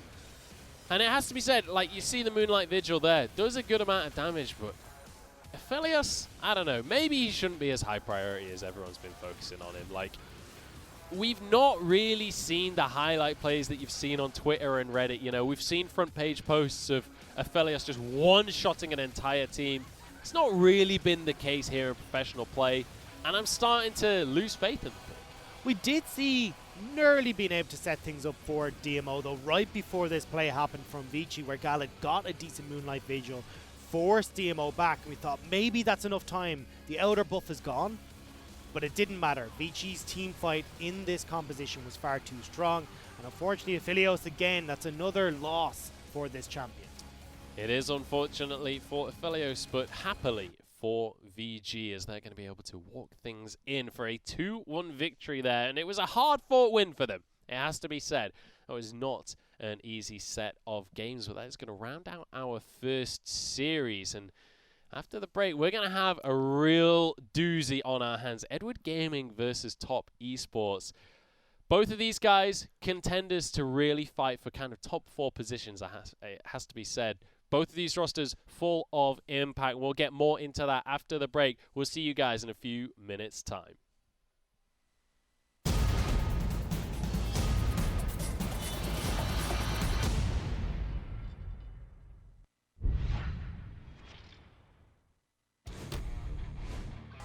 不打了，不打了，不打了。求稳，想开团，左翼有闪过来，闪现，现水一边起炮，水到了，张无忌先交闪，乐意舍身取义，直接顶上去，九桶一个大的对面四散而开，乐意这边还蛮肉的，被 W 定住之后，回身剑魔进场，剑魔这边2刀击的伤害不错，但自己只能将闪现成功出来，那左翼在 R 攻击路上被杀掉了，剑魔这个位置在跟铁男进行扭打，铁男这边交一个闪现来到队友身边，铁男这边选的不好，一闪 Q 一炮双响，直接达到这2个人的人头。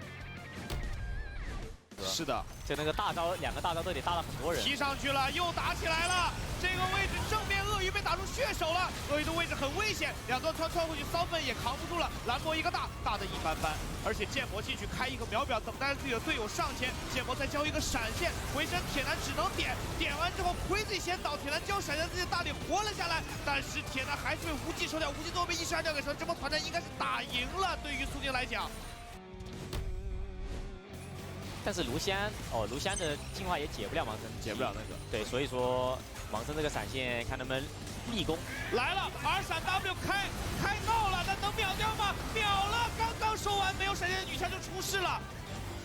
盲僧也倒，索拉特也倒，无忌哥哥3杀在手。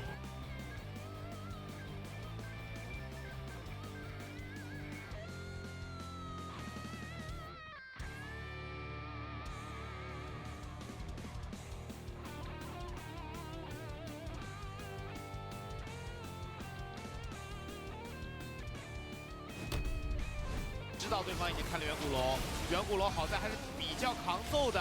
他们知道这波日女是先回了家，所以想这波5打4。瑞兹先开个车，应该探视也没有上车。侧面铁男被打残了，铁男这个位置感觉谁的远古龙？铁男被秒了，远古龙是被这都抢到了。那这样感觉战场要逆转了，哈鲁是救世主啊！剑魔疯狂的追击，大灭开启，一个苏联没有打中，但是还能追上吗？被追到了。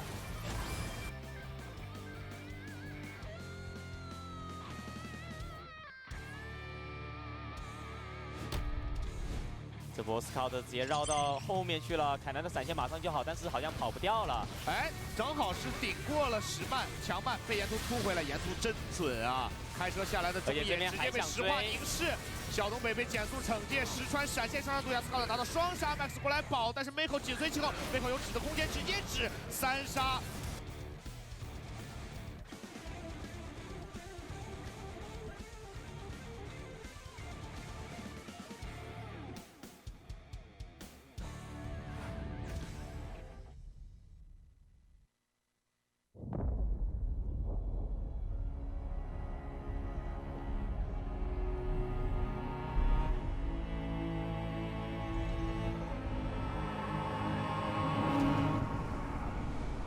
As a child, you would wait and watch from far away.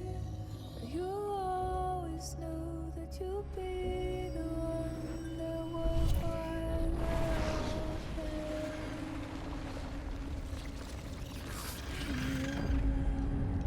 you would lay awake at night and scheme. Of all the things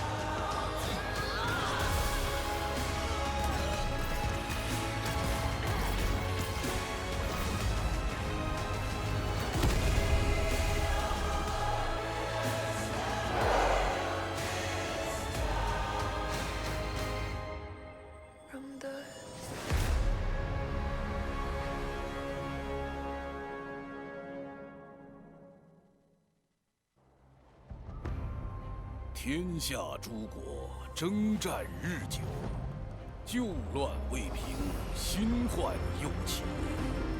唯当死战不却，方得天赐神兵。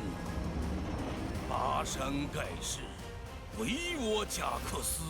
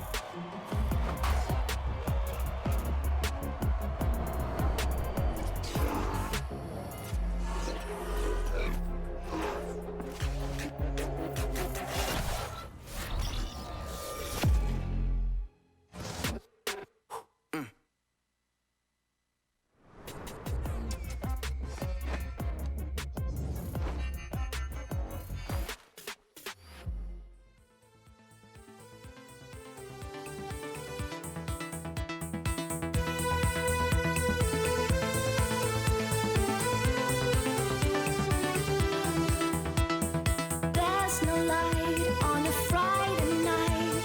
I can't believe it's right. Better show me a place to go. No more time to waste. It's a crime. No, this can't be right. What is wrong tonight? Better find another place to go. 'Cause nobody's here. Come to me, I need a friend. Silence is a rising night. Follow me, so you and I could have fun. Come to me, I need a hand. Silence is a rising night. Follow me, so you and I could be one.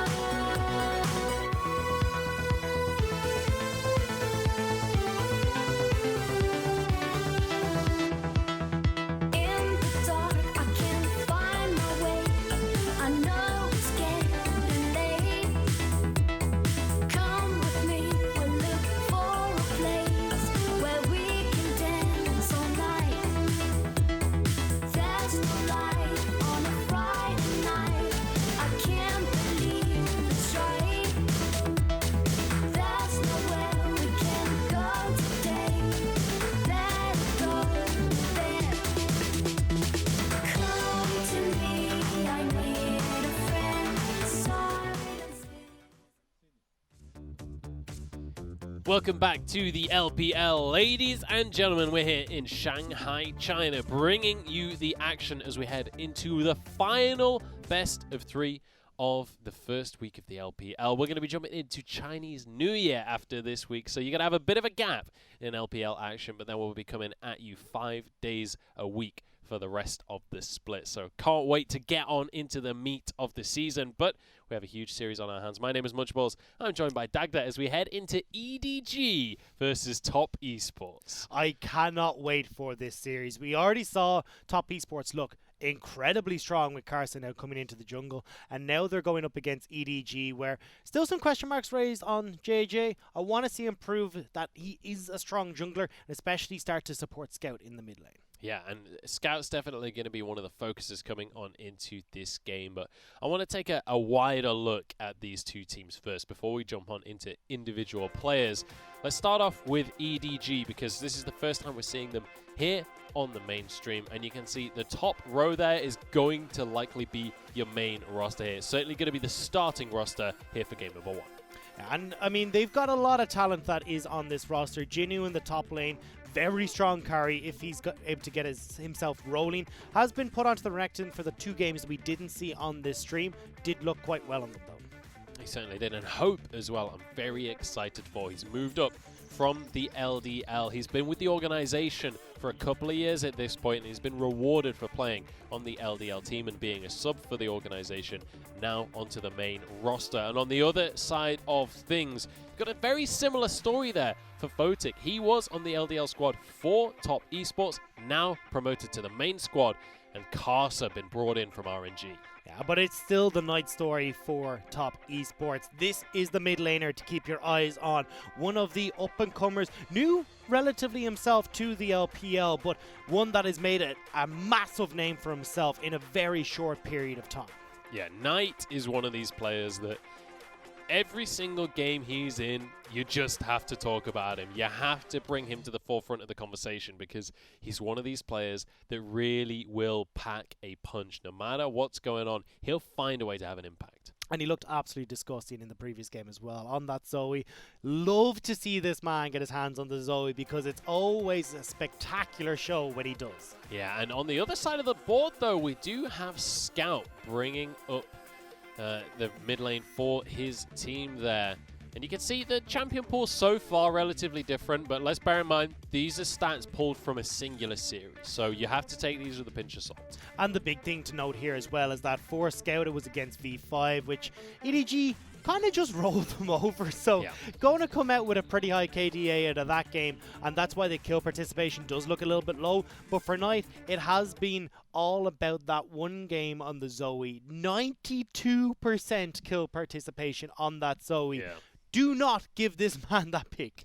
Yeah, if you missed that series, definitely go back and watch Top Esports first series, because if you like Zoe, you're going to love watching that one. But you can see the players already on the stage, getting ready to jump on into this game. We're going to have EDG bringing Jinyu, GAGA, Scout, Hope, and Mako for game number 1. And on the opposite side of the Rift, it is going to be Top Esports. We saw the little graphic of them beforehand, but we will be seeing their lineup coming up in just a few moments. Looking towards EDG, though, we already talked about how they play heavily around Scout, and I want to see if this is going to be where they keep their focus, or if they decide to move it down towards the bottom lane. Could look to get Hope up and moving. The first time, though, that we saw Hope didn't have the best performances was back in summer 2019. Now coming in as the starting AD carry, I've high, hopes for this guy. We'll see if he's going to be able to live up to expectation. 369 in the top lane for Top Esports. It's going to be Karsa in the jungle, Knight mid lane, and then Photic and Chocho down in the bottom side of the map. I mean, the big improvement here is Karsa coming into the jungle, coming across from RNG. I mean, Top Esports definitely look like they are one of those teams that can push towards that top spot. Yeah, I mean, I've got them at number 1 in my power rankings. I believe that Top can be a powerhouse. The only caveat to that is this bottom lane right now. Chocho is going to have to really... Oh, Photic and Chocho are going to have to step up here. Photic especially, he's a rookie AD carry. He's coming in from the LDL and he has a lot to prove. Top Esports didn't have that great of a run in the Demacia Cup, finishing 5th to 8th, not managing to make it into the semi-finals there. But on the other side of the board, EDG, they had a fantastic run in the Demacia Cup. When you look at their results, they finished 2nd overall, only losing to RNG in the end. And so you have to wonder, how are things going to shape up here? Because these guys, they only had a best of 1 during the Demacia Cup. I think we're slowly starting to realize, though, that Demacia Cup results don't always net you spring split results, as a lot of those conversations we were having haven't worked out of those. That being said, JDG are sitting top of the table, so maybe I'm not fully in the right. However, we are jumping into pick and ban, and they are coming in quick and fast. They certainly are. On the side of EDG, we've got 2 junglers taken away in the likes of Gragas and Kiana, as well as the Lucian. And then Top Esports going to be taking away the top laners in Akali and Renekton, and then Elise off the board as well. Well, we are going to see Karsa's Lee Sin taken away from him, not wanting that early game jungler to fall into the hands of Top Esports. Does leave a lot up and available, though, for Top. Misfortune, Leona, Rumble, all these picks that they're going to be pretty happy. Even the Kiana as well. Kiana is banned, but a lot of picks Top Esports can go for. You have to bring up the question of, if you're EDG, if you're JGA, Do you have to practice Lee Sin coming into this series just because you know you have to respect first pick it so Karsa can't get his hands on Yeah, if someone on Twitter can find his match history and post it just to see what he has been playing, I'd really appreciate it, because I'd imagine that is what you have to go for. This would be an interesting one. I'd be surprised it went for the Skarner. Is traditionally a counter to the Lee Sin, because every time he goes in, you just snatch him out of the kick, but we'll not be seeing that. Instead, they are going for the Jarvan, which means that you're putting pressure onto EDG here to try and go for the Rumble. Take that one away so you're not putting the melting pot into the hands of Top Esports. Senna and Leona will be the lock-ins on the side of EDG. So you've got the dark and the light coming on through in that bottom lane. That's going to be for Hope and Mako. Now we'll see what Top Esports want to answer for their final pick here in the first round of the draft.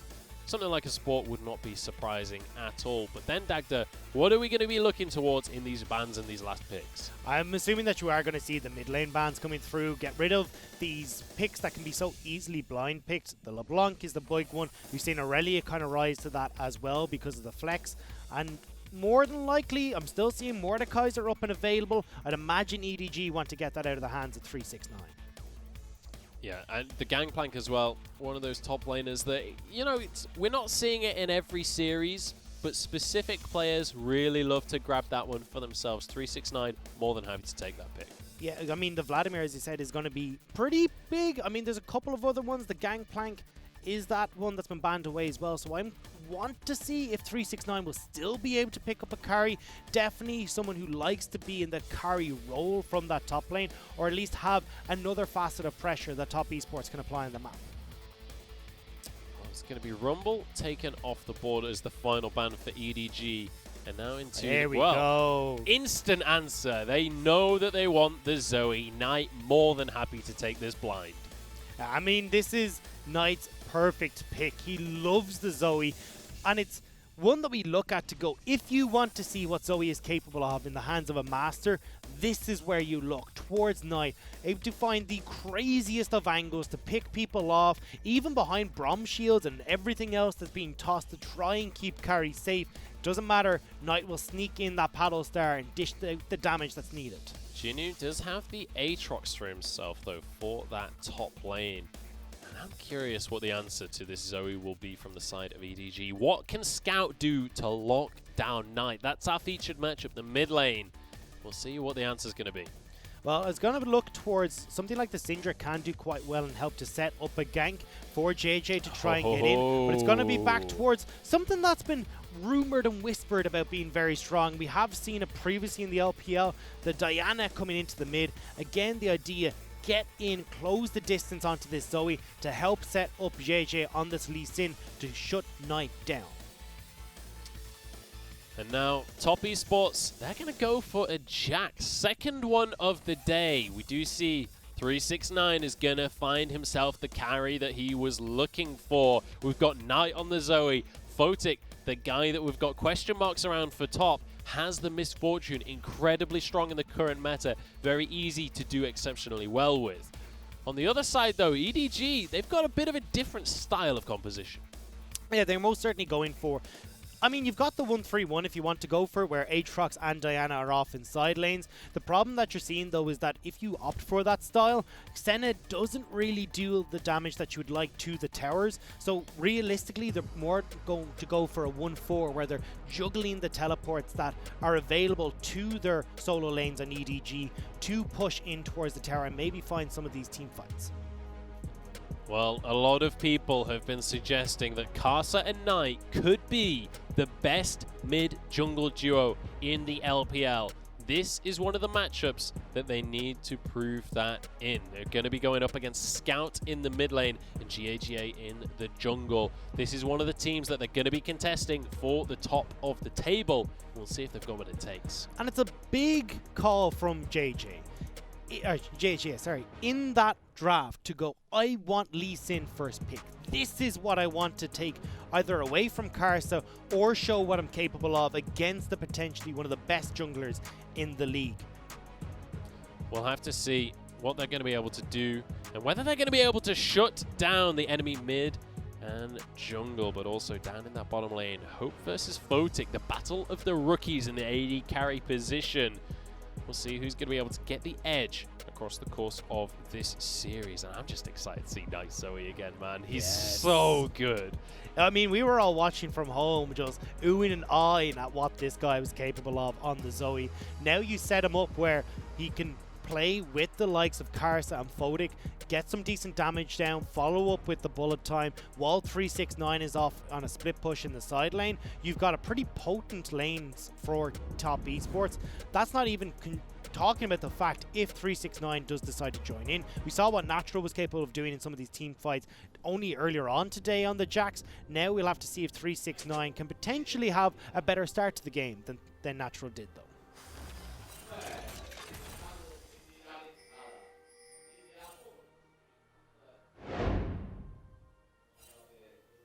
That sounds more like a fire safety announcement than a cheer, to be honest. If you look to the left, you'll see one of your fire exits.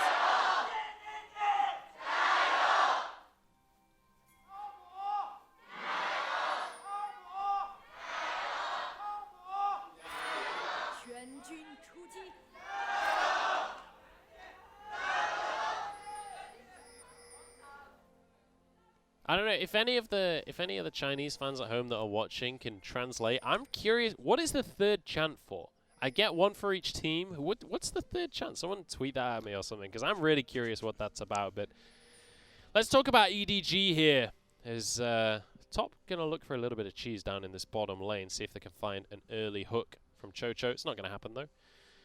EDG is definitely a team of legacy, of loyalty. These guys more than happy to reward loyalty for their players. When you think of EDG, you think of Clearlove, right? He was a player for 5 years. Now he's going to be the coach for this squad. Mako has been on the team for almost 5 years as well. And then Scout joined the team back in spring 2016. Now when you look towards the bottom lane, Hope, this is a player that wants to become one of these franchise players for EDG. He was on the academy roster. He was a substitute. Now he finally has his opportunity to step into the main roster. And across the course of not just this game, but the next few series that we see, we'll find out if Hope is going to be able to solidify himself as one of the EDG legends. You do have to wonder, though, is that the best way to go about it? Because you end up in this EDG doctrine where you have to play this certain style, play through Scout, enable the mid laner to start these roams. And it starts to become ingrained into the psyche of these players. And when you're up against someone like Karsa and Knight, who, as we said, should be the stronger 2v2 duo in this scenario, they will be the ones that win out against Scout and JJ. And I'm not certain if this is going to be the best port of call for EDG to put their hopes in. We're going to have to find out. They do have the new refurbished Diana. She's been sent back to the warehouse. She's been repaired. She's been fixed up. And now they've swapped her W and her R. And I think they've made the W the E now. Yep. Oh, no. Luna Rush is the E, right? Yeah. So the E is now the OR, and the OR is the E. And it means that you've got a little bit more mobility on this Diana, which is why we see her rising up, because suddenly she's actually able to be an assassin pre-level 6 rather than, pardon me, running at you. Yeah, that came out of nowhere, Jesus. But better out than in, that's what I always say. Here we go, Karsev trying to find a way in the top. Jinnu immediately flashes away, respecting the pressure that Karsa can offer. Yeah, Jinnu is used to playing without much resources in the early stages of the game, so allowing himself to be pushed in by 369 just to make sure that you aren't going to have too much trouble, but you are going to have, yeah. JJ wants some right here. Goes up, just smites away the Scuttle Crab. None of that for you, Photic and Chocho. Even looks for a little bit of a skirmish, but he's not going to be able to find that for himself just yet. Now, Chocho will be able to step away, but at least we're seeing JJ trying to get involved, trying to get out onto the map early to have the influence that he needs. Level 4 already for the Lee Sin versus the level 3 in Karsa, so early game advantages when it comes to those camps going in the way of JJ. So far, so good for both of these teams. And when we talk about... Oh, here we go. That was not the engage you're looking for, Chocho. And that is his flash burn as well. Unfortunate for him. He actually used his Ignite there. I think that was more a panic of throw everything in the kitchen sink and hope that he can get away. I don't remember which one flashes on. Just hit DNF Just at hit the same time. Just get me out of here. I've made a horrible mistake, but that's the problem when you play Nautilus. You have to be careful of those walls. And usually when you're on point, it's not too bad, but a swing and a miss can sometimes put you in a very bad situation. Yeah, not the best way to start this lane off. And when we're talking about top esports, definitely the question mark for this whole organization is the bottom lane right now, Photic and Chocho. And Chocho making a play like that in the early game, burning both of his summoners, is not the way to go to persuade people otherwise. Well, I mean, top esports across the board aren't doing particularly well. You've seen 369 already back and use his teleport to pick up the Dorans to try and force, or at least play into Jinnu a little bit better with the extra sustain and health that Doran's Blade does offer. You see Karsa falling behind in levels to JJ because he was able to get in and steal away some of those camps. And now bot lane is going in the way of EDG as well. So JJ is looking to capitalize on that. Here we go, Zenith Blade on in and a teleport channeled as well. Photic gonna flash away, but Chocho doesn't have a flash available. He's gonna go down. JJ gets the first blood for himself. And that all stems from the two things we just talked about. Teleport not available for 369 means Jinnu is able to join in. And that big mistake from Chocho now coming back to bite him as EDG turns towards the dragon. And this will be a simple pickup for them. Nicely done here from the side of EDG. Good presence of mind. They see that Chocho's wasted his summoner spells, and so they force the play down towards that bottom side. They grab themselves an objective to boot. And everything's starting off just nicely for EDG. And not the start that we expected from top esports at all. We thought it would be the Karsa Knight story. Play around this mid lane, shut down Scout, but everything outside of the mid lane has been going completely sideways for top esports, and EDG have set themselves up nicely now. I mean, it's only a small gold lead. Like, yeah. I mean, it's 100 gold, nothing really to write home about, but it's just starting to get things set up. And a huge reason that gold lead is so small is when you take a look towards the top side of the map. 369 on this Jax, already building almost a 20 CS lead over Jinnu. On something like a Jax as well, that's going to scale exceptionally well. That is a dangerous situation for Jinnu to be in. With the TP that Jinnu sent towards bottom lane, it meant that Jax did get a little bit of free farm. It also meant that Jax got a free back that he didn't have to worry too much about because Jinnu was going to be walking to lane. You've got the Ninja Tabbies built now. Already talked about that extra Doran's Blade. This is now 369's territory to take over this lane and start to bring things back. We already talked about how potent Jax can be in these side lanes. And if top esports are fine to just wave clear with Knight and Photic, 369 can be a win condition for it. Certainly can. And Jinnu will be able to farm relatively safely on the Aatrox. You can pick them off with the Q there. And you can see Scout going to be able to grab himself a blue buff. I'm excited to see Scout on this Diana pick. You know, this is something that, first off, just seeing the new Diana pick, it's still pretty fresh. I'm still pretty just excited to see it in general. But a player like Scout that we know can have an impact, we know is a playmaker, I want to see this, but JJ has found himself a top laner here. 369 wants the 2v1, jumping on in. Well, he is not going anywhere in this top lane. He is happy to go for these fights on the Jax. Especially when you've got the rest of top esports wandering up. They think it's just Karsa, but the cavalry is here. Yeah, I understand now why he's being quite as confident as he is being. Also, the fact that he's able to win these trades against Jinnu 1v1, has the Corrupting Potion, and it's all going to set his team up for this early Rift Herald top. I mean, it's in the name, right? Top esports, they're all about the top side of the map.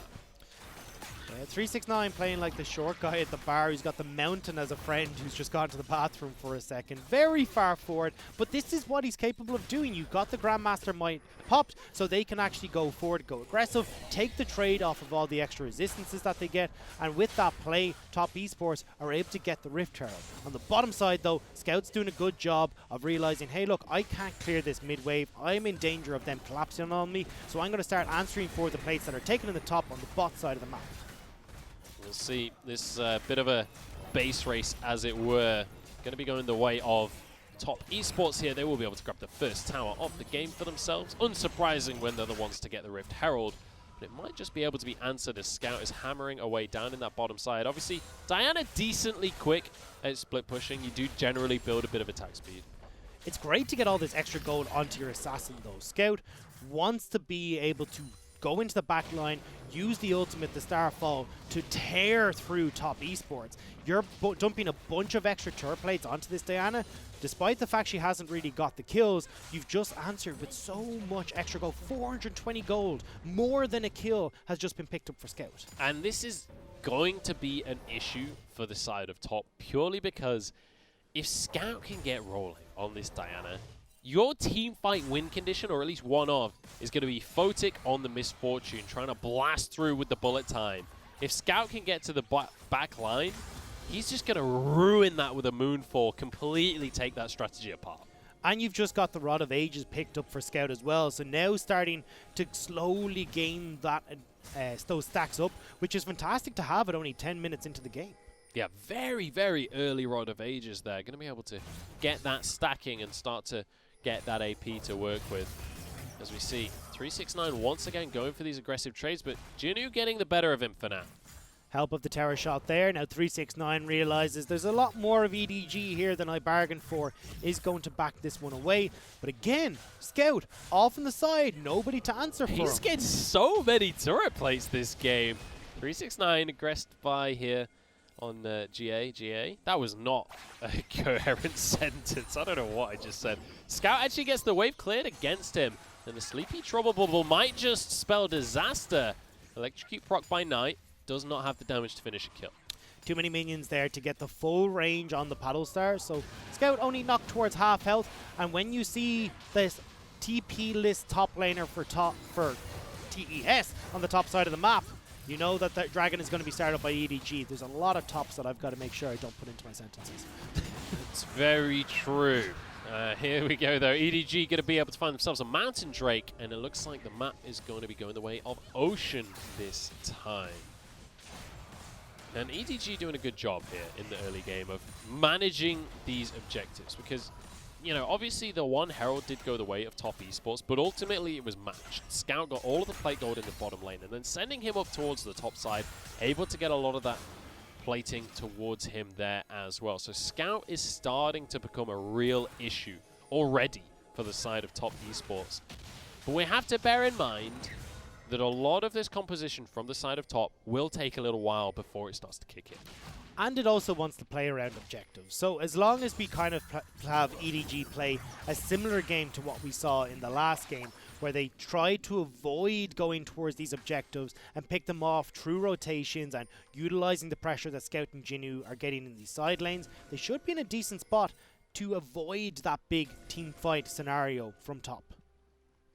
I think one of the biggest strengths for the side of top, and it's something we've already been talking about, is this mid-jungle duo, right, in Karsa and Knight. But so far this game, they've been pretty quiet. Like, obviously Knight's doing a great job on the farm. Karsa, he's been a part of some of these objectives. He's been around, but there hasn't been any kills yet for Knight, so he's not been able to have too much of an impact. And this is actually good play from JJ that started this. You can already see level 8 has stolen, versus level 7, has stolen away some of the camps in Karsa's jungle, which has kept Karsa, I mean, gentlemanly, has kept him in check, make sure that he can't go for these fights and try and jump onto Scout. Plus, at the first notion of any sort of danger, Scout hightailed it out of mid lane. Scout not looking to be a part of that, not until he's got a couple more items in that Rod of Ages. Is stacked on up. He's already on 3 stacks for himself. And speaking of stacking, Hope going to be doing the same with his Muramana. Chocho forced to flash away there by Jinu. Jinu doing a good job being aggressive on that Aatrox as 369 walks away from the fight. We are looking at 2:45 before the next dragon spawn, so at the moment EDG are free to keep this roaming game up. Try and have Mako in a supportive role, move in, take some of the damage, or at least look for a terror dive. Unfortunately, though, they're not going to be able to do too much against 369. He's going to be great in that terror dive scenario, which is why they move back from that play potentially on the top side of the map. So is this the meta, Dagda? Is this what I've signed up for? Every game is farm for 30 minutes and then team fight? I thought it was going to be a lot more team fighting, to be honest. There's more objectives to go for that, which is why we're seeing a lot of team fight orientated squads hit the rift. But EDG looking to take it slow, looking to get the vision control. Look at Scout. What is that? Oh my god. 840 gold from plates. That is... I mean, that's efficiency right there. That is a beautiful sight to behold. He's just bought Dark Seal for himself as well. He's coming into this game confident. He knows. That is a lot of gold. Almost 3 kills going across to Scout off the turret plates that he's picked up. And this is what we're talking about. EDG, they may not play through Scout as in, okay, we're going to gank mid a lot, but it's still Scout who's getting all the resources placed onto him, and now potentially we could see one big moonfall could end Top Esports' hopes of taking this Rift Herald. He's about to end this guy's whole career. Well, maybe not. I mean, maybe that not. might be it. It's a little early in the season for that, but Scout looking strong, but it could be a little while before we see him pop off. Next Dragon going to be a minute away. And so far, it's looking like Top are in the position for that, but nobody really fighting to contest it just yet. Nobody's setting up vision. Most of the vision going to be placed around that Rift Herald from the side of EDG. They have full control. So this is the biggest problem that I see with EDG trying to have Scout and also Jinnu off in the side lane, is that you don't really have Hope as someone who can clear out waves on the center very efficiently. It gives the opportunity for Top Esports to make a play as EDG are trying to sort out their side lanes, and they got that number advantage, but it's just a case of trying to find that opportunity. Now Scout is starting to join the mid lane as they realize, okay, we can't leave these 3-man here because we can't push too far forward in those side lanes just yet. Well, Photic gonna have this misfortune for himself. Him and Hope, both the rookie AD carries coming on into this split. And, you know, with a composition like this, when you've got the Jarvan, you've got the Nautilus to set it up, he's in a really great position to show up in this game. Misfortune, if you can position correctly and they can get that CC down, all you have to do is hit R and you're going to have a massive impact in the fight. The question is, can he hit R? Well, Mako's hit Q on, or Mako has been hit by the Q of Knight, and now again. Here we go, big fight coming on in as Scout goes straight onto the backline. 4 of them hit by the Moonfall, and he flashes away to safety. Not safe enough though, there's the bullet time, and a kill goes the way of Karsa. Now 4 versus 4 because it was Knight that went down on the other side of the fight, and Ocean Drake still going to be aggroed. There's only the Dawning Shadow available when it comes to ultimates in this fight. So EDG looking to try and use Hope to heal themselves up, and then find a 369 is standing on a ward. 369 wants the flank there. Karsa still here with Smite available. 2,000 remaining as the Dragon resets once again. And this is such an extended fight here. But Scout has TP. This is all about EDG as Mako goes in, forces them away, and secures the objective. And that's going to be 3 dragons now for EDG, well on their way to having a sub 25-minute Ocean Soul, one of the best ones you can have because of that regen it gives you in fights. If they can get that this early on, EDG are just going to be walking away with this one. Karsa has found himself 1 kill, but that is not enough to answer for 3 dragons on the side of EDG. And Scout, I like the attempt, but 1v4 maybe a little overzealous. Trying to see if he could burst out Mako, but unfortunately because they've gone to sniff out what was in that bush, they find Knight. Great play from Mako as well to get the quick stun to follow up with the Zenith Blade, and it means that with the healing from Hope coming through, there's no hope of TES moving in to secure that dragon. Now EDG though are trying to set up their lanes once again. You can see Scout is on top lane duty to try and push that one out, but knows that Top have control of the river, so respecting that and moving away. Perhaps a little bit greedy from Knight in that situation. Looking for the flank, looking for the optimal position, but it's one of those situations where if you do get caught, Zoe is not great at escaping. Yes, your ultimate gives you a little bit of mobility, but once you go out, you end up coming back in again. That's not a fun situation. Top will secure this Rift Herald. Now potentially could look to turn mid and use it, especially when they start to see JJ and Mako down this bottom side. Here we go, onto the tier 2. Trying to force this objective for themselves, but 369 is going to be there to stop the situation from happening, and the answer from Top Esports is going to be a herald towards the mid lane. Mako is behind them, as is GAGA. They're looking for a fight right now, but Chocho just narrowly misses the hook. Rift Herald will only get the singular charge, but that's the mid lane turret gone down. Now Top Esports can move in here and try to support 369 on his endeavor to take that bottom lane turret. Need to keep Photic though in that mid lane to push EDG back and make sure they're not answering for a mid lane terror of their own. Oh dear, the double ward there in the brush. Not ideal from Chocho and Casa, but there you go. That's what it's like when you get a new super safe brush. They definitely know. New jungle on the roster as well. It's one of those. It takes a little time to get that communication. Here we go. 5-man dive could be coming out from top here as Chocho goes on in. 369 going to get the stun onto just the Lee Sin. Dawning Shadow is going to come on through as Mako gets charged down by the bullet time. Scout finds the kill in the back line. And now onto 369. He's got nowhere to go. Crescent Strike lands. The Lunar Rush on cooldown for now. Can he actually catch up? I think 369 maybe gets away with this one. Just about manages to escape, but Top Esports blunder the play completely. Not able to get the dive that they wanted. Scout gets the teleport from the top lane, and with a great kick from JJ, they're able to turn that one back around. We'll catch it now in just a moment on the replay, but everything gone amiss. You can see Chocho is trying to set up this play. Again misses the hook, which ends up dragging him into the wall. JJ gets the kick onto 369 here to send him back underneath the turret as well. So the whole setup from Top Esports, where they burst out one member and then go for the turret, completely falls apart, and EDG are able to turn this one around. And EDG so far have the answer to everything that Top wants to do. Now in terms of gold, things are very, very even, but when it comes to control this game, everything is going the way of EDG. They've got 3 dragons already. They're a little bit down when it comes to the towers, but when it comes to vision control, when it comes to positioning on the map, EDG are the ones in the driver's seat. And the dragon is going to be up in 1 minute's time. Top have to contest this. I mean, that's the beauty of this Ocean Drake. It works in your split push, it works in your team fight if they can get that soul. See Knight trying to poke out as many people as possible right now, so then they are at an advantageous position before they go for the fight. Not able to hit the paddle star though. That's the crucial part of that combo. Now we're looking, Chocho does get hit by the Sonic Wave. Not followed up by JJ. 369 is taking a brave step in towards that river.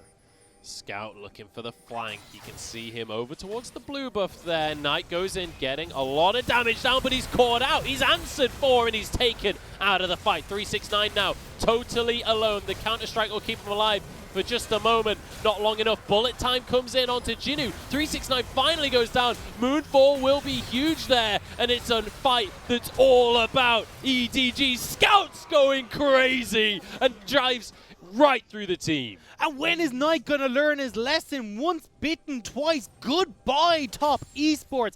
EDG now will have their Ocean Drake. They will be the ones firmly in control, and Top are left very much wanting anything to go their way in this game. My power rankings are in tatters here as Top Esports fall apart, but EDG doing wonders. Scout at the end of that fight. I want to see a replay because there was some cute little mechanics there to make sure he could go the full distance. Mako has been crucial as well in locking down Knight. Every time they go for the poke to try and set up a team fight, it's Mako's catching out Knight. There's the stun, follow up with the Zenith Blade and the Lunar Eclipse straight away. You get Hope with the Dawning Shadow straight over, and now it's only up to Photic, but unfortunately they can't get enough damage down to get onto EDG or even to make it stick. And there's that fantastic engage you were talking about from Scout. Comes in, the assassin that we wanted Diana to always be, showing up in this game. Yeah, getting the Lunar Rush as the Q goes in, finds the reset and jumps forward to finish off the fight. And the fact that that's a full ace, 24 minutes into the game, means that EDG are fully in the driver's seat. And, you know, Photic got a pretty good bullet time across the likes of the team there, but 369 doing his best in these fights. He's surviving so very much and doing so much distraction work, but it's just not been enough for them to be able to net anything. The problem is they're always a man down essentially as these fights kick off because Knight is getting caught. He needs to be far more careful on where he's positioning, make sure he's not just face planting into Mako every time these fights are starting off. And this is Knight we're talking about. Exactly. This is Knight on Zoe. Like, this is... You expect this to be a sensational performance. You expect him to be perfectly in his comfort zone, but Scout, his mid lane opponent, we were talking about these guys as their head-to-head matchup so far, giving him a run for his money. Yeah, you asked for to look at the stat screen earlier on and it disappeared. I asked for a great performance from Knight and he's disappeared. There's nothing coming up for the mid laner, only giving across so many kills. And you can see as well, understanding that, look, EDG are trying to run us down. Maybe I can get some work done with the GLP 400, but not having the damage there, not having the poke, gives the opportunity for EDG to run away. And just look at the item difference in these mid laners right now. You have a full tier 3 item as the difference between these players. You've got a tier 2 in either inventory there, but the full Zhonya's sitting available for Scout. I'm more disappointed Scout sold the Dark Seal. I wanted to see exactly what this guy was going to be able to do. And a bit of a, I want to say like a call out to top esports going, you know, I'm fine. I'm going to go for this because I know I'm going to get a few kills. But 369 turning this bottom lane around. Yeah, Jinnu does trade it back in the end. We'll be able to just clear these minions away, so nothing going to be taken away there. But we're getting into the danger zone, as you will, if you will. The Elder Drake going to be spawning in 3 minutes' time. Baron already on the map, and EDG are in a fantastic position to force these objectives. Jinnu, though, has overstayed his welcome and immediately has to flash. And that's going to be pretty crucial for that fight that is going to happen around the Elder Drake. Not having the flash on the Aatrox means it's a little bit more difficult for him to get into team fights or land some of those big knock-ups onto the likes of Photic or Knight in the backline. Looking across the board here at the items and the rest of these carries, we've not really talked much about Hope across the course of this game. He is, you know, in the same position as Photic. He's come up from the challenger scene. He's come up to try and prove himself here on the EDG lineup. He's been with the organization for a couple of years. Now he's being given this opportunity to join the main roster. So far, so good here on the center. He's got 3 tier 3 items for himself, fully stacked that Mana Moon, or Muramana now. You're looking towards Hope. My eyes are on JJ. I did not rate this guy as a jungler coming into this series, and I thought it was just going to be Karsa rolling over him and picking up the win in the mid lane with Knight and pushing Scout out of any sort of impact in this game. That has not at all been the case. EDG have done a great job. JJ looks stellar on this Lee Sin, and now they've just picked up a Baron completely uncontested. 5,000 gold lead, a Baron in their back pocket, a minute 30 until the Elder Dragon is on the map. Things are looking phenomenal if you're an EDG fan at home. Scout absolutely living up to his reputation. Jinnu on this Aatrox as well, having a fantastic game for himself. The entire squad, honestly, just doing absolute work. And I mean, we've not really spoken much about Mako across the course of this game. He is one of the kind of franchise players for the side of EDG. He's been playing fantastically here on the Leona, especially. Oh, I say that. He may have got a little bit too deep. No, you blast going the wrong way. Or did he? Maybe he wants this fight. He is going to flash out in the end. Root going to come down from Hope to save his support. They want this fight. Solar Flare comes in, Dawning Shadow across everyone. Jinnu onto the back line. And top esports, I don't know if they can fight this one right now. 369 forced away as the rest of the team taken down. Chocho falls. And look at this. What a performance from EDG. EDG looking so clean in this game, pushing their advantages in the correct places. Scout getting out of lane to go, we don't care if you guys are looking for team fights, whatever you want to do, we're going to look for turret plates, we're going to outplay you on the map.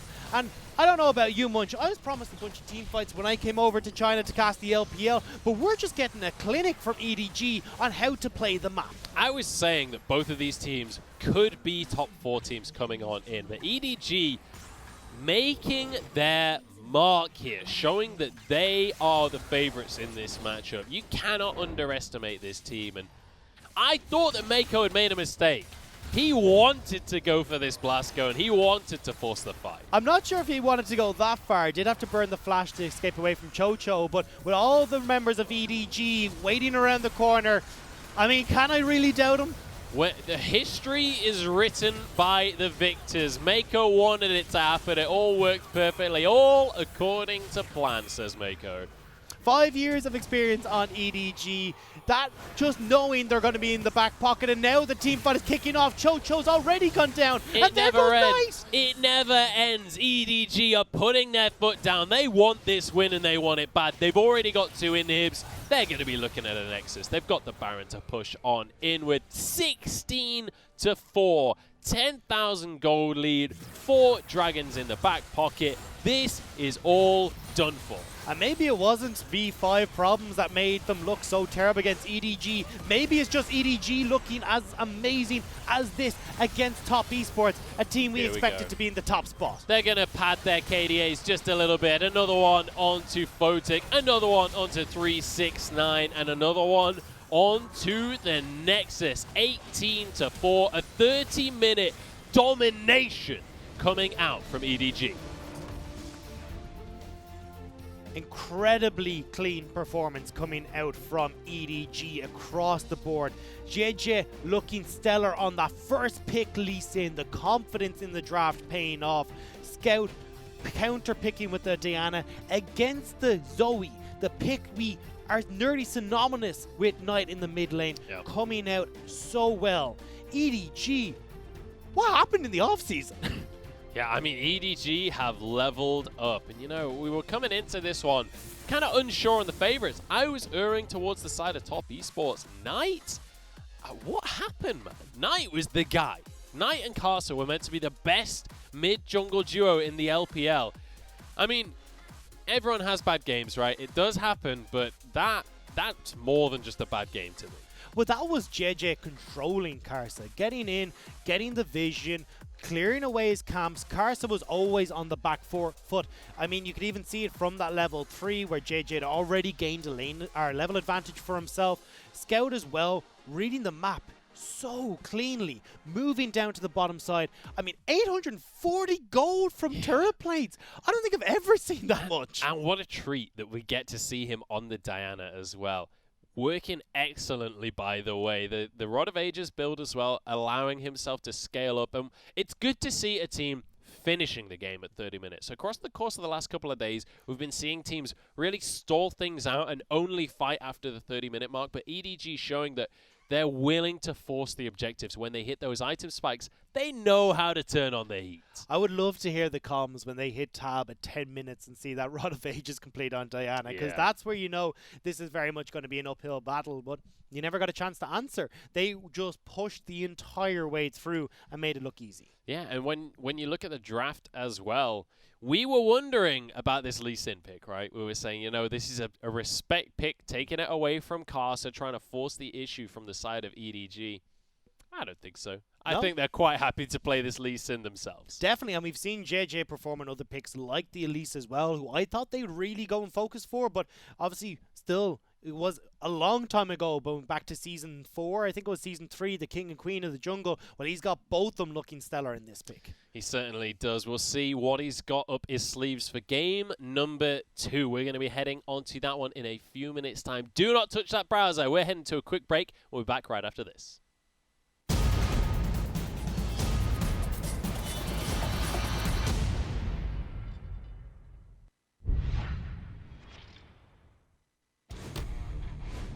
不远处，但是他真没有大龙科里面的一个视野，这个头炒过去时间已经有点晚了。第一时间大招想要解围，自己的车哥被打出来，但是平点的进场直接把金灯给杀掉。而另外一侧有残血的人员，看一下金刚翼这波已经是把 iBoy 给处理掉了 ，iBoy 的闪现好像没有机会交。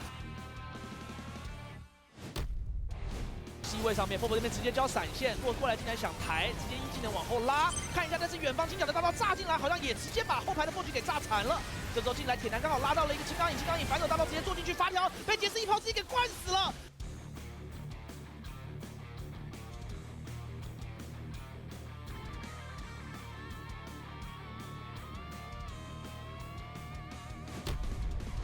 在比赛里面会比排位来说，这件装备的收益高很多。这边找到一个机会，直接大招推晕了，要直接秒 iBoy 倒了。哇，这边金角的一个大招是直接拿下了人头 ，AD 这边已经倒下了，这边缺少关键的一个输出方面，反手一个进场。不好是有一个金身在这位置，布隆也开了一个金身，但是金掉的一个输出还在持续。最后是刀妹虽然换掉了齐亚娜的人头，但是自己被船长给杀掉以后，这个残局，哇！好像帅哥的大招是已经好了，大龙现在显然没有看到，但我开应该已经不到一半。刚过一半的时候，忽然藏在旁边的一个帅哥直接进场，把没有闪现的小蹦迪给电死，另外一边又顶起来，双重击飞，在空中，嘎啦就没了。看来这波是带着大招下来以后 ，Lucky 一个人在上面，一个人烧5个人，但是大家知道限制不了这个艾克。平手了吗？想要来限制这条大龙，看一下凯南这时候惹下进来，又配合艾克2个人，就真的打5个人吗？这时候双人组还在强下做输出，女刀锋的一个伤害，但是这时候进下去顶留到最后有一丝血的吸液，回头想杀 Lucky 血量比较危急以后，先利用大招回家血量，再一个技能过来，这波反向逃脱，大龙这波克。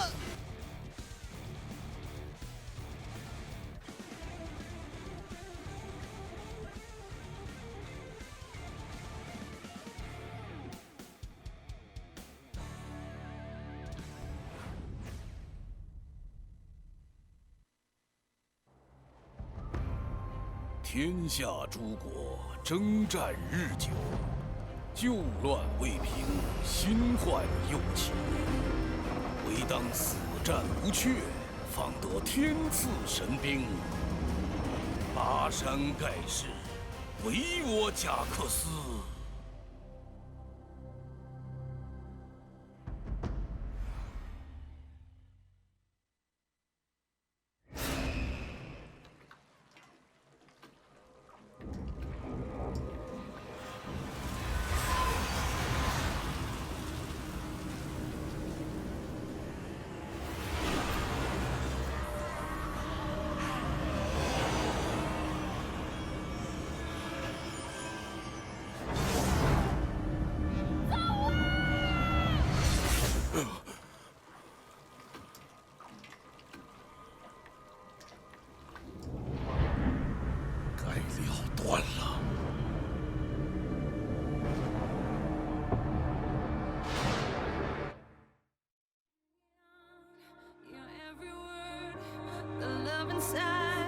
I feel it burn.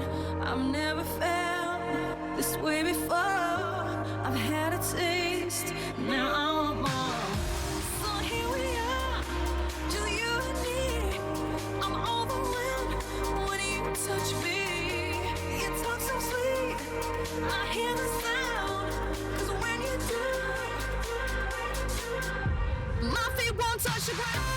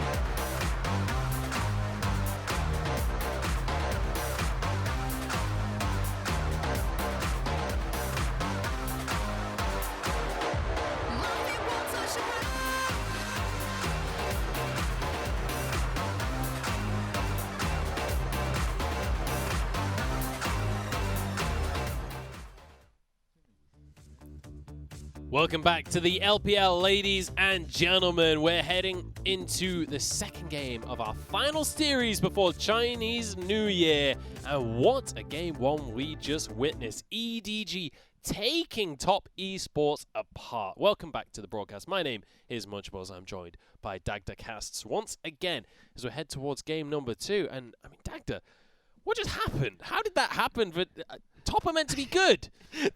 I know. I mean, we kind of built up this series as, Karsa, Knight, the unbeatable duo in the mid and jungle, but it wasn't really there. They kind of rolled over and let Scout get all those turret plates, and to give them their due, EDG knew how to play against that competition. We aren't going to fight. We don't care what objectives you get in the early game. Instead, we're going to focus on getting Scout ahead, which has always been the game plan for EDG, and it came up trumps in that case. Well, I don't know about you, Dagda, but Aphelios is no longer my favorite moon-based carry. Diana has come back on in, and I mean, Scout pulling out a masterclass there on the Diana, playing it slow in the early game, but once he gets stacked up, he was able to just run away with things 6-1 and 4, and those team fights in the later stages of the game, just magnificent. Oh, so much so. It was insane watching how quickly this Diana can snowball out of control. But it was plays like this where EDG were getting great turnarounds that started off not only with the turret plates coming in their favor, but EDG picking up wins across the board. And I mean, the issue here, right, is Top were just about even at this play, and then they forced this tower dive. They didn't know where the majority of the team was, and Hope, sure, he wasn't there, but it doesn't matter because Dawning Shadow is such an impactful ability. And then you see fights like this where Scout is able to just pop off. But also the fact that Mako was consistently getting on tonight. There wasn't anything that Zoe can do. One of the big problems with Zoe is if she does get locked up, there's nowhere for her to go. You've no escape. You end up back, even if you try and use that portal where you once started. So Mako setting up everything in those early stages. And now we see EDG, the results of the harvest, where they pick up so many more kills around every objective fight. Yeah, and after maybe 20 minutes into the game, or maybe it was 25, it just felt like, okay, now EDG's ahead. They're just going to keep fighting. Top did not respect it. They did not respect how much further ahead EDG were than them. They kept on fighting them, and they kept on losing those fights. They were not fights that they could take. Well, I mean, from time to time, it could work out. I mean, if you do get the big paddle star onto the right person, you take away that health bar, and then you can fight that 4v5. The problem was Knight had gone for such a low damage build going for the GLP 400 that big paddle star wasn't quite there. Mako was also doing a great job of getting in front and body blocking those, getting onto the squishy targets. Meant the Top never really had any into this game. All right, now Top Esports going to be moving over to the blue side of the draft. Did things change up quite significantly here with things like the Lee Sin available for Karsa instead of that being taken away by GAGA? Could that change the tune here for Top Esports, or do you feel like this was just a sheer difference in class? I think it's a little bit of a hard one to call, because obviously having that advantage there for the Lee Sin over the Jarvan in the early stages of the game did help, but it wasn't the big factor. It was just nobody keeping track of where Scout was, or having someone to push him off of the turrets. He was free farming those for the longest time with nobody there. So instead, I think the big difference that I'd like to see is actually getting a teleport onto the mid laner, making sure that Knight is some way to answer if they are going to send Scout off onto these side lanes, because we saw already when push came to shove and you needed someone to shove out those minions in the mid lane, Hope couldn't really keep up with it. The problem was that Scout had actually gotten so far ahead at that point that it didn't matter. They were just steamrolling across Top Esports. But if that doesn't happen, well then maybe you can start to pick up victories there. And honestly, it felt like Knight just really unable to have an impact, and on a signature pick. That's the biggest warning sign for me, is when you've got Knight and Karsa here, Knight on his Zoe, on something that we just watched him dismantle a team with the other day. Suddenly looking like, I mean, he was making silly mistakes as well. He was getting caught out. That's not anything to do with the pick. That's just unfortunate play. I mean, one of them was unfortunate. He happened to get spotted in a bush and got caught out while he was trying to flank. But then he had another one where he just simply got caught out by Mako. And he's got to try and fix that. You need this guy to be the big carry. You do have Photic there, but AD carries not going to be doing very much carrying in this meta. And as well, a lot to ask from the LDL player stepping up into the LPL. But you can see Karsa there looking very happy on your screen. It looks like they've still got something in the woodwork that they can bring out. We'll see what the strategy is going to be coming on in to game number 2 of the series. they're looking happy. They're not looking too pressured right now. They're looking like they're still going to be coming in confident into this one. And let's be real here. You can lose a game handedly without it meaning that you're the worst team in the world. Top still very much can win this series. We saw DMO lose their first game of their series, or win their first game of their series, sorry. Won it handedly, then things went very much the way of VG after that. So let's not write this one off just yet. First couple of bans, though, going to be Renekton and Misfortune taken off the board by Top Esports. It's going to be answered by an Akali, and I'm curious to see if Top start to focus down on Hope a little bit more. I don't think Hope is really the big issue here. My thought process going into this draft is to try and leave that last pick for Knight to give him the counter pick once you see what Scout is going to go for.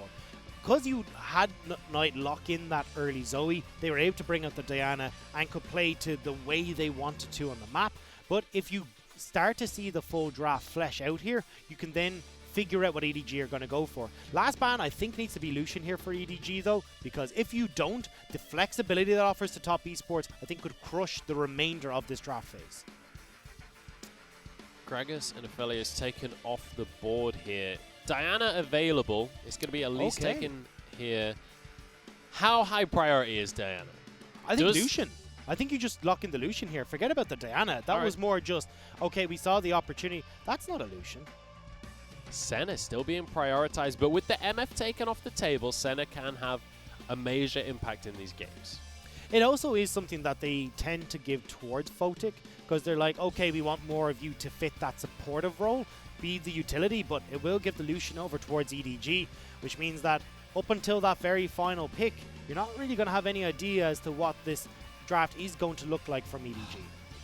I mean, this is just too much given over, I think. Like, I don't think that the Senna is this valuable. I don't think you get enough out of that early Senna lock-in to justify giving over Lucian and Lee Sin. Lee Sin, especially in this matchup between Karsa and GAGA, such a valuable jungler. And this is the thing that I was looking at, going, well, look, you already have a Philios band, you have the Misfortune band as well. If you take the Lucian, and still you can either pair it with the Nautilus or Leona for Top Esports, you win in the bottom lane. This is screaming to me that they don't have confidence in their bottom lane to win that out. They don't think that giving the Lucian or something more aggressive to Chocho, I mean, to be fair, didn't have the best of Nautilus performances in the last game, but can't win this out. And that's a big issue for Top Esports, and a lot of other teams will look at this and be taking note. Well, we've got some smiles on the faces, so they don't seem to think that this draft is going that badly. They're quite happy with how it's going so far, and the Rek'Sai will be locked in for Karsa. Rek'Sai obviously does have a great matchup into the likes of Lee Sin. Great at finding those early duels and can kind of read what Lee Sin wants to do. Final pick of the first pick phase will be locked in by EDG. Imagine it's going to be the support, will be the Leona that's going to come through. And already you can see that bottom lane, if you do want to prioritize the Lucian in that lane, can have serious control over what Senna is capable of doing in the hands of Photic. So we're going to be banned away here by EDG, even though Knight didn't have the greatest performance in game number 1. Still going to respect the sheer power that Knight can bring to the table in that Zoe pick. And I'm curious what Knight is going to fall back on now, because Zoe has been his super comfort pick throughout the LPL so far. Granted, that's only one series, but he's been playing the Zoe for as long as I can remember, basically. He's known for his Zoe. Now it's taken off the board. We'll see what he brings out. I mean, Knight is definitely a player that has a lot of champions that he can go towards, and that's why I appreciate the Top Esports are banning away picks like the LeBlanc, because it means that you don't have that blind pick ability there, and it forces Scout to go in a direction, make a choice with how he wants to play this mid lane, and give priority to Knight in that lane. It is possible, though, that EDG just go for a top laner, allow the counter pick in the top lane, and go for a safer mid lane pick themselves as the final lock-in. We'll have to see where their strategy lies there. Kennen going to be banned away, though, for the top lane. Now Top have to find out their final ban. I imagine with that Rumble taken off, we'll see the Mordekaiser come in here for Jinnu. Works very well. It does mean that you've still got the flexibility as to if Lucian is going towards the mid lane or towards that bottom lane. But it looks like neither of these teams may be having Mordekaiser as their tip-top priority. The Aatrox instead is going to be locked in. we have it. Aatrox, such an incredibly strong champion currently, and Jinnu knows how to use it. We saw that in game number 1, and we'll see if he's going to be able to have a repeat performance on the top lane terror that is Aatrox. Top Esports, though, they've still got opportunities here. They still have options on how they can try and force the issue. Orianna is going to be the answer here for Knight. We have seen Ori rise up as that other blind pick that was there. So with the LeBlanc gone, they're going to take the Orianna.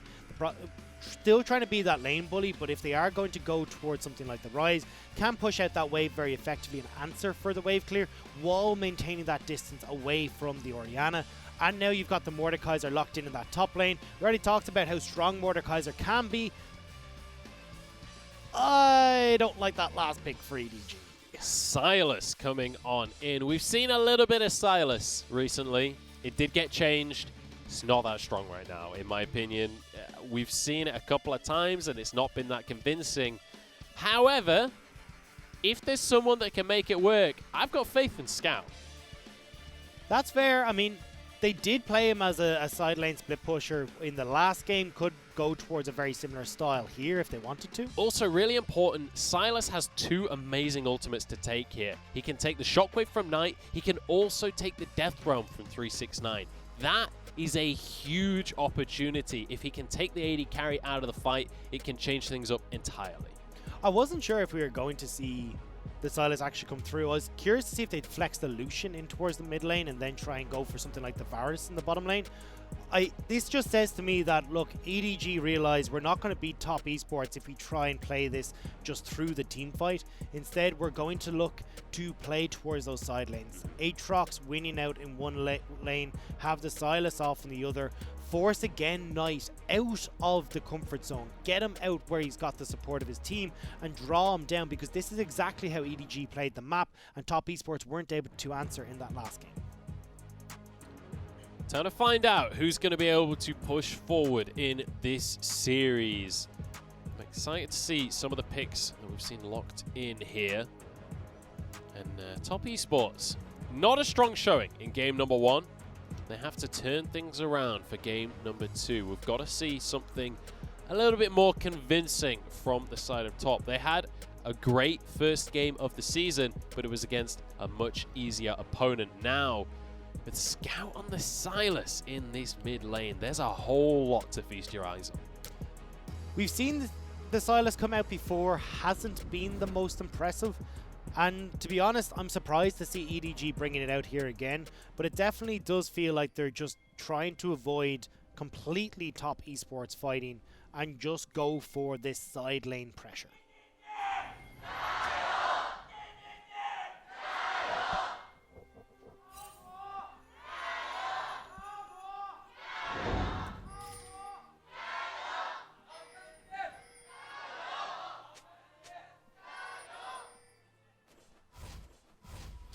Does sound like the crowd leaning a little bit in favor of EDG here, but there's a good amount of top esports fans there as well. And now as we head on into this one, I'm surprised how far down the draft Mordekaiser got before being picked up there. 369 going to be able to get the carry for himself. Mordekaiser versus Aatrox in that top lane. Dagda, talk to me about that matchup, because those are both carries that can take over a game. Definitely. The big difference here, though, is the timing on when that's going to be the case. Aatrox has a very strong early game and can use those sweet spots in the Darkened Blade to punish 369. The big one is trying to use the claw, the death grasp, to pull them back in to avoid some of that damage. The problem is it's got such a long cooldown. Mako getting stunned up here, taking a good chunk of damage from the likes of Photic and Chocho. But nothing too crazy coming out into level 1. Just a little bit of sparring out of these guys as GAGA does spot out that ward before invading. One of the things that we don't get to talk about a huge amount with Senna is the way you need to try and trade in that bottom side of the map. Because Photic has a built-in sustain to the kit and can heal up both Chocho and himself, you need to make sure that you're pushing this Senna out of lane Otherwise, the sustain is going to come through and you'll eventually lose the trades, just like something like a Soraka in that bottom lane. So Hope and Mako going for these aggressive trades where they can't actually get much more means that it's a win for top esports. Yeah, the sustain is Senna versus Lucian. The marital matchup, if you will, down in that bottom lane. Apologies, I've got a little bit of a cold, guys, so I've been trying to hide the coughs. I don't know if any of them have come through Dagda's mics. Mics? I've got 2, just to make sure that I'm totally heard at all points in time. Throw the bonus volume. It's actually just I'm a diva and just wanted to just be awkward to production. Can confirm. But let's talk a little bit about this Sylas. It's not something I was expecting to see. The Diana's not really something I was expecting to see either, to be honest. It's something, you know, it's a fringe pick. Sylas, with its recent performances, even less so. Here we go, GAJ down in the bottom lane. He's found a fight for himself. Photic the target, but Caster's arrived for the counter gank. Gets a good knock up. There's the teleports. Mako flashes away with his life as Caster tries to get away. Jojo gonna go down as well by the looks of things. Knight, the next target. Flash from Hope. Oh, the heal comes through from Photic. The piercing dart saves the day. But they still do get the kill over onto the Lucian. Fantastic play from EDG to realize that they would be able to collapse. And again, it's JJ who's getting out and getting the early kills in favor, or at least the early advantages in favor of EDG. Now Chocho, though, still low. But as he said, the piercing darkness coming in clutch. And now again, healing up this Braum to allow them to stay for this wave. Going to be able to stick around for now. That could have gone so much worse for top. Really well played. Great call from Chocho here to throw up that Unbreakable to stop the Sonic Wave from Lee Sin. But the double teleport comes in almost instantly. But EDG are just in a better spot, a better health pool to turn this one in their favor. And now we're going to see EDG again playing heavily towards this bottom side. Lucian can do very well when given the opportunity to take over the game. And JJ wants to make sure that happens. The piercing dart coming out from Photic. That's what we call bot lane synergy, ladies and gentlemen. Saving the support. It's usually the other way around. Usually Chocho says stand behind me. But this time Photic, he's got his supports Bit back. of a stand by me more than a stand behind me. Are you about to start singing? Or? I want to. We've started that tradition in our house where if you just start singing randomly, about 3 or 4 people will join in. But I don't think I'm going to Let's not right now. Here we go, JJ going to be coming on in. Lands the Sonic Wave.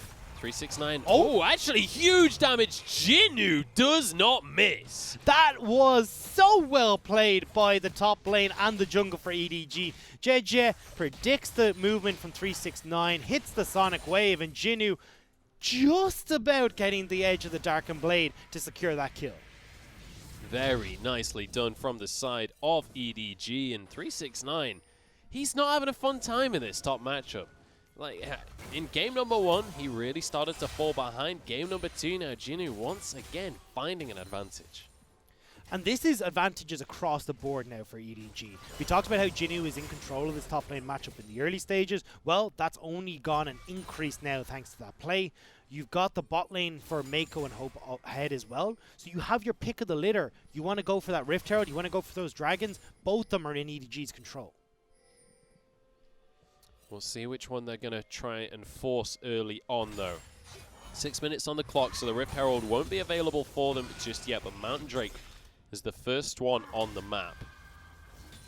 And it looks like JJ wants to try and force something down in this bottom side. JJ wants to try and keep up this aggression because he knows if we give top esports time to scale, Knight will start to really hurt with those shock waves. You're going to have 369 who can do a lot of work in the later stages of the game as well.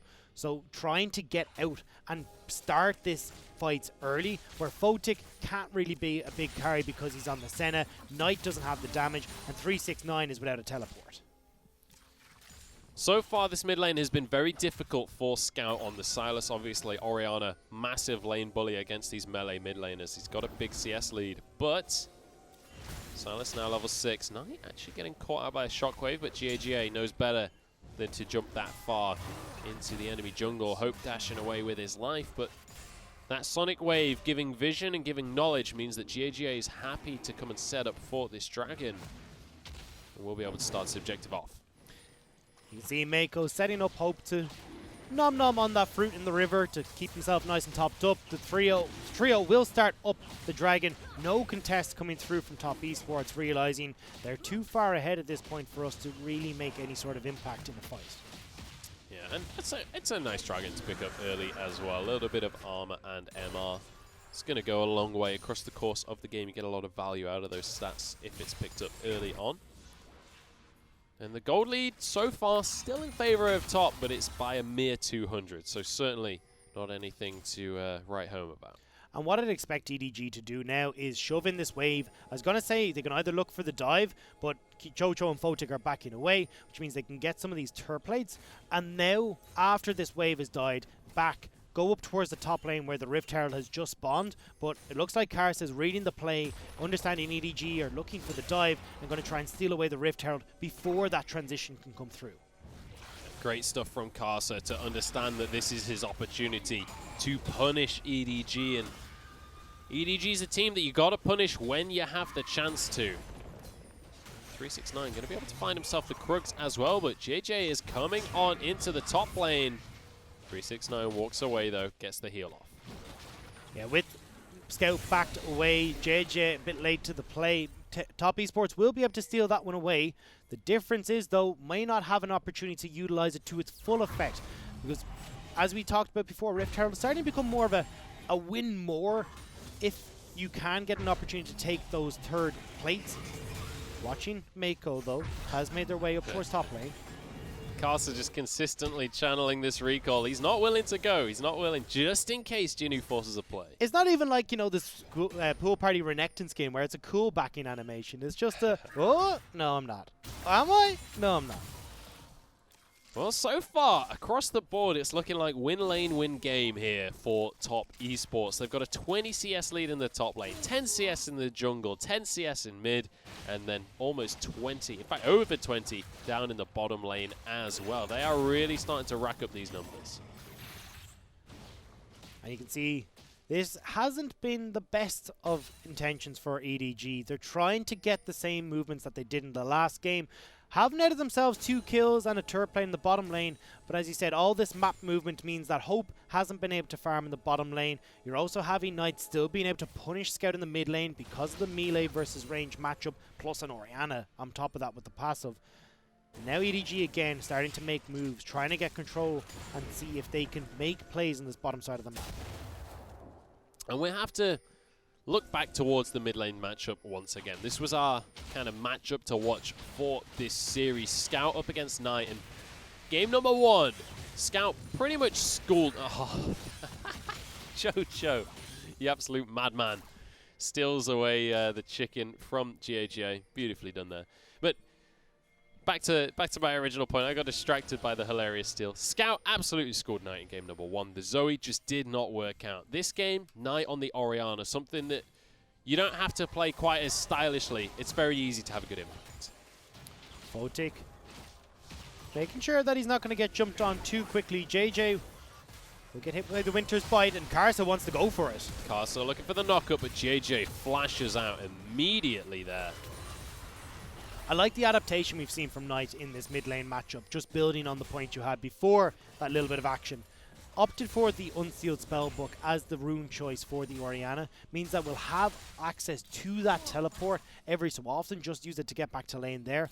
It means that now they've got someone who can actually hope to play against Scout if they try to go for this 1-3-1 style, and that now gives me a little bit more hope for Top Esports coming into this, that they can force the fights that they want rather than having Scout, like we saw in the last game, run around and pick up all these turret plates, because only 2.5 minutes before they're gone. Yep, 2.5 minutes to grab that extra little bit of gold. We've not seen too many turret plates taken across the board right here. 2 in favor of EDG down in that bottom lane. That is, I believe, it across the entire map, so certainly not that much to work with just yet. And also Rift Herald, we saw it picked up. Karsa still has that in his pocket. So a couple more of these plates should go down, but Karsa not found an opportunity to use that objective yet. And this is the biggest problem that we see with the Rift Herald is now that you don't guarantee those 3 plates, if you're not able to get the Rift Herald into an advantageous spot to actually hit the turret, it does nothing.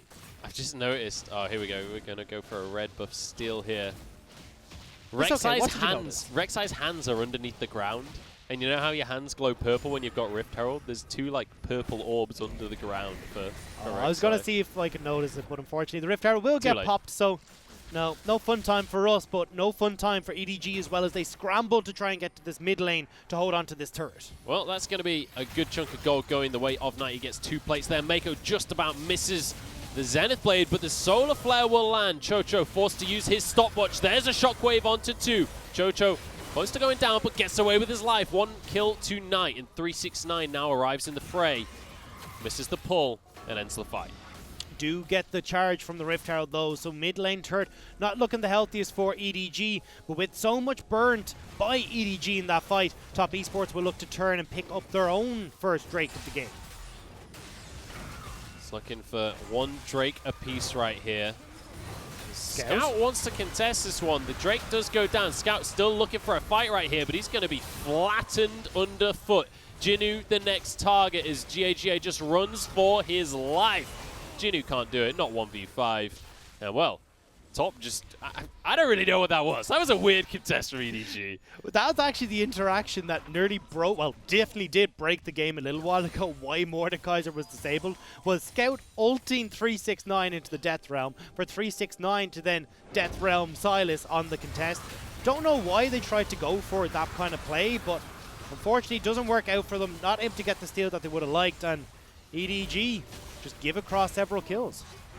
I mean, EDG, I kind of get the idea. If GAGA is in better position, like, maybe they can force a contest there. But ultimately, you're not in the best position. All your ultimates are on cooldown. I don't know if you can do much in that fight, honestly.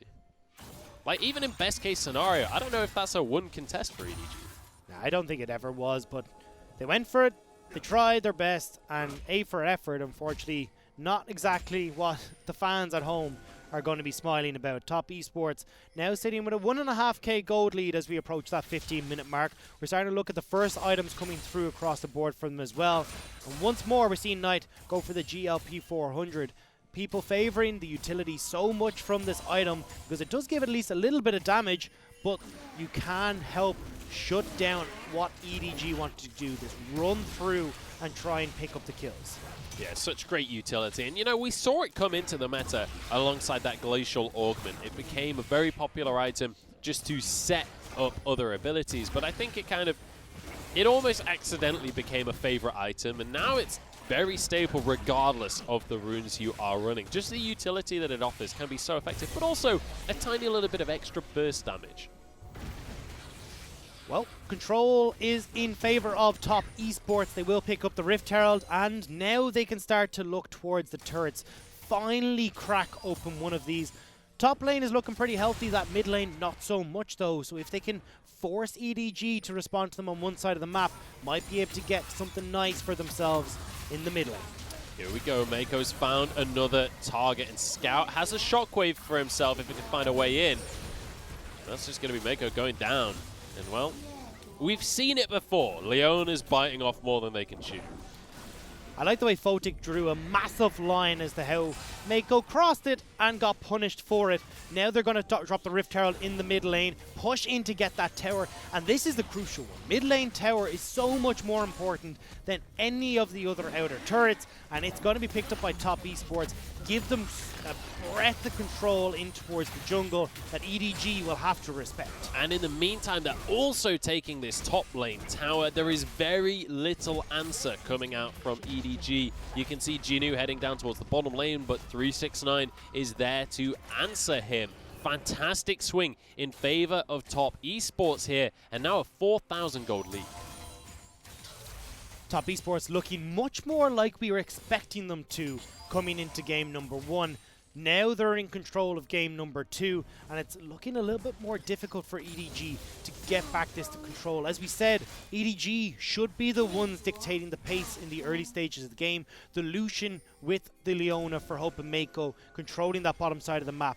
Jinnu was in control of the top side, but Top Esports have found the way to get ahead and are giving the opportunity for Knight and for 369 to scale into the later stages of the game where they're in control. I'm really curious when Scout is going to start making real use of this Sylas pick. It's a controversial pick. It's something that not many other players are bringing to the table here in the LPL. And so far, it's not really had much of an impact. Now, granted, Sylas does take a little bit to come online.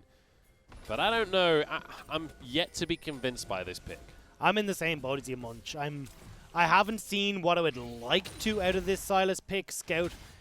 And if it was anyone who's going to be able to play it, it was Scout, as you pointed out. Likes these off-brand picks. There was the Pantheon as a pocket pick. We saw the Diana come out in the last game. Now it's the Sylas. And yes, it's playable, but I think a lot of people in solo queue know that Sylas really hasn't been hitting that upper echelon of the win rates. And you can see there down on the graphic, Knight is OP. So good. Yeah, true. Good bit of information coming out from the production team there. Nice one. 5,000 gold lead, though, for Top Esports. 2 towers to 0. A Drake apiece as the third one now spawns on the map. And I'm curious. I was going to say who's going to get it, but Top already very much in position to grab this Ocean Drake for themselves. The question will be, do EDG force an attempt yet again? It's going to be gone before they get the opportunity. That was the question on my mind as well. But that was the case last time too. That was the thing. EDG showing that they don't really care if they should fight. It's if they could fight. And this time around, they're not capable of doing so. We will back away. But Scout and JJ will show on the wards and possibly be collapsed on. Although it looks like at the moment, Top Esports don't want anything to do with EDG. They've got their mind more focused on getting control of that top side of the map for the Baron that's spawning in just over a minute. Yeah, no collapses just yet. Not before the 25-minute mark, I'm afraid, my friend. What did you think this is? The LPL? You think we're going to get team fights? I know. I don't who think would so, yeah. buddy. I mean, what happened? The meta has definitely slowed down. I feel like I've been missold PPI. I know that's a pretty niche joke. I was going to say, I have no UK idea what people you're are going to be talking in Fitzel after that. Yeah, I was expecting a lot more aggressive meta, honestly, coming into the LPL, but things have slowed down. Demacia Cup was a lot more aggressive. Yeah, and that's what I expected to see coming into this. But then again, the stakes are lower in Demacia Cup, ultimately. Very true. Still, I thought with more objectives and more, fighting around Rift Arrows, fighting around Dragons, we would have seen teams just trying to butt heads. But it is the case of teams now realizing, hey, look, we don't really have to fight in the early stages of the game. It's only for 3rd and 4th Dragon that we really need to. That's pushing the 20-minute mark. So that 1 to 2 items is where we really want to be fighting. And if we don't have the early game comp, we don't have control, we're fine with that. We're just going to let a few of those Dragons and Rift Arrows go over and wait until we're in a better spot to make the plays happen. Not going to be able to find himself a tier 1 tower down in the bottom lane. And with 3 minutes until the next Dragon, Baron is now on the map over towards that top side. Neither team really with a composition that wants to try and sneak things, but obviously the Lucian there in the hands of Hope does have the Blade of the Rune King. We've seen sneaky plays like that before. Here we go, JJ looking for the in-sec, and he finds Photic. Beautifully done. JJ has been stepping up so well in this series. This was the defining matchups that we had, the jungle mid duo, how these were going to play out, and JJ has solidified that firmly in favor of EDG. Top Esports have managed to pick up a few of those objectives for themselves to keep up in this series, but with plays like that from JJ, EDG are slowing down the tempo and giving themselves the opportunity to get back in this game. Photic getting caught out there, just trying to shove the wave out, but needs to respect when he doesn't have vision control in his jungle. Mako now going to be the one caught out, and Top Esports answer for the pick onto their AD carry with a pick onto the enemy support. What they were trying to do was, okay, we're totally fine to move in here. We just got the pick. We're the bad guys on the rip. We can move in and get this sorted, but not to be the case. They end up finding themselves on the business end of Karsa and that Tremor Sense. Now Knight pushing forward the mid lane. Only hope to defend this turret. That's not going to survive very long. Oh my goodness. Knight is starting to pack a punch. He's finished his Morella Nomicon and he's got another Fiendish Codex hidden away in his inventory there.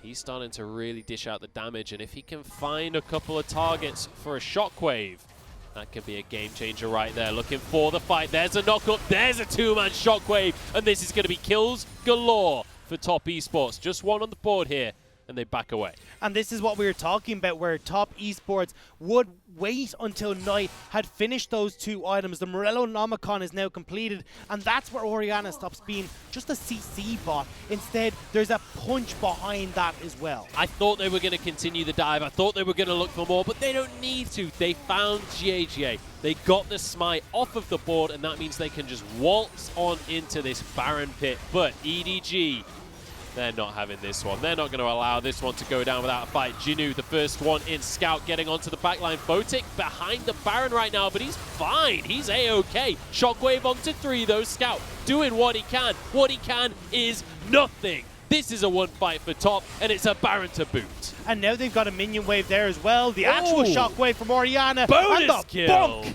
There we at go. That. Beautiful. GAGA tries to sneak in, but he's too late to the party for the second time this game. Dragon is just up. The wave has been cleared by Hope, so they can't try and push in for that tier 2 tower. You can see the teleport already started by 369, or possibly Knight. Knight actually in the bottom lane. Get control of these waves and then turn towards the Dragon, but there's no Hope in this fight. Well, literally, Hope is outside on the opposite side of the wall. He can't get into the equation. Scout also goes in aggressively, hoping that he'd have the backup of Jinu to be there to save him. Unfortunately, Mordekaiser does a good job where 369 takes him to the death realm and spells disaster for EDG in that engage. And now onto the Dragon as well. Look at the sheer control of the map that Top Esports have gained for themselves. Karsa are going to be able to grab the Ocean Drake while all of this is going on. This will be their third Drake now, as well as the Baron for themselves. Top Esports, over the last couple of minutes, have just wrestled complete control. And now that you got the double Ocean as well, it becomes a lot easier for Top Esports to, eat a little bit of damage, culling from Hope, or if Scout can get a chain lash down, and then start to regen this up. We're not even looking towards that next Ocean Drake, which is going to give him the Ocean Soul, which turns it into a whole different beast for EDG.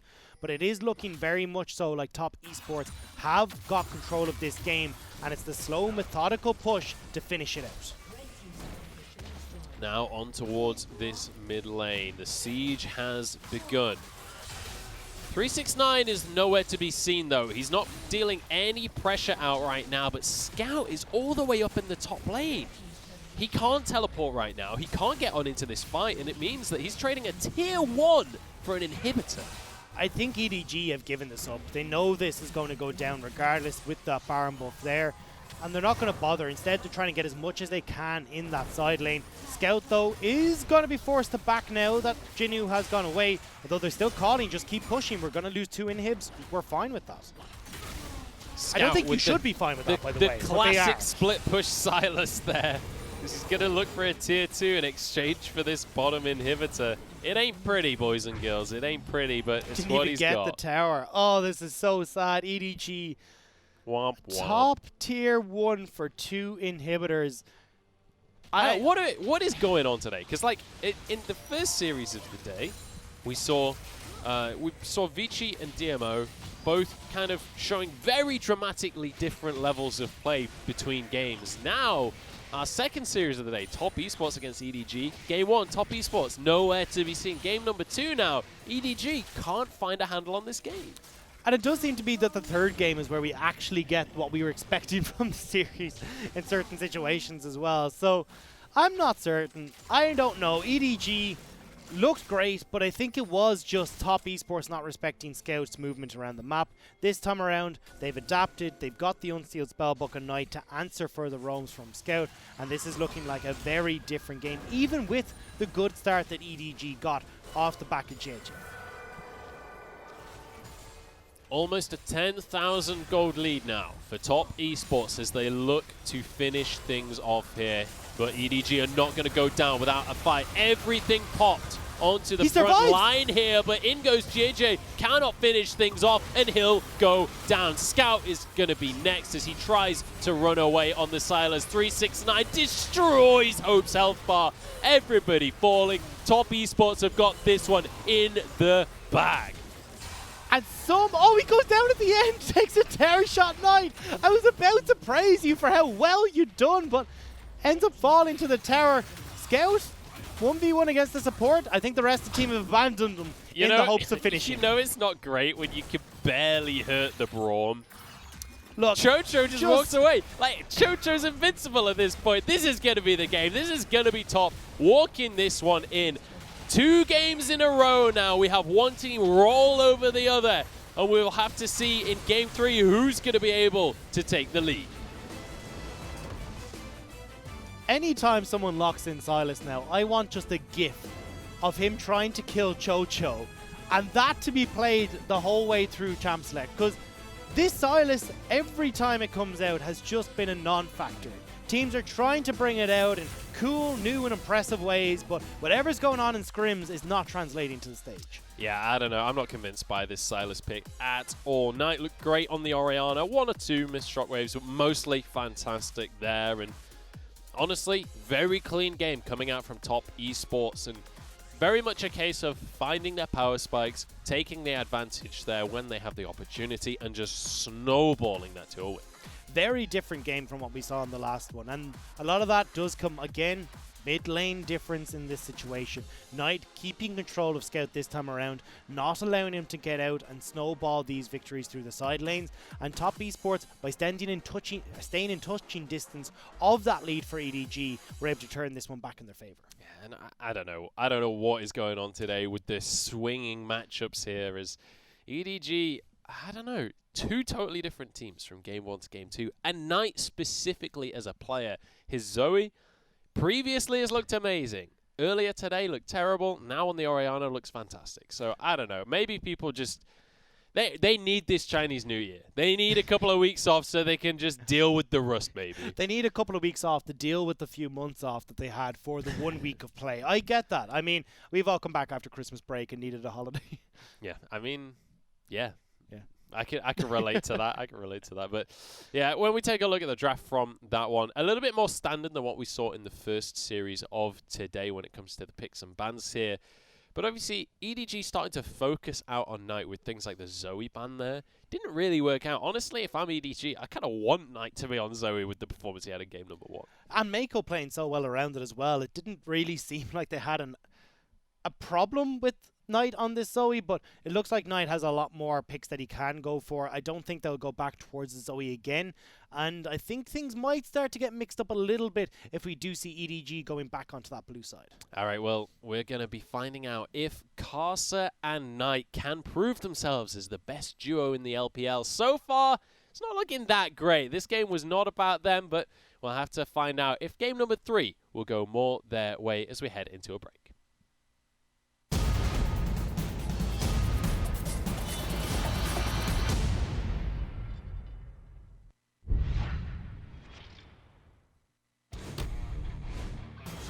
就非常的难了，他们必须要赶紧找机会啊！知道瑞兹没有踢，这一波趁你少一个人的情况下，沿途没有中，直接想要上来 all in 所有的小 C， 小 C 交了一个净化，旁边反倒是 Haro 直接被喂从 F6 的出口直接弹出来一套给秒掉了。在这边的话 ，Ruby 也是利用自己的一个一技能带走了对方的位，但是自己已经全员都要阵亡了，这一波仅剩 hold 的一根独苗。是的，曲解者月直接开车过来要 ace 掉对方，差一点点血量，应该是也难逃一死了。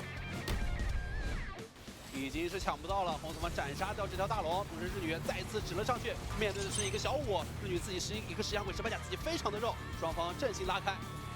节俭到日女蜘蛛有个敢上吗？不太敢上，上到飞天没有落点了呀，原地落下，自己开金身，恐怕要金身等死了，2个人在等他，自己再交闪现，交起一个双踩，先踩掉蜘蛛，看一下，虽然说交了一个水系的，但是马哥还是倒掉了，马哥一倒掉，正面主要战力也不行，妖姬再踩一个，拿下一波 double Q， 再一个 Q 技能，收获一波 triple。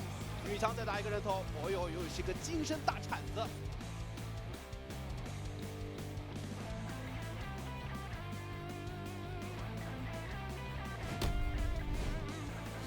哦，这段时间河蟹其实还有一段时间要刷哦，所以哈鲁这段时间可以抓下，抓完一波下之后再回去打这个河道线没问题。但是锤石这一钩空掉了，看一下到达2级的一个情况下，直接摆回来，并说这块一个治疗，同时说威克这状态不是非常好，交出闪现之后被掩哦，被小 C 回来，小 C 这一波是个神操作，闪现帮忙挡石川，同时在沿途出手那一刹那直接一口吞下。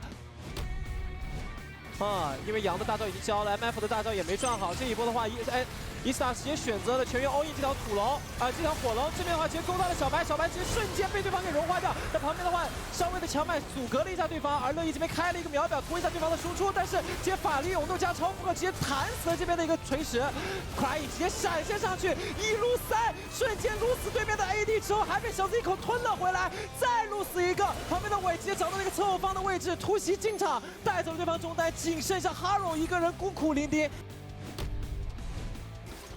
哦呦，这2件断破加一焰这边打一套，威是没有闪的，直接被扫死了。闪现一勾没有能够勾到，看一下这里反而是乐意一个状态不是非常好，不过身上还是比较坦的。在侧翼的话，这里小白又在跟对方皇城 PK 了，一个人孤军深入。又是拉的无名，哇，一个人打4个，打死了1个，还打残了3个，再交一个秒表，这个小白，这个铁人是什么东西啊？不讲道理啊！同时话岩雀开大过来，再帮助自己队友收下人头，乐意这里应该也走不掉了，直接被拽回来一棒锤，拿到了一个 ace。Moving too fast, life is moving in slow-mo. I'm a god, but I actually don't know. Homie, better put your pride aside. My Benz get more like a Volvo. Your best stuff looks like my words. Synapses, fire, and burst. Got the whole crew with me, about to do damage. You know we ain't average. I ain't gonna say this again, but it's in my time. Better look in my eyes. I'm a genius in the skies with my heart on my sleeve. You can force you a block to a king in his prime. Everybody got a line. Sit back with the stars in line. I finesse like my life on the 9 was a diamond in the rough, and now I shine.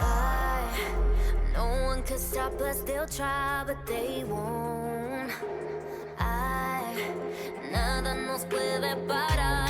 Oh no, we're wide awake now. Our eyes are wide open. We're running this world. We're keeping it turning. We're living like giants. Yeah, giants. We're bigger than giants. We're giants. Oh, sleeping giants. Sleeping giants. Yeah, shutting it down. Been in the grind, and my people all up in this place. Spinning this thing, go to my rank. Royalty up in my veins. I'm loco, think I'm so cold. I say something, ain't no going back. Now they ask where Kiki's at. I'm like, you can't hang with that. 쏟아져 빛이 멀게 된 눈이 멈추지 않아. Once we go, 내게 더운 낼로 모든 배워 빨리 달려. 넌 못 따라와. True damage we do it. True damage 보여줄게. 뭐든 쉽게. 이기든 지든 my crew make the beat. No one could stop us. They'll try, but they won't. Nada nos puede parar. Oh no, we're wide awake now. Our eyes are wide open. We're running this world. We're keeping it turning. We're living like giants. Yeah, giants. We're bigger than giants. We're giants. It's not the way we're weak, but we coming right back. This time you're gonna see how we do it like that. We're living like giants.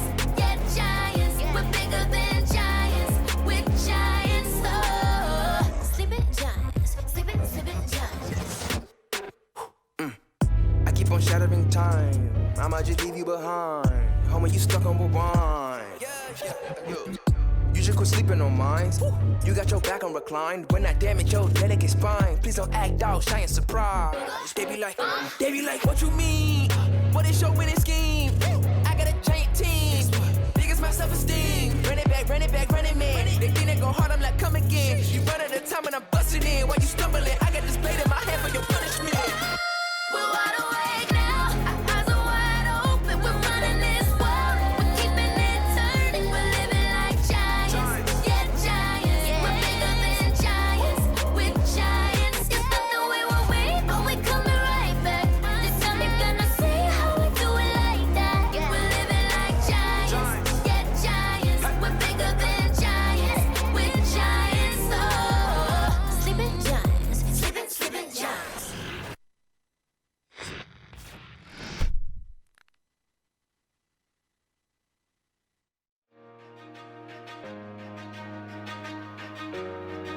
take control. Start listening to my soul. Overlooking back. Where's the point in that? And it feels good, so good. Coming back again. There's enough of love, fear and its pain. Letting go of memories, knowing they can't define me. There's enough of love, feels good. Starting to believe.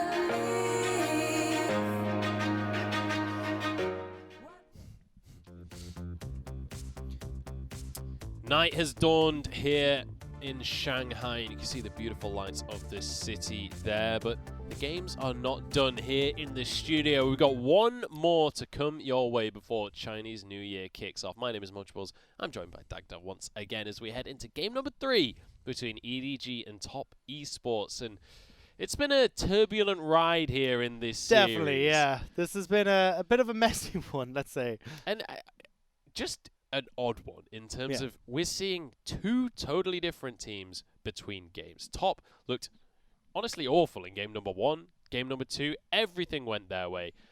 EDG, on the other hand, the exact opposite. And so both teams kind of keel over and accept one defeat now.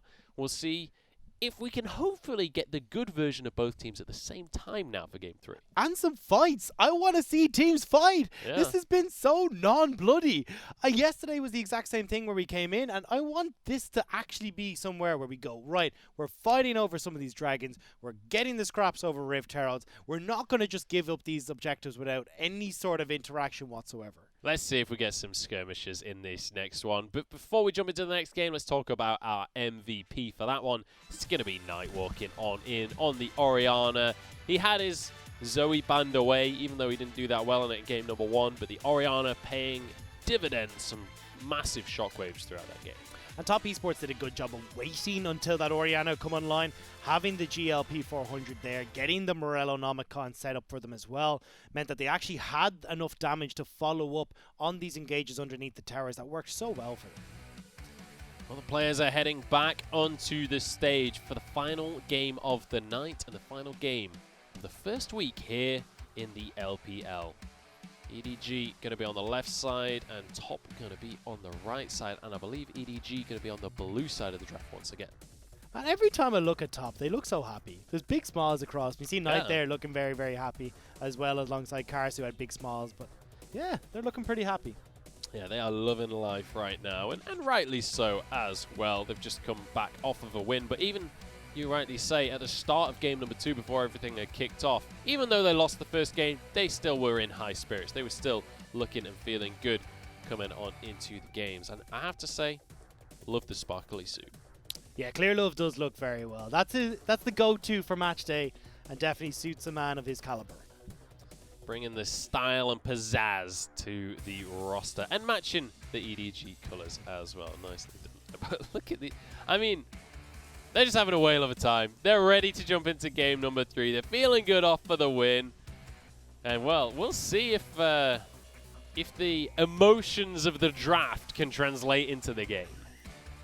Well, I'd like to see a couple of changes come in anyway for EDG. They are going to be over on the blue side, so we'll be looking to see how they prioritize, especially looking towards Scout in this one. Got a good pick for him in that last draft, in the first draft of the day. Now they have the opportunity to try and pick up something decent as well. The likes of Little Blanc has been hotly contested going into that second ban phase. Might be able to sneak that one through. Braum taken off the board here as well. Braum has been an instrumental pick, not just in this series, but incredibly strong in the meta right now. So not too surprising to see that taken off the board, because it can block a lot of the plays that EDG will be trying to make.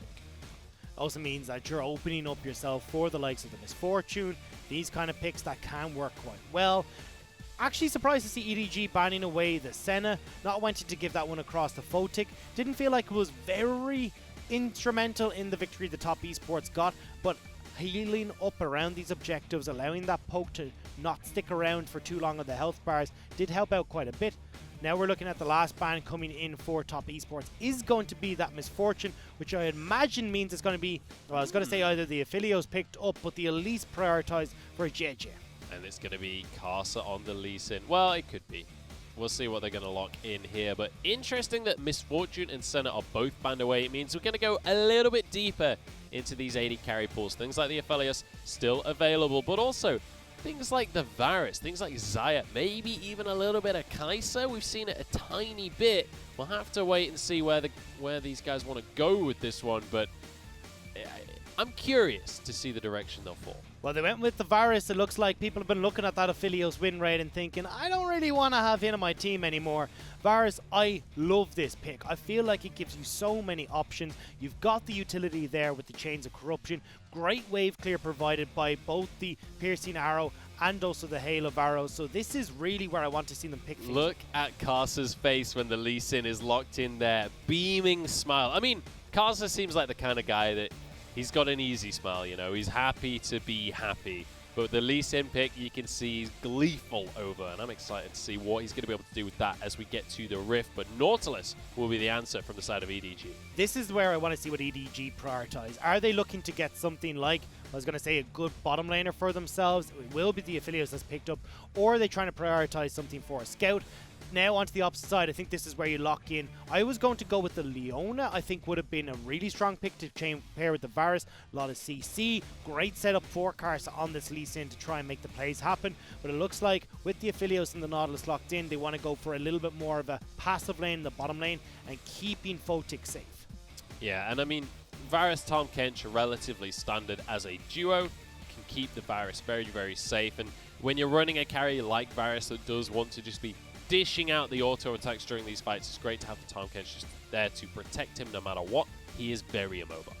This does mean that for Top Esports, they can tend to play a little bit more of an aggressive lane. We saw, I mean, even on your screens in that the break that we had, Crying playing very well on the Rise. That could be something that they try to go for Knight here, where you can have this Rise play very aggressive forward, using the shields that are built into the passive, the likes of the Seraph's Embrace to keep himself nice and healthy, and if the bad news comes to bear, well, they got the Tahm Kench to take him out of any sort of danger. Well, as we head towards the final ban here, it's going to be all about the top lane as the Gangplank is taken off of the board. The Rumble removed from the mid lane. Rumble not been seen at all in this series. It's been second rotation ban every single time.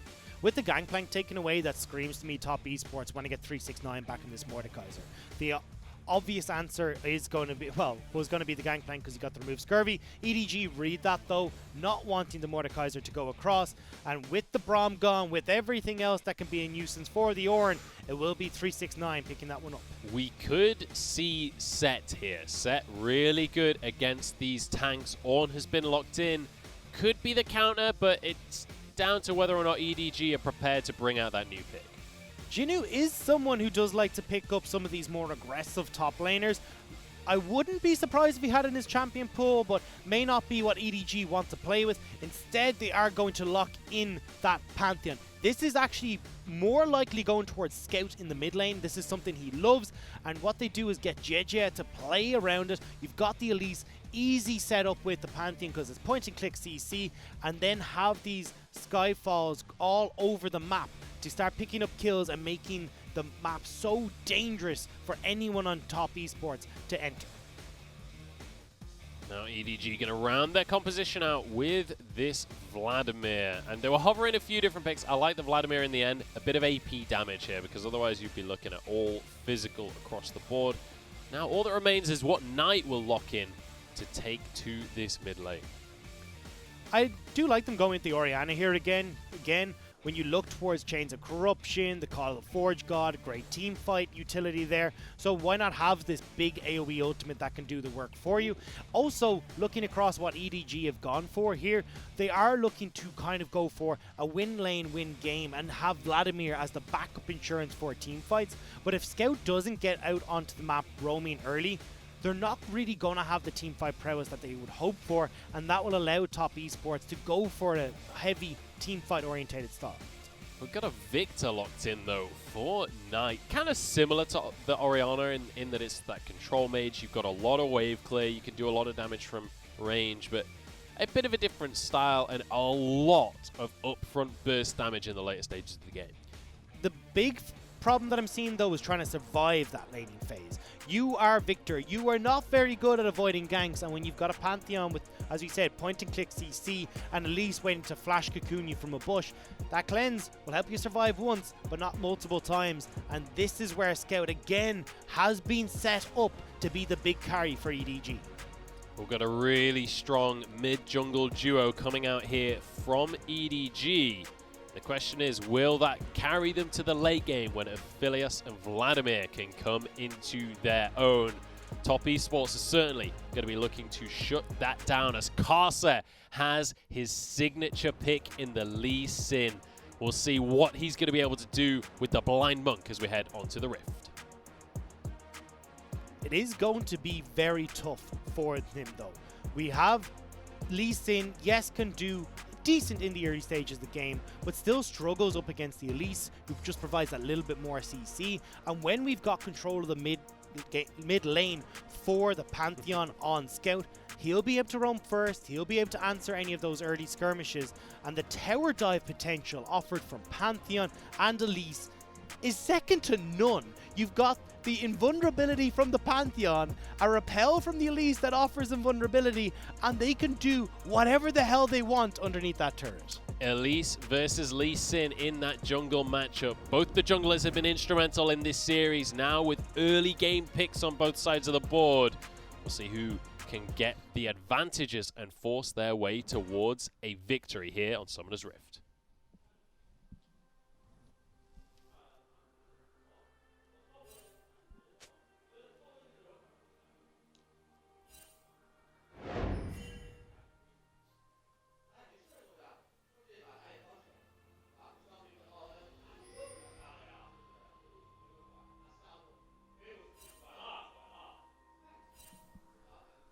All right, I'm just going to go for it. I'm going to start talking. I don't know if the chants are just not happening. Wait, no? I've been baited too many times. I don't like this. No? I'm just going to presume that that's not happening this time there. We're silent for, I think, a full minute there almost, so I'm just going to move on with my life at this point. Let's talk about the compositions here. Top and EDG, both with kind of different styles to what we've seen in both of the previous games so far today. We've got Knight on the Victor along with Karsa's Lee Sin up against Scout's Pantheon with GAGA's Elise. Who's going to have the advantage in this early 2v2? It is 110% going to be EDG. There is no question about that. Knight does not have the power to keep himself safe here at the moment. Victor, not very quick, no escapes apart from his flash and that cleanse, and Scout will be able to push him pretty effectively. I wouldn't be surprised to see JJ even look for a gank straight off the back off of this first clear. You see, has made his way over towards the blue buff, clear that, take the Gromp, and just go towards mid. Scout would have hit that level 2 where you'll have access to the point and click stun, and you can burn a flash off of Knight straight away in that scenario, and Karsa can't really do anything about it. Interesting to see the Conqueror coming out from GAGA on the Elise. You do quite often see the Electrocute, deciding who wants a bit more sustained damage instead of the burst. I don't think unless it's something new that I'm not aware of, I don't think I've ever seen Elise go with this. It might have been a leftover from the last game where he hasn't changed the runes, but I'm open to be proven wrong. Maybe it's something that I haven't heard of, but here's that play that we were talking about. See if they can force the flash out of Knight. Not just yet. Holding his flash, deciding to use the cleanse first. But look at where Nautilus is. Mako has roamed up to get control of this lane. Now they're looking to try and get in behind him. And a great freeze comes in for Scout. You have to overextend now as Knight. This is the problem with going for this lane. Karsa going to be heading on up, as is Chocho. They know that Knight's going to be in trouble here on the Victor. They know he's going to need a little bit of help from his friends. Knight just going to be trying to force this under the tower so that the lane will reset, but Scout is not going to let that happen. And now you've opened it up perfectly for JJ to get this repeat gank. You see Karsa's hovering around, but Knight's very wary of what can happen and is going to back it up for the moment.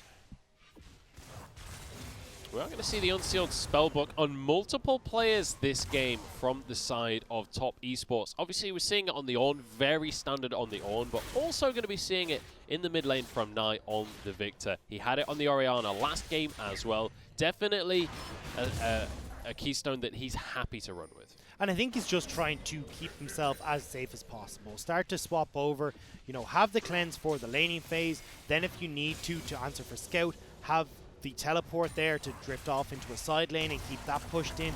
It's having that protection once again for everywhere that scout wants to be. 369 giving Jinyu a hard time in this early game on the Ornn. He is down in CS still, but when it comes to the trades, he's winning out. The thing is, you're against Vladimir. Even if you're doing well in the trades, Vladimir is going to be able to sustain through it. So long as he doesn't fall too low, doesn't get all in, he's going to be fine. It's the mana that's the big problem for 369, because you can get Vladimir, as you said, very low, but unless you can kill him, that mana is going to run out a lot faster than the health bar on the Vladimir. Wouldn't be surprised to see Carson make his way up here. That could be the big game changer here. Oh, pool already burnt. Maybe Carson can get in now. Jinyu using his pool pretty early here. Don't know if Carson's going to stick around for this one. Channeling the recall. Watch where JJ is as well, trying to keep both mid and top safe. Jinyu will spot out Carson now, though. Carson wanted it so bad. He stuck around for so long there, but Jinyu playing it safe enough to not be in any real danger. The charge missed. The knock-up missed there from 369. Jinyu needs to thank his lucky stars right there. I was keeping an eye on the mini-map because I could see JJ making their way up towards the top lane. Had got spotted by the Victor in the mid lane, but Knight wasn't able to try and answer for any of the pressure that was coming out from EDG. Now he's going to be spotted. Ping, ping, ping is coming in. They want to get Scout with the flash engage on tonight, but Carson's here. Yeah, Knight still has his flash, remember, but also Cleanse not too far away from coming off of cooldown right here. Karsa going to find Mako down in the river, but Aftershock is going to keep him healthy. Now over towards the bottom side of the map as Dragon is available. JJ going to be heading up towards the top side. They need to juggle this with Pool and Repel. Jinyu should start this one off. He's going to start it off. Backs away out of aggro. Dodges away from Call of the Forge God. And that's going to be enough for them to back away from the dive. They're not willing to take that one. Karsa happy to trade it for a Drake. Yeah, why wouldn't you be? You've given over absolutely nothing in the top lane apart from that ultimate. You can still back away and teleport in relative safety because you know that Jinyu doesn't have the Hemo Plague to try and burst you out. Top Esports, pick up a Dragon for free.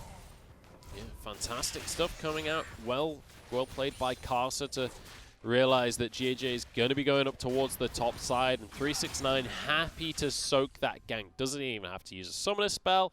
And Top Esports get themselves a free Drake. No answer whatsoever from EDG. We are starting to see this mid lane matchup skew over towards EDG. Knight having to play so far back is ceding control and a couple of minions over to Scout, who's going to now have access to the man drop, looking to get access to the rest of the map. So have JJ throw a gank towards mid, put some manners onto Knight to force him underneath the turret, and you can then have Scout run. It has to be said, our matchup to watch coming into this series was Knight versus Scout. Both of these guys, prolific mid laners. They are known for making plays. They are known for winning games. But the matchup itself hasn't really been about who can win the 1v1. It's about how they can impact the rest of the map. Who can win out once you get to the skirmishes and the team fights later on in the game. That's the way these teams have always played, though. It has been Knight getting the advantages. When it was on his Zoe, getting down towards the bottom lane with these crazy trouble bubbles through walls that you never thought possible to pick up kills for Photic and for Chocho in the bottom lane. Or Loken back in the day when it was him in the bottom lane at the end of summer. Now, though, has been kept relatively quiet thanks to Scout's more aggressive champion pools and with the amount of pressure JJ has put down onto the map. This guy has been very impressive, and also don't forget another player that is coming up from the LDL, used to play on EDG's academy team and showing that there's a lot of talent that is sitting on those academy rosters. It certainly is, and we've seen a lot of that LDL talent coming on into the LPL this year.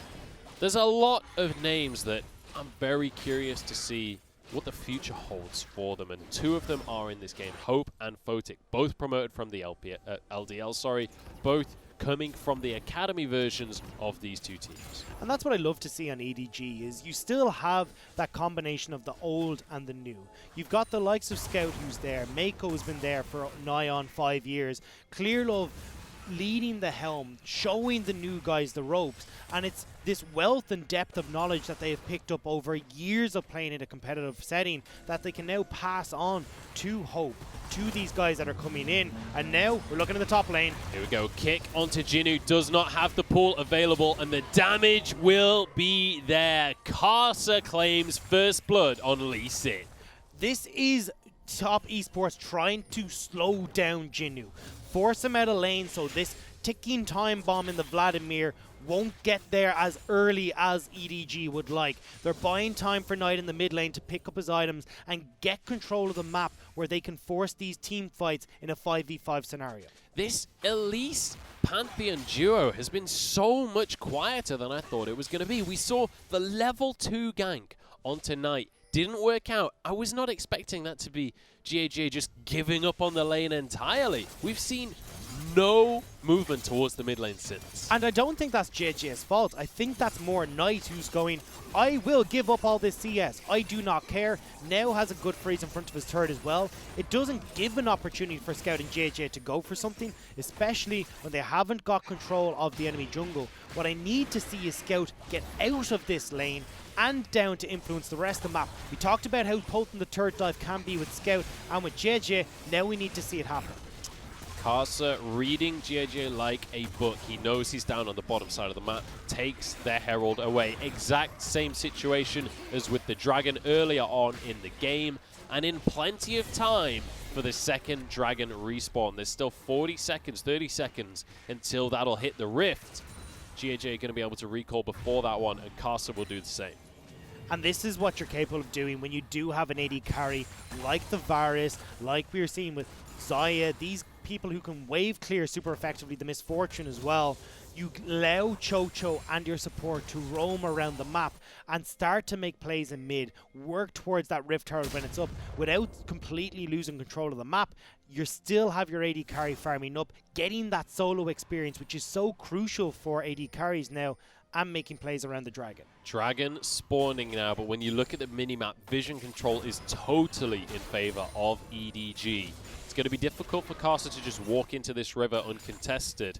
He's going to need the help of Chocho here to make sure that he's safe to walk in. This is still very dangerous for Top Esports. EDG have so much pick potential and a massively long CC train in JJ, Scout and Mako.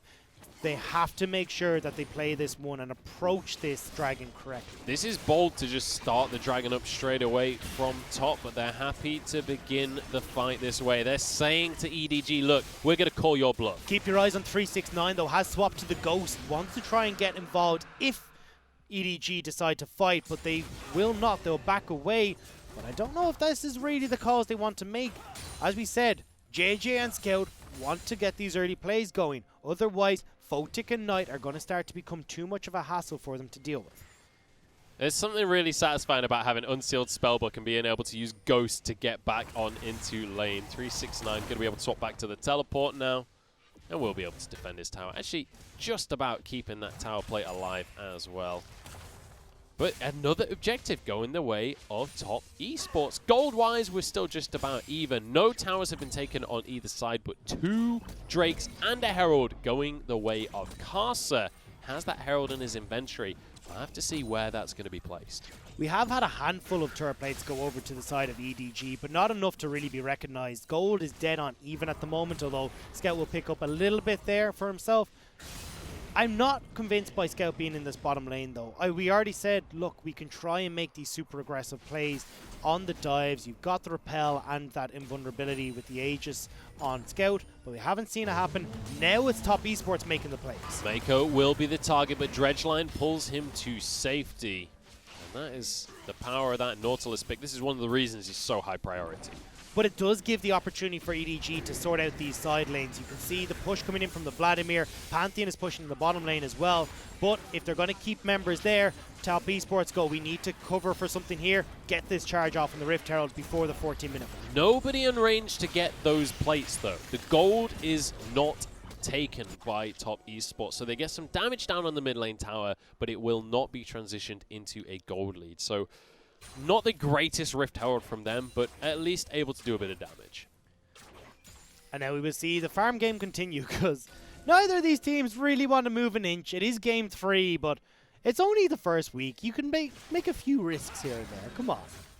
Well, you say that. When we look at these two teams, they're both vying for the top of the scoreboard. These guys are vying to be one of, if not the top team in the league.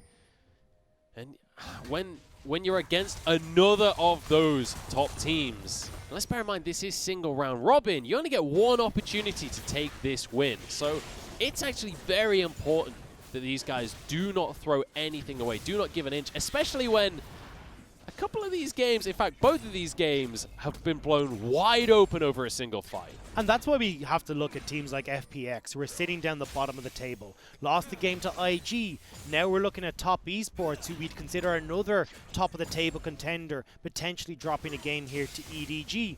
The only ones that we came into the week having full confidence in, who've shown that we were right with them, is BLG. Lot of questions in the offseason now being raised, particularly in week 1. Now, a long road ahead of us, don't get me wrong, but definitely not the start that we're expecting for some of these teams. Looks like Top Esports posturing towards this bottom lane right now. Photic going to be able to shove that minion wave in, but with Karsa heading on down, they could pressure that bottom lane tower, but looks like they've decided against it in the end. Going to be heading up towards mid. A lot of pings from both teams here. We could have a fight on our hands. Get him. Do it. Do something. Chocho. Chocho going to be caught on up. Teleport channeled. Mako has to use the stopwatch very early in this one. Pool coming out from Jinyu as Chocho just about gets away with his life. Flashes out to safety now as Karsa going to be the first one to go down. Pulled on in, but it's traded by the likes of the Victor from Knight. It's a 1-for-1. Make that 2-for-1 as the snipe comes through from Photic. That is just cheating, EDG. Chocho should have gone down. Not only had the Grey help, but the stopwatch as well to keep himself alive. And Top Esports are able to find the turnaround just about there to keep themselves in the lead. 45 seconds now on this Cloud Drake. A lot of ultimates burnt in that engagement. So most will be back up for this. We'll have to keep an eye on the flashes that were burned in that fight. That was kind of a weird fight as well, because there was no real objective that was being fought over here. Let's take another look at the replay. Yeah, you can see Chocho is the one that tanks the hook, tanks everything else that's coming in. The big factor here is that Hope is running around with the Calibrum and the Infernum. A lot of AoE damage to start things off, then gets the Chakrams for when anything gets up close and personal. So perfect weapons for Hope in this fight. And it meant that, yeah, there we go. Despite that though, Top Esports were getting the turnaround damage. Big damage coming in from Knight, who's fully completed the Hextech augment. And maybe looking for a bit more on Mako here. Oh, Knight is really starting to dish out that damage. Does have the Lost Chapter as well, so he can afford to throw the spells out a little bit more regularly. But Karsa, once again, straight on the objective here. He's looking for this Cloud Drake. And that is going to be actually pretty massive for this team when you consider the ultimates available. Ornn, Call of the Forge God, such an impactful ultimate. Chaos Storm from Knight as well. And the Chains of Corruption from Varus. And you'd imagine that these shouldn't be objectives that are going over so easily to Top Esports. Scout is down in that bottom lane. We were expecting to see much more come out from the ultimate of the Pantheon and utilizing that to jump across the map and give you man advantages, but it hasn't been the case. I haven't seen Knight swap away from this cleanse the entirety of the game because he's had no reason to. The pressure has not been there from EDG, and this early game play that they've gone for with the Pantheon and the Elise hasn't worked out for them. Certainly hasn't. Second Herald will be picked up by EDG. This is going to be their first objective of the game now taken up. And we'll see what JJ is going to be able to do with that one, as neither team has taken a tower just yet. We're 18 minutes into the game and nobody has touched a tower. Over the next couple of minutes, I'd expect a few to be taken. That is going to be a nice little ward, though, coming out from Chocho. Does spot the potential dive. Now Knight does have to be careful though, because that roaming death squad of JJ, Scout and Hope are starting to move towards the mid. They're trying to get as many as they can. Grand There's Starfall comes on in. Scout going underneath the tower, but Aegis Assault will keep him alive. Knight walks away with Cleanse. Will instantly throw down this Rift Tower though. They want to try and make the most out of this play. EDG trying to put the gas down, get this game accelerated in their favor. They know they're on a timer. It feels like things are really starting to speed up now. It feels like the teams have decided they've got enough items. It's time to start to skirmish in towards this mid lane. The problem is, despite that Scout having the ultimate to close the gap very quickly and move from lane to lane, Top Esports were able to get themselves in. Now they want to fight. 369 finds JJ, but that's all he's going to find. Nothing more to come of that one. And everyone just calm down, return to your lanes. It's time to go back to farming. When did LPL become Farming Simulator? Like, this is 3-1. We're at 20 minutes into the game. We're 1-1 for the RNG and BLG game at some ridiculous number as well. To be fair, though, it is good to see more of the macro focus coming out from these teams, because that has been one of the criticisms that sometimes comes when it comes to the World Championship. A lot of people, oh, here we go, Cocoon down onto 369. He's very tanky, but so is Jinu. Once he gets the transfusion off 369, I don't think he can walk away from this one. Jinu gifted the kill there on the Vladimir. Top Esports weren't in a position to try and make anything happen either. Yes, Baron has just spawned, but with it only being the 20-minute mark, there's no hope for them to turn onto that objective. They hadn't got the push in the mid lane. Top lane was fully pushed in underneath the tower as well, thanks to Scout. So free kill picked up for EDG. One towards this top lane turret as well. But they're not actually going to be able to trade this one. Nobody actually coming to answer, and I think Photic has realized that he is going to stick around in the end. They weren't certain on where the wards were. You have to be careful of the double TP. Scout and Jinu coming up. Knight is in a heap of trouble right here. Everybody positioning around this mid lane. Has the flash and heal available. Will not have cleanse this time, though, very importantly. And it looks like Scout wants to go in. Mako trying to find this. The turret's still surviving. There's no wave there. Unfortunately, EDG couldn't quite make that work for them. It is going to be the top lane turret going down thanks to the work of Photic. Now they're able to join up in this mid lane. So slowly but surely, towers are starting to fall, although it is emphasis on the slowly for this one. Yeah, we're 21 minutes into the game. We had a couple of minutes of action there, but things have slowed right down once again. But 1 minute until this Cloud Drake spawns. Top Esports have 3 Drakes in their inventory already. You have to expect EDG have to contest this 4th Drake, surely. 369 still doesn't have his boots. Classic 369, that. Yeah.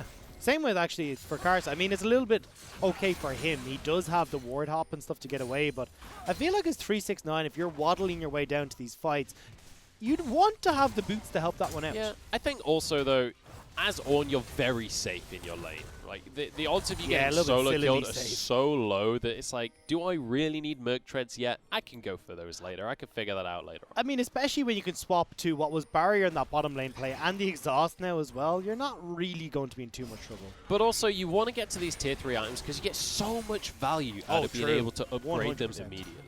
Yeah, I mean, you can see them there. Now that he's hit that level 13, can start to give that across to Photic as well. Here we go, Dragon spawning in 5 seconds time. Top positioning to contest for this one. EDG have priority right now. They're the ones in position.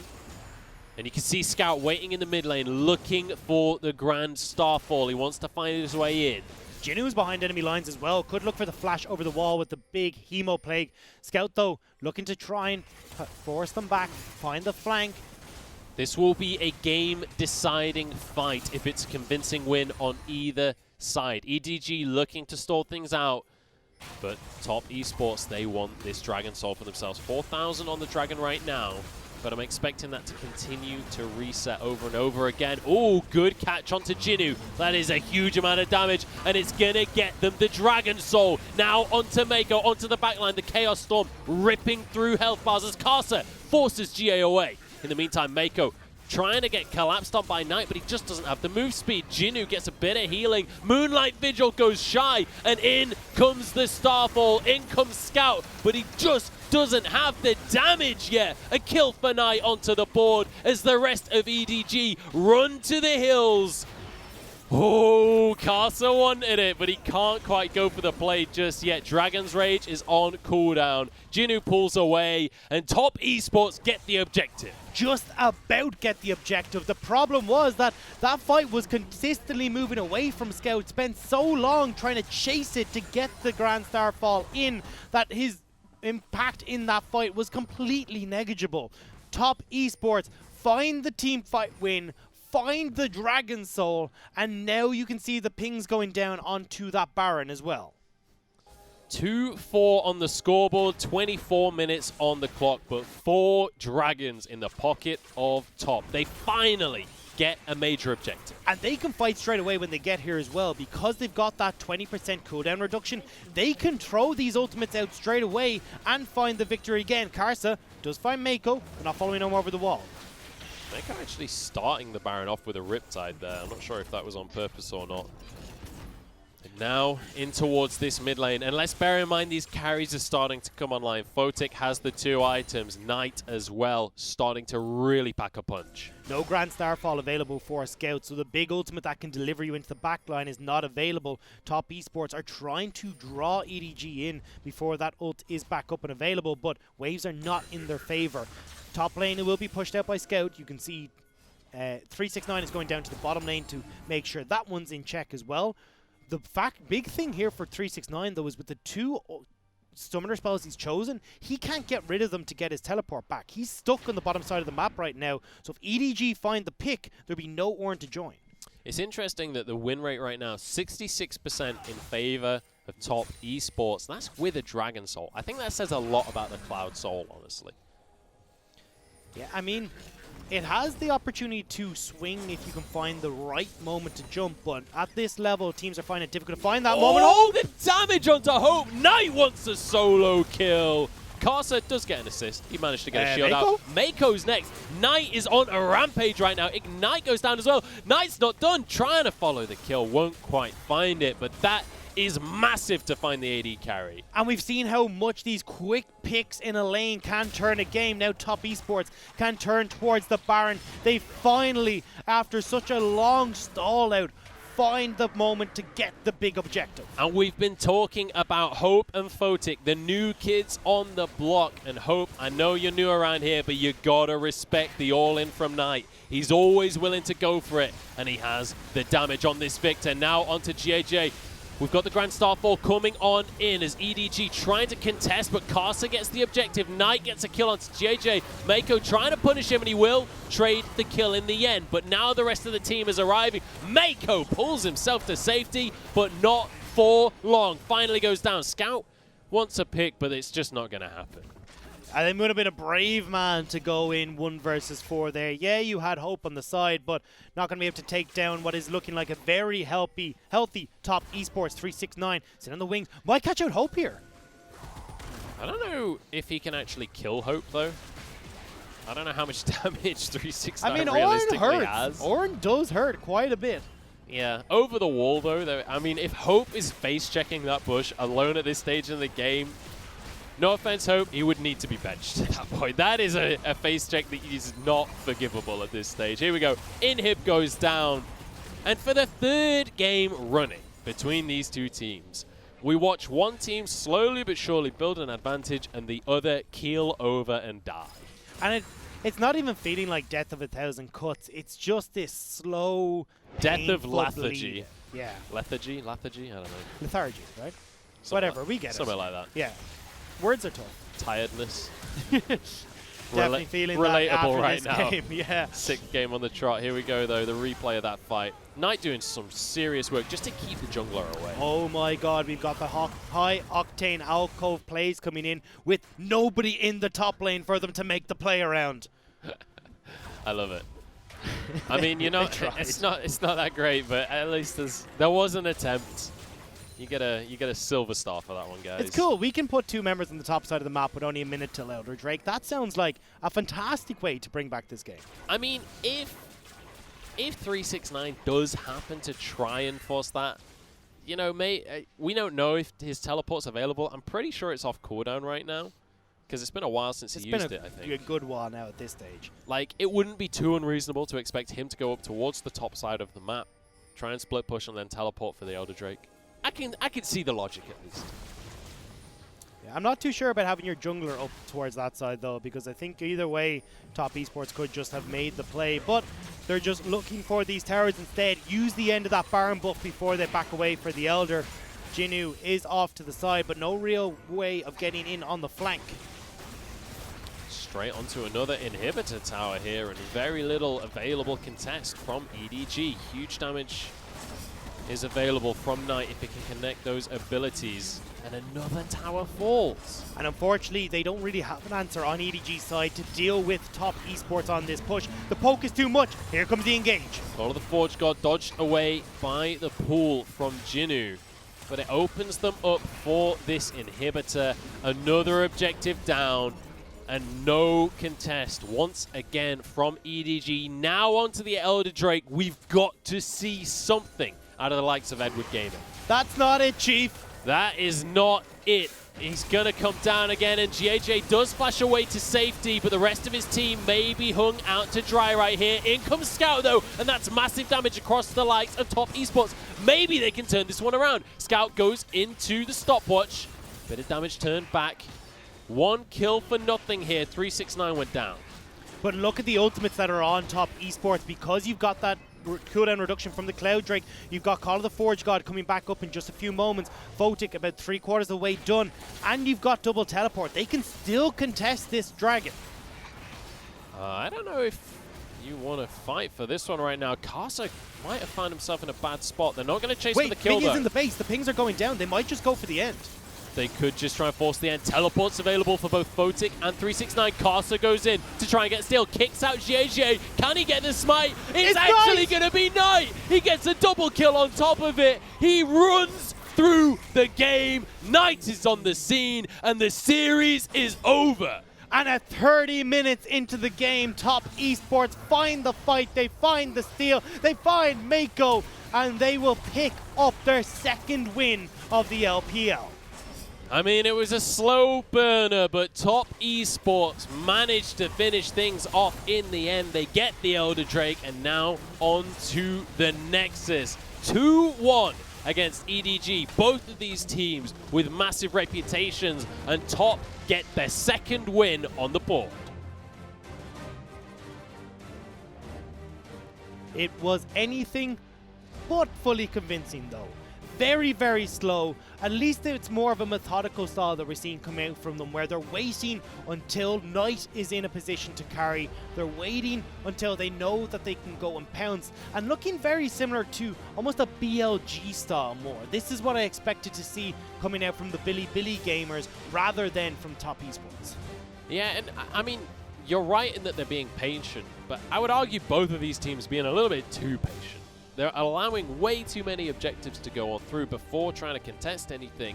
In all 3 games, it felt like one team would just concede the early game completely, not contest anything. We'd have a couple of skirmishes, but ultimately just slowly but surely roll over and then try and make a fight at the end, but it's already too late.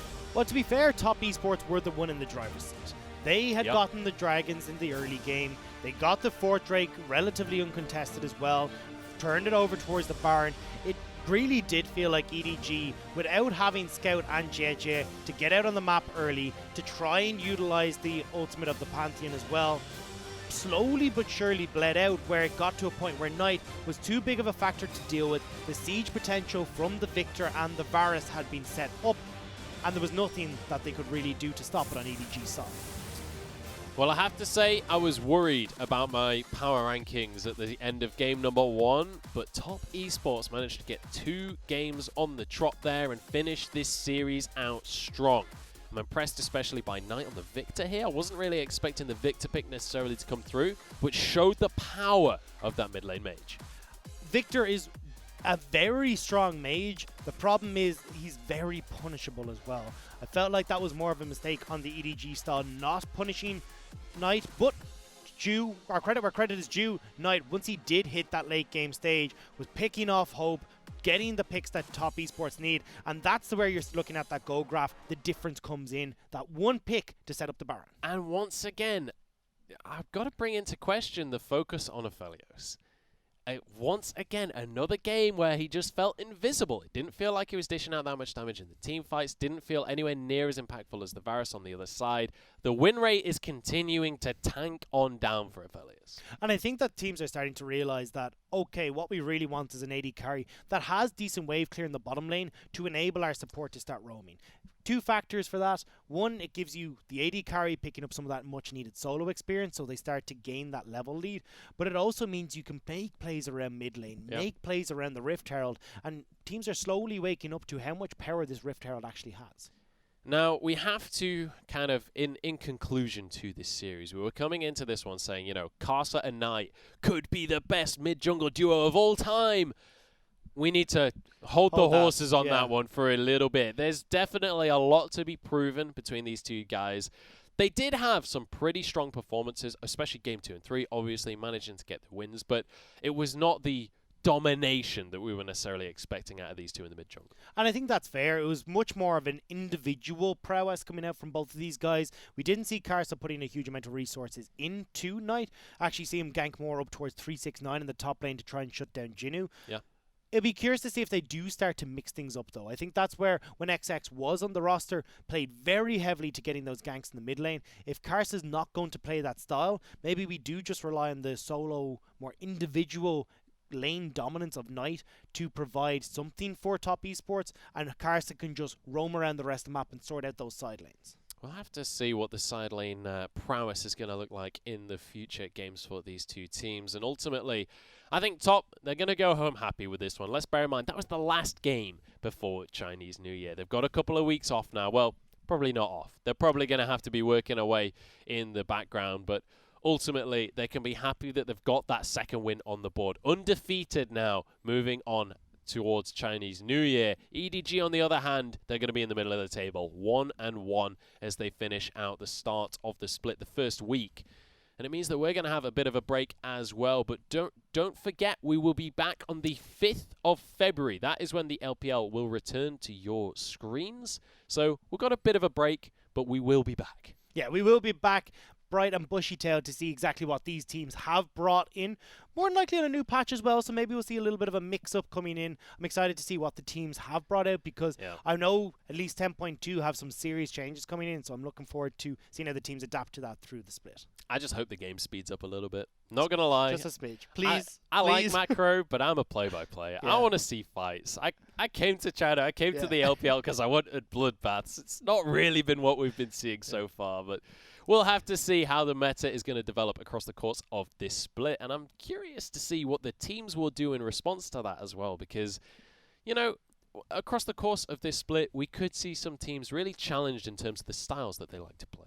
Well, we've already seen that, at least from top today, much more focused around that map play, getting the dragons, the Rift Heralds, not focused so much on the roaming. I think EDG, we actually saw them play incredibly well to how the turret plates could actually be a big win condition for some of these teams. And you are looking at teams starting to figure this out, but it'll take a few more weeks until they've really nailed down those fundamentals. Yeah, I mean, a great example of the stylistic issues across the course of today has been DMO earlier on. When they were playing the kind of sword and shield style composition where they had the Aphelios hard carrying Zillion in the mid lane supporting him. The whole team playing around the carry looked great. As soon as those picks were starting to get banned away, though, everything fell apart a little bit for DMO. So I'm curious to see how much more of that kind of stylistic play and nuanced play that we see out of the rest of the teams. And that's the thing, is that each of these will have their own pros and cons. I mean, if you're playing very heavily around the bot lane, well, maybe you start to fall off in the top, and that's where you can start to get your advantages, looking more towards a Rift Herald. If you start to go and fall behind on bot side, well, now this Dragon Soul becomes a major issue for you. It is giving a lot more power across the map, and that's why we are seeing at least teams focus on a little bit more lane dominant picks. That's why Renekton's starting to rise up. We're seeing picks that can push effectively in the bottom lane, so then you're creating that power struggle of, okay, we can have our bottom lane roam first. It's making things a lot more interesting in that regard. Yeah, for sure. It's been a diverse champion pool so far this split. Let's take a look at one of the players that is happy to diversify that champion pool. It's Knight in the mid lane. This guy, he's happy to go for whatever mid lane pick happens to cross his mind at the time, but his Victor looked massive, especially that final team fight, the Chaos Storm that gets a dragon and 2 kills. He played so well throughout this game, though. Not only was the laning phase very well done, we're freezing in front of the tower to prevent a lot of the pressure that JJ and Scout were trying to get with the dive, but also this big pick here where turned this entire game on its head. Yes, you had top esports with the kill advantage. Gold still pretty even. They managed to get the Baron, the team fight, and everything else that came with it off of the one pick onto Hope. Yeah, and forcing JJ away from the Baron as well, guaranteeing that his team can grab that major objective, just setting his team up for success. And honestly, Knight has been an exceptional mid laner across the course of the LPL last year. I'm excited to see what else we've got coming out from him, but look at this Chaos Storm. Just disgusting. I mean, that's one way to end a game. If you're looking for damage, Victor is definitely a champion that has it in spades. And we saw the result. Knight doesn't really care about your meta, doesn't really care what you think the top picks are. He'll pull out whatever he's feeling. The Victor was the one that came up clutch this time. Yeah, the Zoe not working out for him in game number 1, so he changes things up, goes back to the drawing board, and brings out Orianna and Victor, both of which worked absolute wonders for him. So I don't know what else we're going to see out of him for the rest of the season, but Scout on the other side of the board, you got to bring up a little bit of a question mark there. Game number 1 on the Diana looked amazing. I was totally convinced. I was like, damn, Scout's coming out in force this series. Silas game 2, just totally invisible. Yeah, just a very much a pick that's coming a bit out of left field. We saw the nerfs come through. A lot of people were complaining about it. And now we've seen it twice in the LPL to no success whatsoever. I don't think we'll be seeing many more teams picking up that champion. The one that really disappointed me, because it is such a pick for Scout, is the Pantheon. I wanted to see him show up. I wanted to see him use that ultimate much more. Work in conjunction with JJ never came to fruition. Just didn't really work out for them. Had a couple of moments in the team fights, but nothing too huge. And we'll see what he's got up his sleeves later on in the split. But let's take a look at how the day has panned out in the end. 2-1 to Vici Gaming over DMO in an excruciatingly close series between the two teams. And then we finished things off today with a 2-1 for Top Esports over EDG in a back and forth series, but one-sided the whole time somehow. Yeah, it was a very strange affair. We did see EDG picking up that game 1 where they had their Diana. Game 2, very much Top Esports focused, and it felt like a little bit of a shake and awake for Top Esports to go, no, we need to pick up this victory going into Chinese New Year. And we can have a look at where that leaves us at the end of week number 1 here in the LPL. JD Gaming still going to be your victors up at the top with a +4 game difference, not losing a single game just yet. But you can see there are 5 teams with 2 wins on the board already. There's already a huge contest for that top spot. And I think a lot of people are going to be looking at JDG and E-Star, wondering what they're doing up there. But 2 teams that have definitely earned their spot so far. Now is the big question about how they'll keep it after a return from Chinese New Year. Yeah, and a long battle for FunPlus to climb those ranks once again. But next matches coming your way. We'll be starting the week off with WE up against RNG. And we'll follow that one up with a battle of the veterans. It's OMG going up against IG. These are going to be coming to you on the 5th of February. We are going to have a couple of weeks break for Chinese New Year. So if you're looking for us next week, we're not going to be there.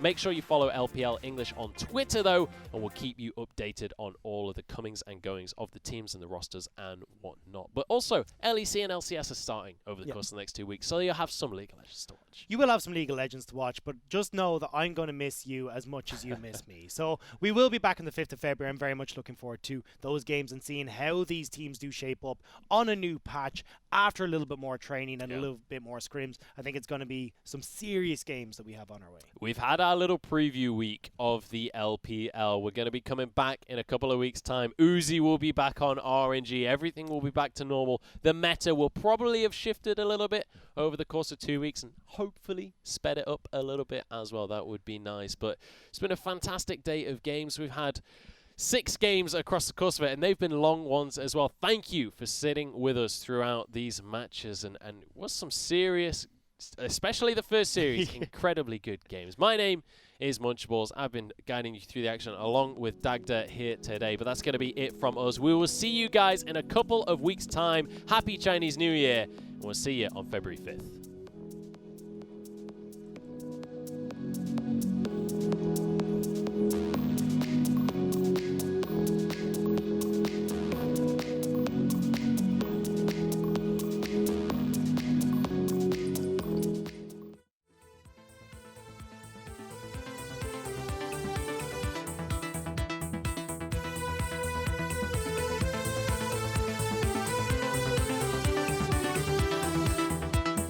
There's no light on a Friday night.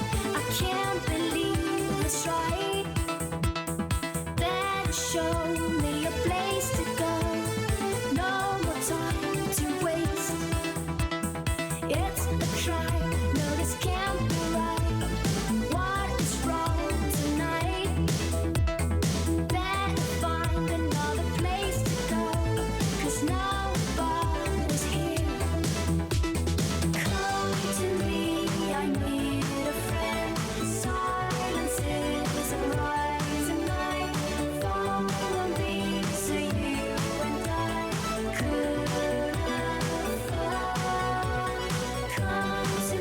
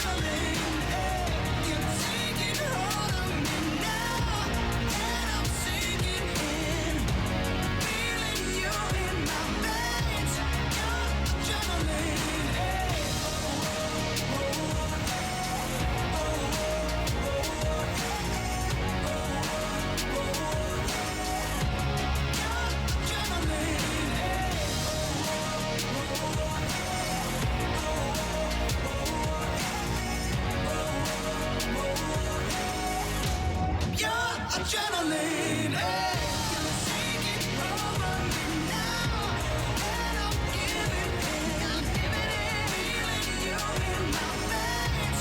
Your adrenaline. Hey, you're taking hold of me now, and I'm sinking in, feeling you in my veins.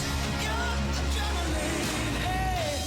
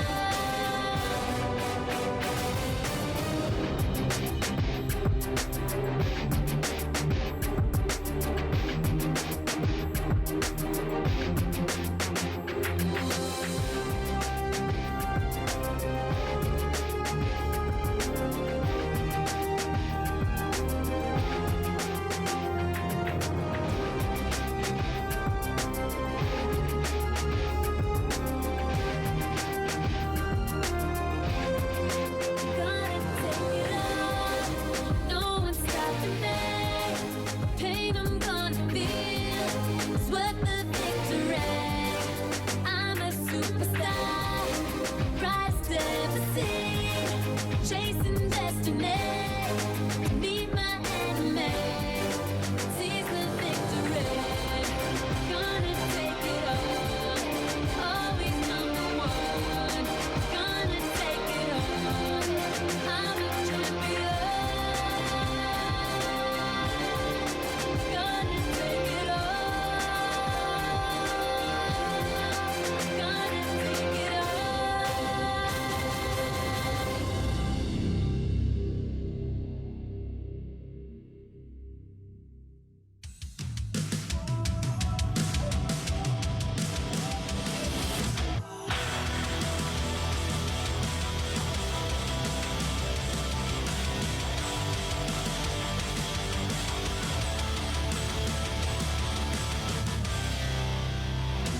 Once upon a time, we had it all, sitting safe behind our castle walls. Fast forward to the siren in the distance, getting closer by the minute. Will you stand and answer to the call? Burn like a fire, willful and wild.